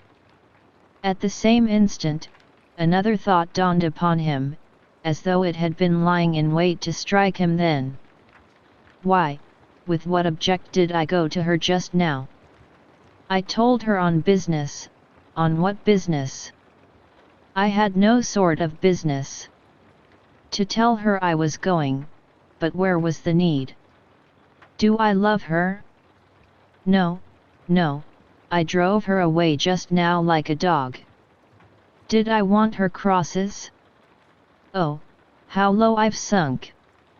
No, I wanted her tears, I wanted to see her terror, to see how her heart ached. I had to have something to cling to, something to delay me, some friendly face to see. And I dared to believe in myself, to dream of what I would do. I am a beggarly contemptible wretch, contemptible. He walked along the canal bank, and he had not much further to go. But on reaching the bridge he stopped, and turning out of his way along it went to the Haymarket. He looked eagerly to right and left, gazed intently at every object and could not fix his attention on anything. Everything slipped away. In another week, another month I shall be driven in a prison van over this bridge. How shall I look at the canal then? I should like to remember this. Slipped into his mind. Look at this sign. How shall I read those letters then? It's written here Company, that's a thing to remember, that letter A, and to look at it again in a month. How shall I look at it then? What shall I be feeling and thinking then? How trivial it all must be, what I am fretting about now. Of course it must all be interesting, in its way. Ha ha ha. What am I thinking about? I am becoming a baby, I am showing off to myself, why am I ashamed? Phoo! How people shove! That fat man, a German he must be, who pushed against me. Does he know whom he pushed? There's a peasant woman with a baby, begging. It's curious that she thinks me happier than she is. I might give her something, for the incongruity of it. Here's a 5-kopeck piece left in my pocket. Where did I get it? Here, here, take it, my good woman. God bless you, the beggar chanted in a lachrymose voice. He went into the Haymarket.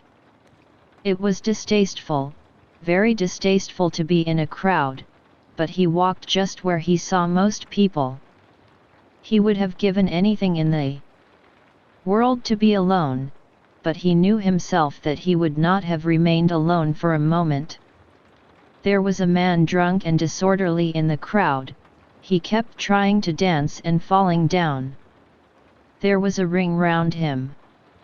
Raskolnikov squeezed his way through the crowd, stared for some minutes at the drunken man and suddenly gave a short jerky laugh. A minute later he had forgotten him and did not see him, though he still stared. He moved away at last, not remembering where he was, but when he got into the middle of the square an emotion suddenly came over him, overwhelming him body and mind. He suddenly recalled Sonia's words, "Go to the cross roads, bow down to the people, kiss the earth, for you have sinned against it too, and say aloud to the whole world, I am a murderer." He trembled, remembering that. And the hopeless misery and anxiety of all that time, especially of the last hours, had weighed so heavily upon him that he positively clutched at the chance of this new unmixed, complete sensation. It came over him like a fit, it was like a single spark kindled in his soul and spreading fire through him. Everything in him softened at once and the tears started into his eyes. He fell to the earth on the spot. He knelt down in the middle of the square, bowed down to the earth, and kissed that filthy earth with bliss and rapture. He got up and bowed down a second time. "He's boozed," a youth near him observed. There was a roar of laughter. "He's going to Jerusalem, brothers, and saying goodbye to his children and his country. He's bowing down to all the world and kissing the great city of Saint Petersburg and its pavement," added a workman who was a little drunk. "Quite a young man, too," observed a third. "And a gentleman," someone observed soberly. "There's no knowing who's a gentleman and who isn't nowadays." These exclamations and remarks checked Raskolnikov, and the words, "I am a murderer," which were perhaps on the point of dropping from his lips, died away. He bore these remarks quietly, however, and, without looking round, he turned down a street leading to the police office. He had a glimpse of something on the way which did not surprise him. He had felt that it must be so. The second time he bowed down in the Haymarket he saw, standing 50 paces from him on the left, Sonia. She was hiding from him behind one of the wooden shanties in the market-place. She had followed him then on his painful way. Raskolnikov at that moment felt and knew once for all that Sonia was with him forever and would follow him to the ends of the earth, wherever fate might take him. It wrung his heart, but he was just reaching the fatal place. He went into the yard fairly resolutely. He had to mount to the 3rd story. "I shall be some time going up," he thought. He felt as though the fateful moment was still far off, as though he had plenty of time left for consideration. Again the same rubbish, the same eggshells lying about on the spiral stairs, again the open doors of the flats, again the same kitchens and the same fumes and stench coming from them. Raskolnikov had not been here since that day. His legs were numb and gave way under him, but still they moved forward. He stopped for a moment to take breath, to collect himself, so as to enter like a man. But why? What for? He wondered, reflecting. If I must drink the cup, what difference does it make? The more revolting the better. He imagined for an instant the figure of the explosive lieutenant, Ilya Petrovich. Was he actually going to him? Couldn't he go to someone else? To Nikodym Fomitch? Couldn't he turn back and go straight to Nikodym Fomitch's lodgings? At least then it would be done privately. No, no. To the explosive lieutenant. If he must drink it off at once. Turning cold and hardly conscious, he opened the door of the office.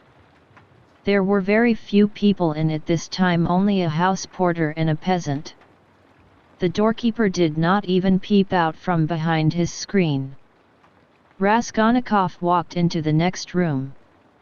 Perhaps I still need not speak, passed through his mind. Some sort of clerk not wearing a uniform was settling himself at a bureau to write. In a corner another clerk was seating himself. Zametov was not there, nor, of course, Nikodym Fomitch. No one in? Raskolnikov asked, addressing the person at the bureau. Whom do you want? Not a sound was heard, not a sight was seen, but I sent the Russian. How does it go on in the fairy tale? I've forgotten. At your service, a familiar voice cried suddenly. Raskolnikov shuddered. The explosive lieutenant stood before him. He had just come in from the 3rd room. It is the hand of fate, thought Raskolnikov. Why is he here? You've come to see us? What about? Cried Ilya Petrovich. He was obviously in an exceedingly good humor and perhaps a trifle exhilarated. If it's on business, you are rather early. It's only a chance that I am here, however I'll do what I can. I must admit, what is it? What is it? Excuse me. Raskolnikov. Of course, Raskolnikov.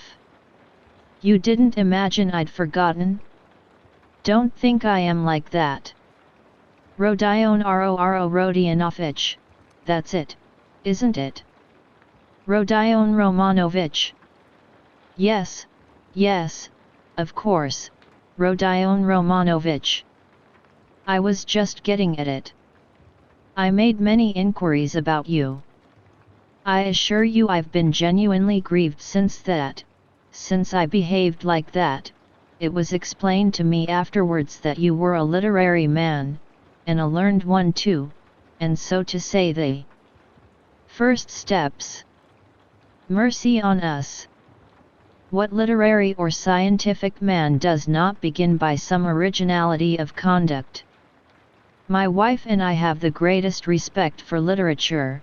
In my wife it's a genuine passion. Literature and art.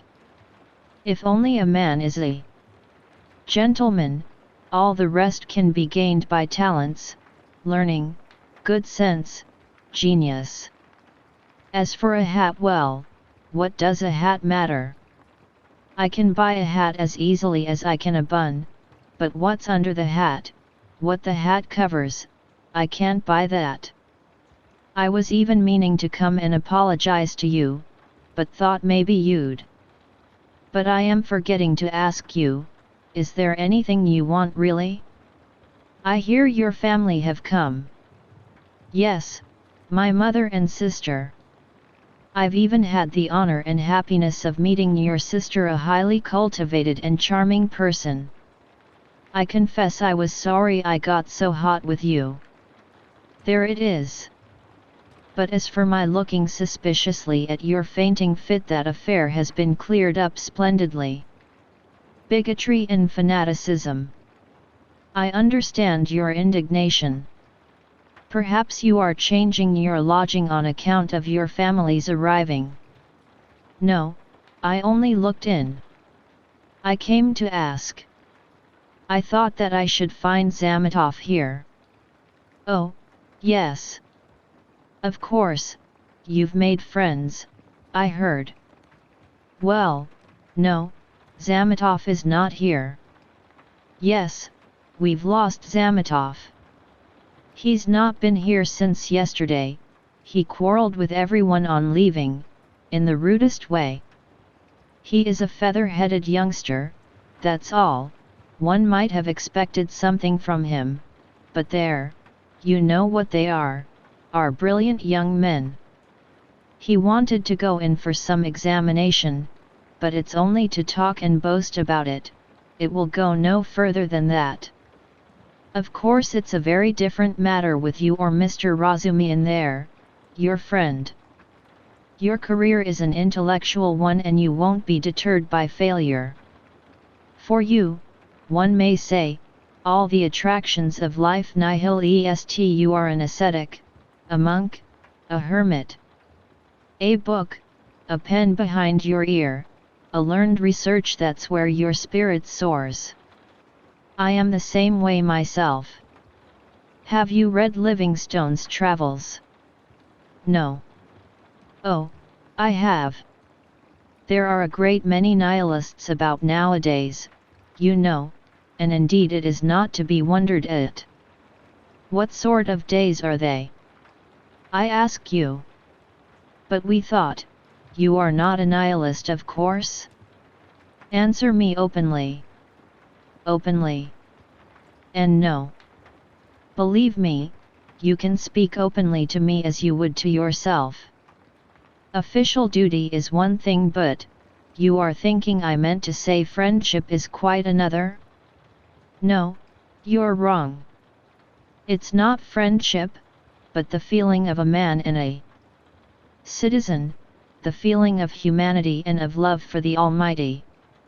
I may be an official, but I am always bound to feel myself a man and a citizen. You were asking about Zametov. Zametov will make a scandal in the French style. In a house of bad reputation, over a glass of champagne, that's all your Zametov is good for. While I'm perhaps, so to speak, burning with devotion and lofty feelings, and besides I have rank, consequence, a post. I am married and have children, I fulfill the duties of a man and a citizen, but who is he, may I ask? I appeal to you as a man ennobled by education. Then these midwives, too, have become extraordinarily numerous. Raskolnikov raised his eyebrows inquiringly. The words of Ilya Petrovich, who had obviously been dining, were for the most part a stream of empty sounds for him. But some of them he understood. He looked at him inquiringly, not knowing how it would end. I mean those crop-headed wenches, the talkative Ilya Petrovich continued. Midwives is my name for them. I think it a very satisfactory one, ha ha. They go to the academy, study anatomy. If I fall ill, am I to send for a young lady to treat me? What do you say? Ha ha. Ilya Petrovich laughed, quite pleased with his own wit. It's an immoderate zeal for education, but once you're educated, that's enough. Why abuse it? Why insult honorable people, as that scoundrel Zametov does? Why did he insult me, I ask you?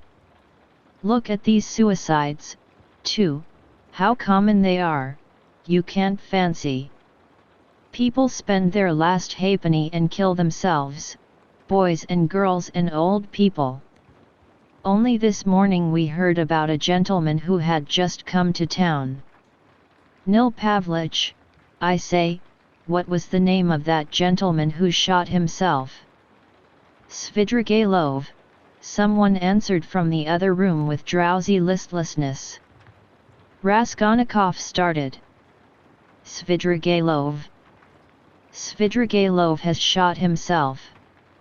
He cried. What, do you know Svidrigailov? Yes. I knew him. He hadn't been here long. Yes, that's so. He had lost his wife, was a man of reckless habits and all of a sudden shot himself, and in such a shocking way. He left in his notebook a few words, that he dies in full possession of his faculties and that no one is to blame for his death. He had money, they say. How did you come to know him? I was acquainted, my sister was governess in his family. Ba ba ba. Then no doubt you can tell us something about him. You had no suspicion.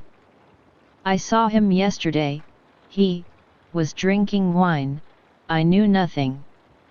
Raskolnikov felt as though something had fallen on him and was stifling him. You've turned pale again. It's so stuffy here. Yes, I must go, muttered Raskolnikov. Excuse my troubling you. Oh, not at all, as often as you like.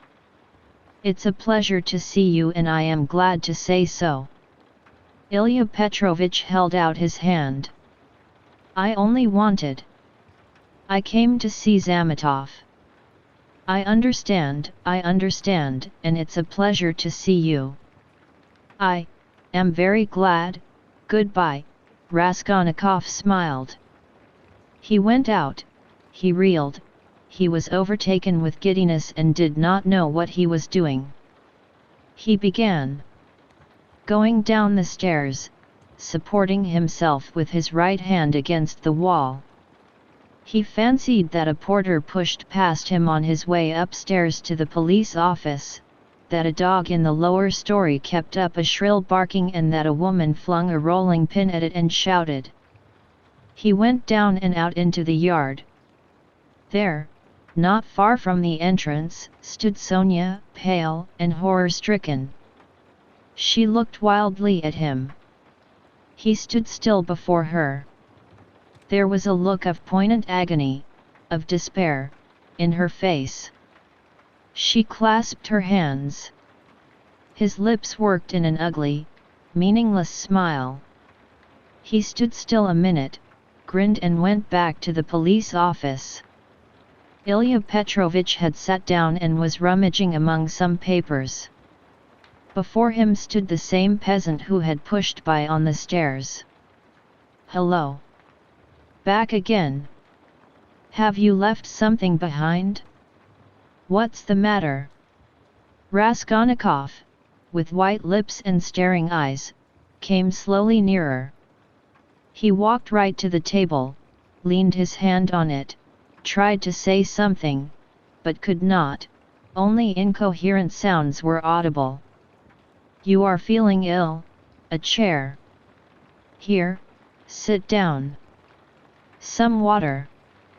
Raskolnikov dropped onto a chair, but he kept his eyes fixed on the face of Ilya Petrovich, which expressed unpleasant surprise. Both looked at one another for a minute and waited. Water was brought. "It was I," began Raskolnikov. "Drink some water." Raskolnikov refused the water with his hand, and softly and brokenly, but distinctly said, "It was I killed the old pawnbroker woman and her sister Lizaveta with an axe and robbed them." Ilya Petrovich opened his mouth. People ran up on all sides. Raskolnikov repeated his statement. Epilogue 1. Siberia. On the banks of a broad solitary river stands a town, one of the administrative centers of Russia. In the town there is a fortress, in the fortress there is a prison. In the prison the second-class convict Rodion Raskolnikov has been confined for 9 months. Almost a year and a half has passed since his crime. There had been little difficulty about his trial. The criminal adhered exactly, firmly, and clearly to his statement. He did not confuse nor misrepresent the facts, nor soften them in his own interest, nor omit the smallest detail. He explained every incident of the murder, the secret of the pledge, the piece of wood with a strip of metal, which was found in the murdered woman's hand. He described minutely how he had taken her keys, what they were like, as well as the chest and its contents. He explained the mystery of Lizaveta's murder, described how Cook and, after him, the student knocked, and repeated all they had said to one another, how he afterwards had run downstairs and heard Nikolai and Dmitri shouting, how he had hidden in the empty flat and afterwards gone home. He ended by indicating the stone in the yard off the Voznesensky Prospect under which the purse and the trinkets were found. The whole thing, in fact, was perfectly clear. The lawyers and the judges were very much struck, among other things, by the fact that he had hidden the trinkets and the purse under a stone, without making use of them, and that, what was more, he did not now remember what the trinkets were like, or even how many there were. The fact that he had never opened the purse and did not even know how much was in it seemed incredible. There turned out to be in the purse 317 rubles and 60 kopecks. From being so long under the stone, some of the most valuable notes lying uppermost had suffered from the damp. They were a long while trying to discover why the accused man should tell a lie about this, when about everything else he had made a truthful and straightforward confession. Finally, some of the lawyers more versed in psychology admitted that it was possible he had really not looked into the purse, and so didn't know what was in it when he hid it under the stone. But they immediately drew the deduction that the crime could only have been committed through temporary mental derangement, through homicidal mania, without object or the pursuit of gain. This fell in with the most recent fashionable theory of temporary insanity, so often applied in our days in criminal cases. Moreover, Raskolnikov's hypochondriacal condition was proved by many witnesses, by Dr. Zosimov, his former fellow students, his landlady and her servant. All this pointed strongly to the conclusion that Raskolnikov was not quite like an ordinary murderer and robber, but that there was another element in the case. To the intense annoyance of those who maintained this opinion, the criminal scarcely attempted to defend himself. To the decisive question as to what motive impelled him to the murder and the robbery, he answered very clearly with the coarsest frankness that the cause was his miserable position, his poverty and helplessness, and his desire to provide for his first steps in life by the help of the 3,000 rubles he had reckoned on finding. He had been led to the murder through his shallow and cowardly nature, exasperated moreover by privation and failure. To the question what led him to confess, he answered that it was his heartfelt repentance. All this was almost coarse. The sentence, however, was more merciful than could have been expected, perhaps partly because the criminal had not tried to justify himself, but had rather shown a desire to exaggerate his guilt. All the strange and peculiar circumstances of the crime were taken into consideration. There could be no doubt of the abnormal and poverty-stricken condition of the criminal at the time. The fact that he had made no use of what he had stolen was put down partly to the effect of remorse, partly to his abnormal mental condition at the time of the crime. Incidentally, the murder of Lizaveta served indeed to confirm the last hypothesis: a man commits 2 murders and forgets that the door is open. Finally, the confession, at the very moment when the case was hopelessly muddled by the false evidence given by Nikolai through melancholy and fanaticism, and when, moreover, there were no proofs against the real criminal, no suspicions even, Porfiry Petrovich fully kept his word. All this did much to soften the sentence. Other circumstances, too, in the prisoner's favor came out quite unexpectedly. Razumihin somehow discovered and proved that while Raskolnikov was at the university he had helped a poor consumptive fellow student and had spent his last penny on supporting him for 6 months, and when this student died, leaving a decrepit old father whom he had maintained almost from his 13th year, Raskolnikov had got the old man into a hospital and paid for his funeral when he died. Raskolnikov's landlady bore witness, too, that when they had lived in another house at 5 Corners, Raskolnikov had rescued 2 little children from a house on fire and was burnt in doing so. This was investigated and fairly well confirmed by many witnesses. These facts made an impression in his favor. And in the end the criminal was, in consideration of extenuating circumstances, condemned to penal servitude in the 2nd class for a term of 8 years only. At the very beginning of the trial Raskolnikov's mother fell ill. Dounia and Razumihin found it possible to get her out of Petersburg during the trial. Razumihin chose a town on the railway not far from Petersburg, so as to be able to follow every step of the trial and at the same time to see Fyodor Romanovna as often as possible. Pulcheria Alexandrovna's illness was a strange nervous one and was accompanied by a partial derangement of her intellect. When Dounia returned from her last interview with her brother, she had found her mother already ill, in feverish delirium. That evening Razumihin and she agreed what answers they must make to her mother's questions about Raskolnikov and made up a complete story for her mother's benefit of his having to go away to a distant part of Russia on a business commission, which would bring him in the end money and reputation. but they were struck by the fact that Pulcheria Alexandrovna never asked them anything on the subject, neither then nor thereafter. On the contrary, she had her own version of her son's sudden departure.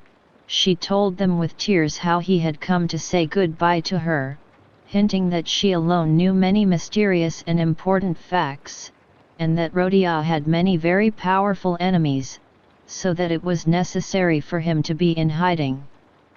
As for his future career, she had no doubt that it would be brilliant when certain sinister influences could be removed. She assured Razumihin that her son would be one day a great statesman, that his article and brilliant literary talent proved it. This article she was continually reading, she even read it aloud, almost took it to bed with her, but scarcely asked where Rodion was, though the subject was obviously avoided by the others, which might have been enough to awaken her suspicions. They began to be frightened at last at Pulcheria Alexandrovna's strange silence on certain subjects. She did not, for instance, complain of getting no letters from him, though in previous years she had only lived on the hope of letters from her beloved Rodion. This was the cause of great uneasiness to Dounia. The idea occurred to her that her mother suspected that there was something terrible in her son's fate and was afraid to ask, for fear of hearing something still more awful. In any case, Dounia saw clearly that her mother was not in full possession of her faculties. It happened once or twice, however, that Pulcheria Alexandrovna gave such a turn to the conversation that it was impossible to answer her without mentioning where Rodion was, and on receiving unsatisfactory and suspicious answers she became at once gloomy and silent, and this mood lasted for a long time. Dounia saw at last that it was hard to deceive her and came to the conclusion that it was better to be absolutely silent on certain points, but it became more and more evident that the poor mother suspected something terrible. Dounia remembered her brothers telling her that her mother had overheard her talking in her sleep on the night after her interview with Svidrigailov and before the fatal day of the confession. Had not she made out something from that? Sometimes days and even weeks of gloomy silence and tears would be succeeded by a period of hysterical animation, and the invalid would begin to talk almost incessantly of her son, of her hopes of his future. Her fancies were sometimes very strange. They humored her, pretended to agree with her. She saw perhaps that they were pretending, but she still went on talking. 5 months after Raskolnikov's confession, he was sentenced. Razumihin and Sonia saw him in prison as often as it was possible. At last the moment of separation came. Dounia swore to her brother that the separation should not be forever. Razumihin did the same. Razumihin, in his youthful ardor, had firmly resolved to lay the foundations at least of a secure livelihood during the next 3 or 4 years, and saving up a certain sum, to emigrate to Siberia, a country rich in every natural resource and in need of workers, active men, and capital. There they would settle in the town where Rodion was and all together would begin a new life. They all wept at parting. Raskolnikov had been very dreamy for a few days before. He asked a great deal about his mother and was constantly anxious about her. He worried so much about her that it alarmed Dounia. When he heard about his mother's illness he became very gloomy. With Sonia he was particularly reserved all the time. With the help of the money left to her by Svidrigailov, Sonia had long ago made her preparations to follow the party of convicts in which he was dispatched to Siberia. Not a word passed between Raskolnikov and her on the subject, but both knew it would be so. At the final leave-taking he smiled strangely at his sisters and Razumihin's fervent anticipations of their happy future together when he should come out of prison. He predicted that their mother's illness would soon have a fatal ending. Sonia and he at last set off. 2 months later Dounia was married to Razumihin. It was a quiet and sorrowful wedding. Porfiry Petrovich and Zosimuv were invited, however. During all this period Razumihin wore an air of resolute determination. Dounia put implicit faith in his carrying out his plans, and indeed she could not but believe in him. He displayed a rare strength of will. Among other things, he began attending university lectures again in order to take his degree. They were continually making plans for the future. Both counted on settling in Siberia within 5 years at least. Till then they rested their hopes on Sonia. Pulcheria Alexandrovna was delighted to give her blessing to Dounia's marriage with Razumihin, but after the marriage she became even more melancholy and anxious.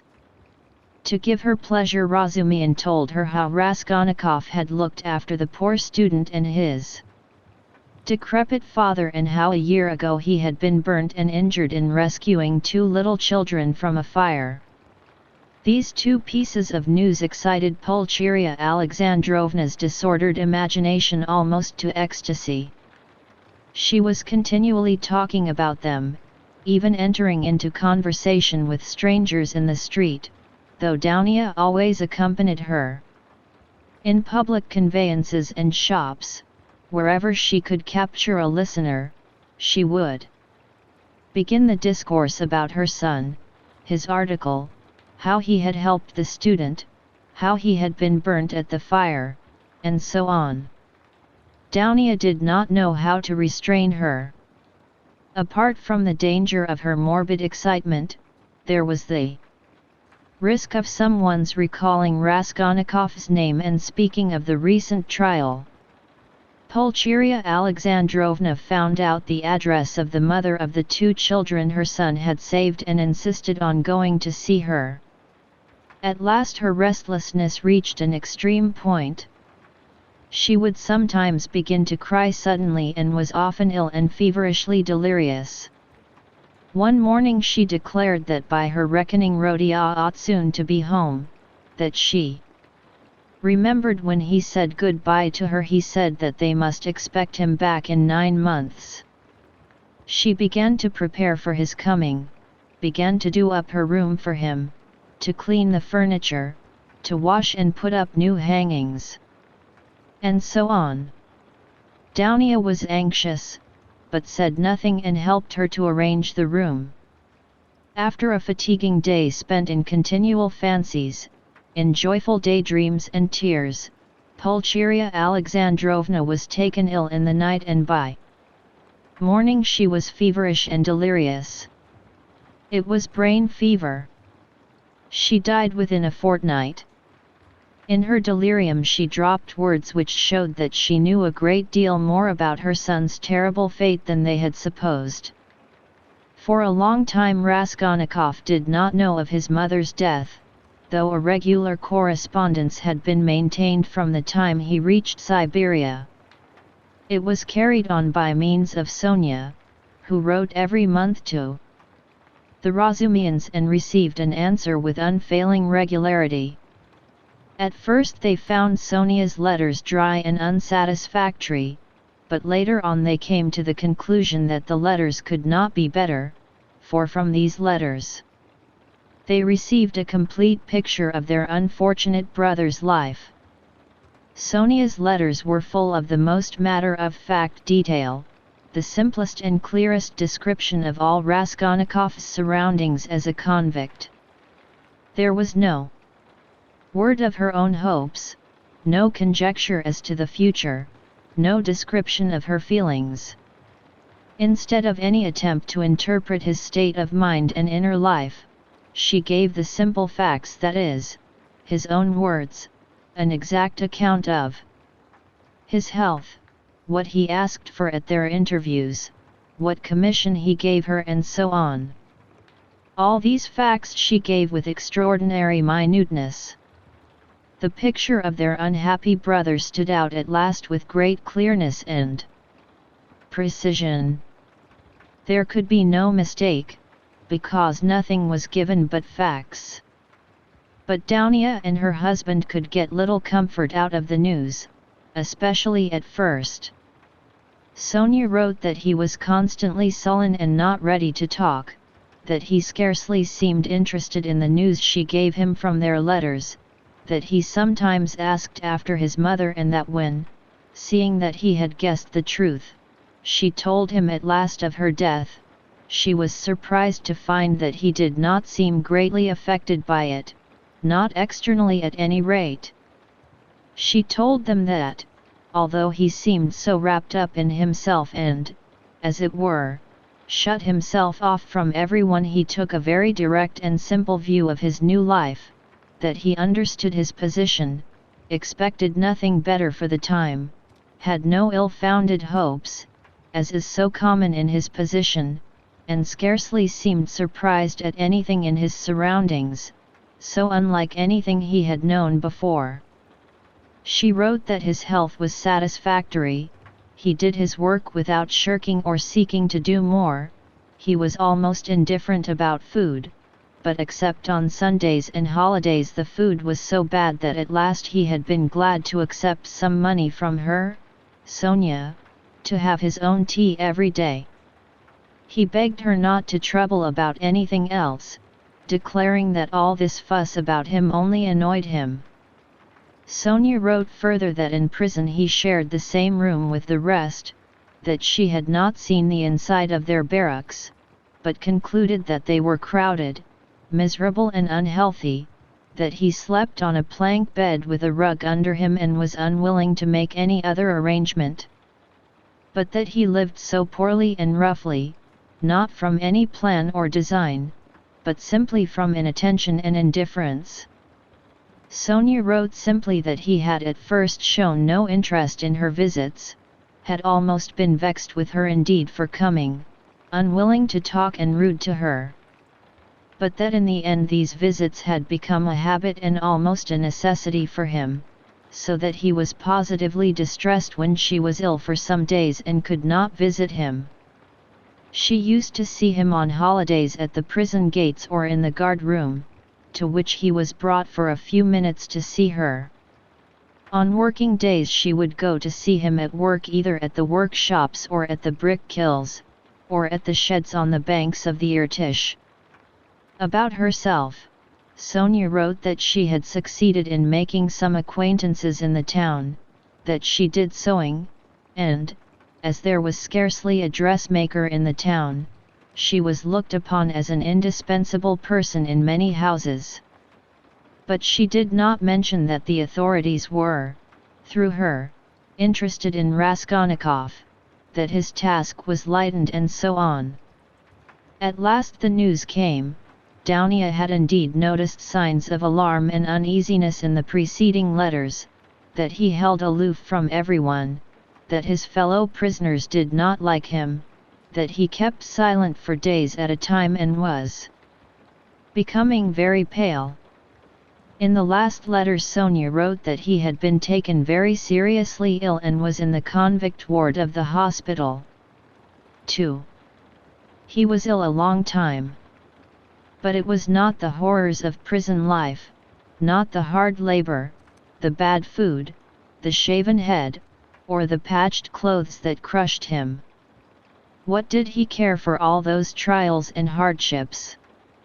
He was even glad of the hard work. Physically exhausted, he could at least reckon on a few hours of quiet sleep. And what was the food to him? The thin cabbage soup with beetles floating in it. In the past as a student he had often not had even that.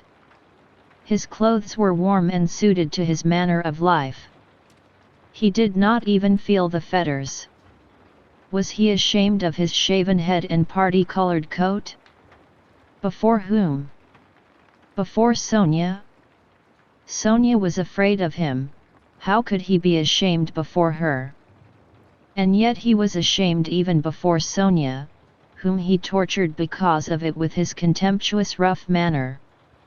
But it was not his shaven head and his fetters he was ashamed of, his pride had, been stung to the quick. It was wounded pride that made him ill. Oh, how happy he would have been if he could have blamed himself. He could have borne anything then, even shame and disgrace. But he judged himself severely, and his exasperated conscience found no particularly terrible fault in his past, except a simple blunder which might happen to anyone. He was ashamed just because he, Raskolnikov, had so hopelessly, stupidly come to grief through some decree of blind fate, and must humble himself and submit to the idiocy of a sentence, if he were anyhow to be at peace. Vague and objectless anxiety in the present, and in the future a continual sacrifice leading to nothing, that was all that lay before him. And what comfort was it to him that at the end of 8 years he would only be 32 and able to begin a new life? What had he to live for? What had he to look forward to? Why should he strive? To live in order to exist? Why, he had been ready 1,000 times before to give up existence for the sake of an idea, for a hope, even for a fancy. Mere existence had always been too little for him, he had always wanted more. Perhaps it was just because of the strength of his desires that he had thought himself a man to whom more was permissible than to others. And if only fate would have sent him repentance. Burning repentance that would have torn his heart and robbed him of sleep, that repentance, the awful agony of which brings visions of hanging or drowning. Oh, he would have been glad of it. Tears and agonies would at least have been life. But he did not repent of his crime. At least he might have found relief in raging at his stupidity, as he had raged at the grotesque blunders that had brought him to prison. But now in prison, in freedom, he thought over and criticized all his actions again, and by no means found them so blundering and so grotesque as they had seemed at the fatal time. In what way, he asked himself, was my theory stupider than others that have swarmed and clashed from the beginning of the world? One has only to look at the thing quite independently, broadly, and uninfluenced by commonplace ideas, and my idea will by no means seem so strange. Oh, skeptics and halfpenny philosophers, why do you halt halfway? Why does my action strike them as so horrible? He said to himself. Is it because it was a crime? What is meant by crime? My conscience is at rest. Of course, it was a legal crime, of course, the letter of the law was broken and blood was shed. Well, punish me for the letter of the law, and that's enough.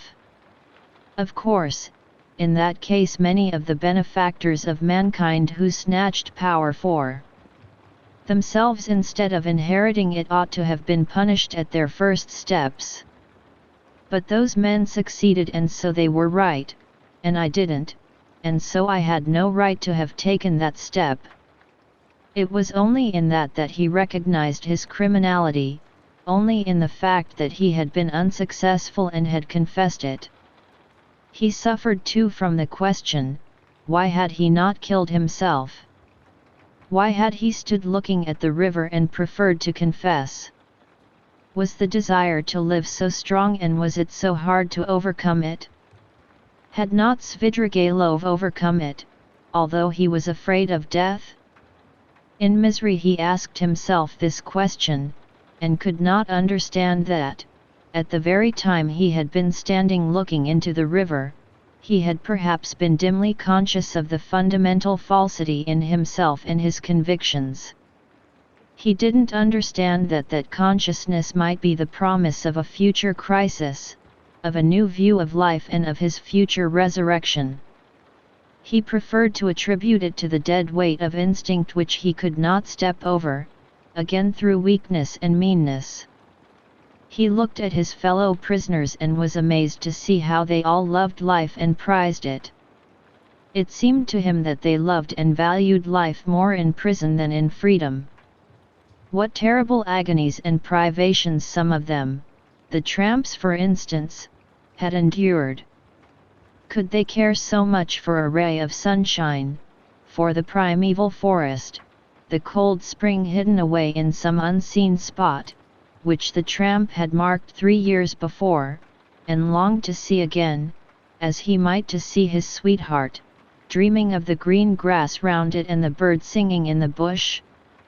As he went on he saw still more inexplicable examples. In prison, of course, there was a great deal he did not see and did not want to see. He lived as it were with downcast eyes.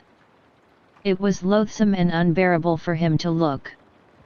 But in the end there was much that surprised him, and he began, as it were involuntarily, to notice much that he had not suspected before. What surprised him most of all was the terrible impossible gulf that lay between him and all the rest. They seemed to be a different species, and he looked at them and they at him with distrust and hostility. He felt and knew the reasons of his isolation, but he would never have admitted till then that those reasons were so deep and strong. There were some Polish exiles, political prisoners, among them. They simply looked down upon all the rest as ignorant churls, but Raskolnikov could not look upon them like that. He saw that these ignorant men were in many respects far wiser than the Poles. There were some Russians who were just as contemptuous, a former officer and 2 seminarists. Raskolnikov saw their mistake as clearly. He was disliked and avoided by everyone. They even began to hate him at last. Why, he could not tell. Men who had been far more guilty despised and laughed at his crime. "You're a gentleman," they used to say. "You shouldn't hack about with an axe, that's not a gentleman's work." The second week in Lent, his turn came to take the sacrament with his gang. He went to church and prayed with the others. A quarrel broke out one day, he did not know how. All fell on him at once in a fury.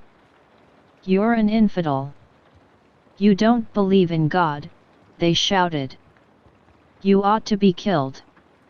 He had never talked to them about God nor his belief, but they wanted to kill him as an infidel. He said nothing. One of the prisoners rushed at him in a perfect frenzy. Raskolnikov awaited him calmly and silently.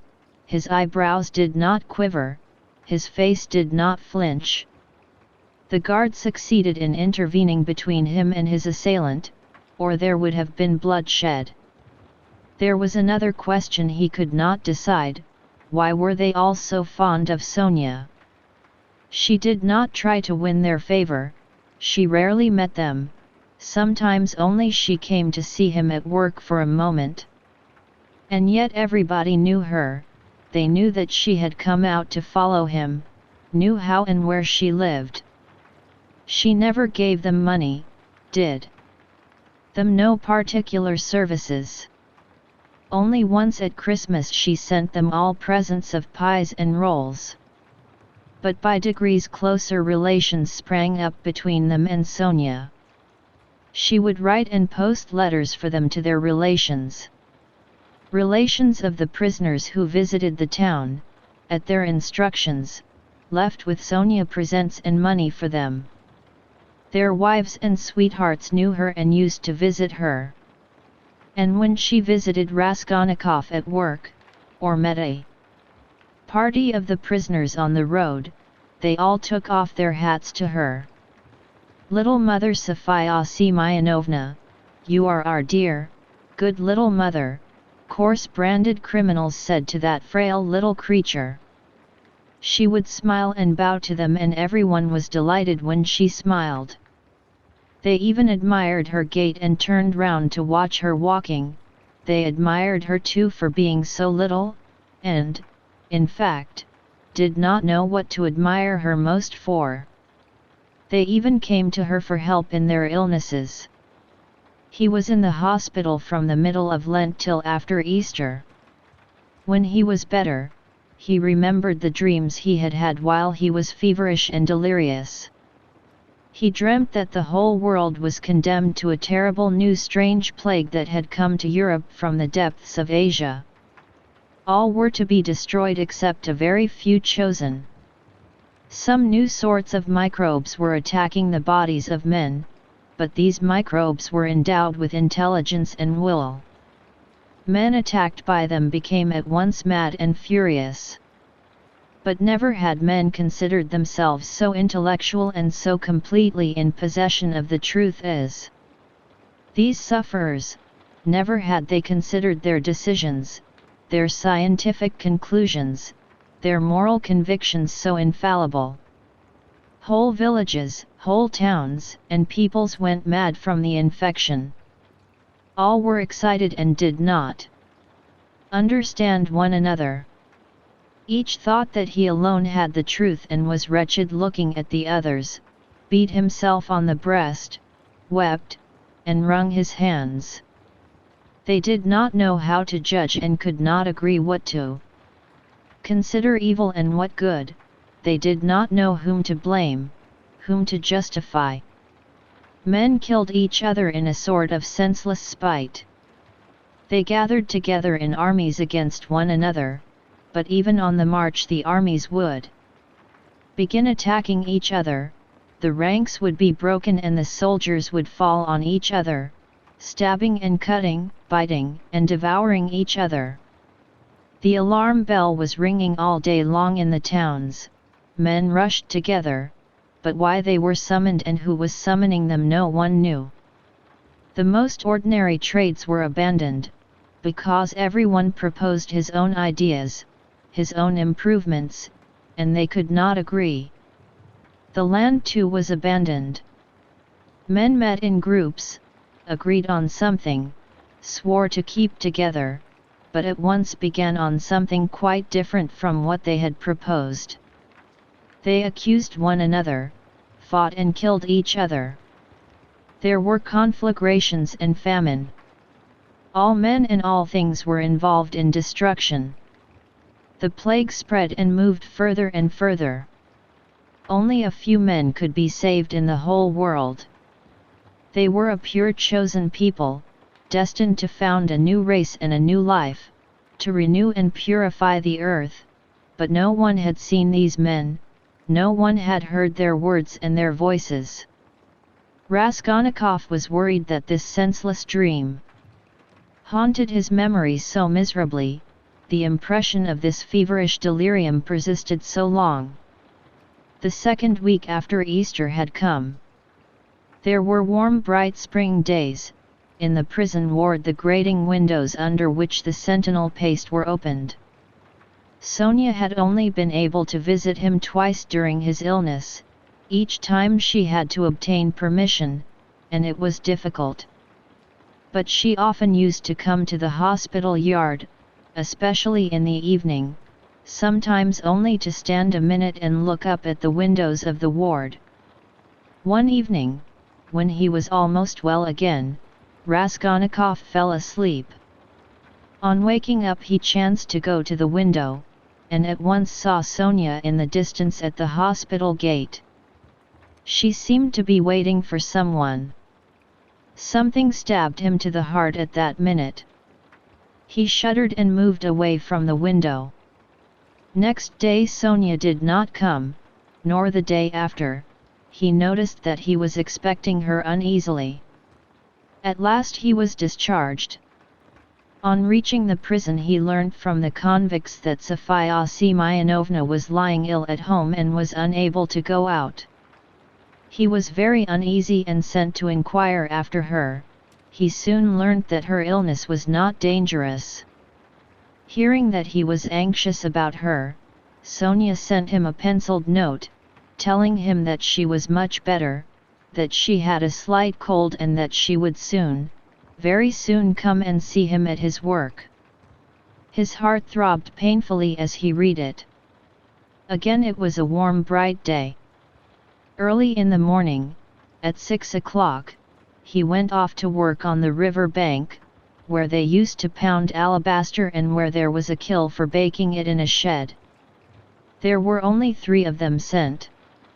One of the convicts went with the guard to the fortress to fetch a tool, the other began getting the wood ready and laying it in the kiln. Raskolnikov came out of the shed onto the river bank, sat down on a heap of logs by the shed and began gazing at the wide deserted river. From the high bank a broad landscape opened before him, the sound of singing floated faintly audible from the other bank. In the vast steppe, bathed in sunshine, he could just see, like black specks, the nomads' tents. There was freedom, there other men were living, utterly unlike those here. Their time itself seemed to stand still, as though the age of Abraham and his flocks had not passed. Raskolnikov sat gazing, his thoughts passed into daydreams, into contemplation, he thought of nothing, but a vague restlessness excited and troubled him. Suddenly he found Sonia beside him, she had come up noiselessly and sat down at his side. It was still quite early, the morning chill was still keen. She wore her poor old burnous and the green shawl, her face still showed signs of illness, it was thinner and paler. She gave him a joyful smile of welcome, but held out her hand with her usual timidity. She was always timid of holding out her hand to him and sometimes did not offer it at all, as though afraid he would repel it. He always took her hand as though with repugnance, always seemed vexed to meet her and was sometimes obstinately silent throughout her visit. Sometimes she trembled before him and went away deeply grieved. But now their hands did not part. He stole a rapid glance at her and dropped his eyes on the ground without speaking. They were alone, no one had seen them. The guard had turned away for the time. How it happened he did not know. But all at once something seemed to seize him and fling him at her feet. He wept and threw his arms round her knees. For the first instant she was terribly frightened and she turned pale. She jumped up and looked at him trembling. But at the same moment she understood, and a light of infinite happiness came into her eyes. She knew and had no doubt that he loved her beyond everything and that at last the moment had come. They wanted to speak, but could not, tears stood in their eyes.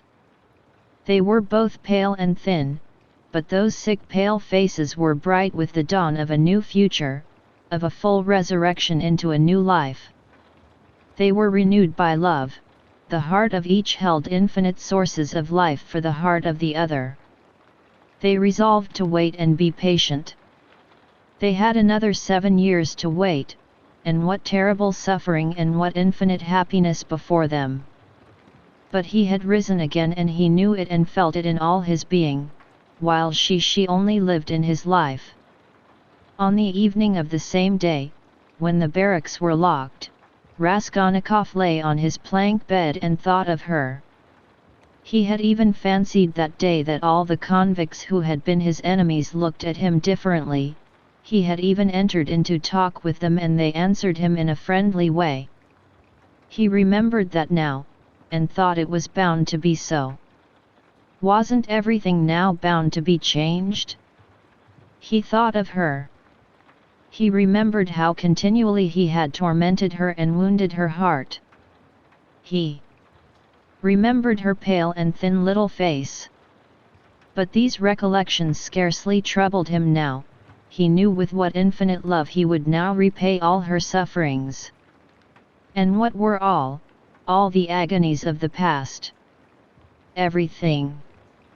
Even his crime, his sentence and imprisonment, seemed to him now in the first rush of feeling an external, strange fact with which he had no concern. But he could not think for long together of anything that evening, and he could not have analyzed anything consciously, he was simply feeling. Life had stepped into the place of theory and something quite different would work itself out in his mind. Under his pillow lay the New Testament. He took it up. Mechanically. The book belonged to Sonia, it was the one from which she had read the raising of Lazarus to him. At first he was afraid that she would worry him about religion, would talk about the gospel and pester him with books. But to his great surprise she had not once approached the subject and had not even offered him the Testament. He had asked her for it himself not long before his illness and she brought him the book without a word. Till now he had not opened it. He did not open it now, but one thought passed through his mind, can her convictions not be mine now? Her feelings, her aspirations at least. She too had been greatly agitated that day, and at night she was taken ill again. But she was so happy and so unexpectedly happy that she was almost frightened of her happiness. 7 years, only 7 years. At the beginning of their happiness at some moments they were both ready to look on those 7 years as though they were 7 days. He did not know that the new life would not be given him for nothing, that he would have to pay dearly for it, that it would cost him great striving, great suffering. But that is the beginning of a new story, the story of the gradual renewal of a man, the story of his gradual regeneration, of his passing from one world into another, of his initiation into a new unknown life.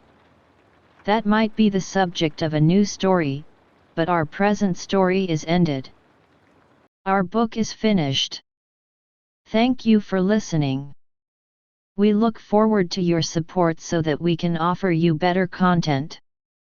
Don't forget to subscribe to our channel, turn on notifications, like the video, and share your opinions and suggestions in the comments. Continue to follow us. With the hope of a more just world, goodbye.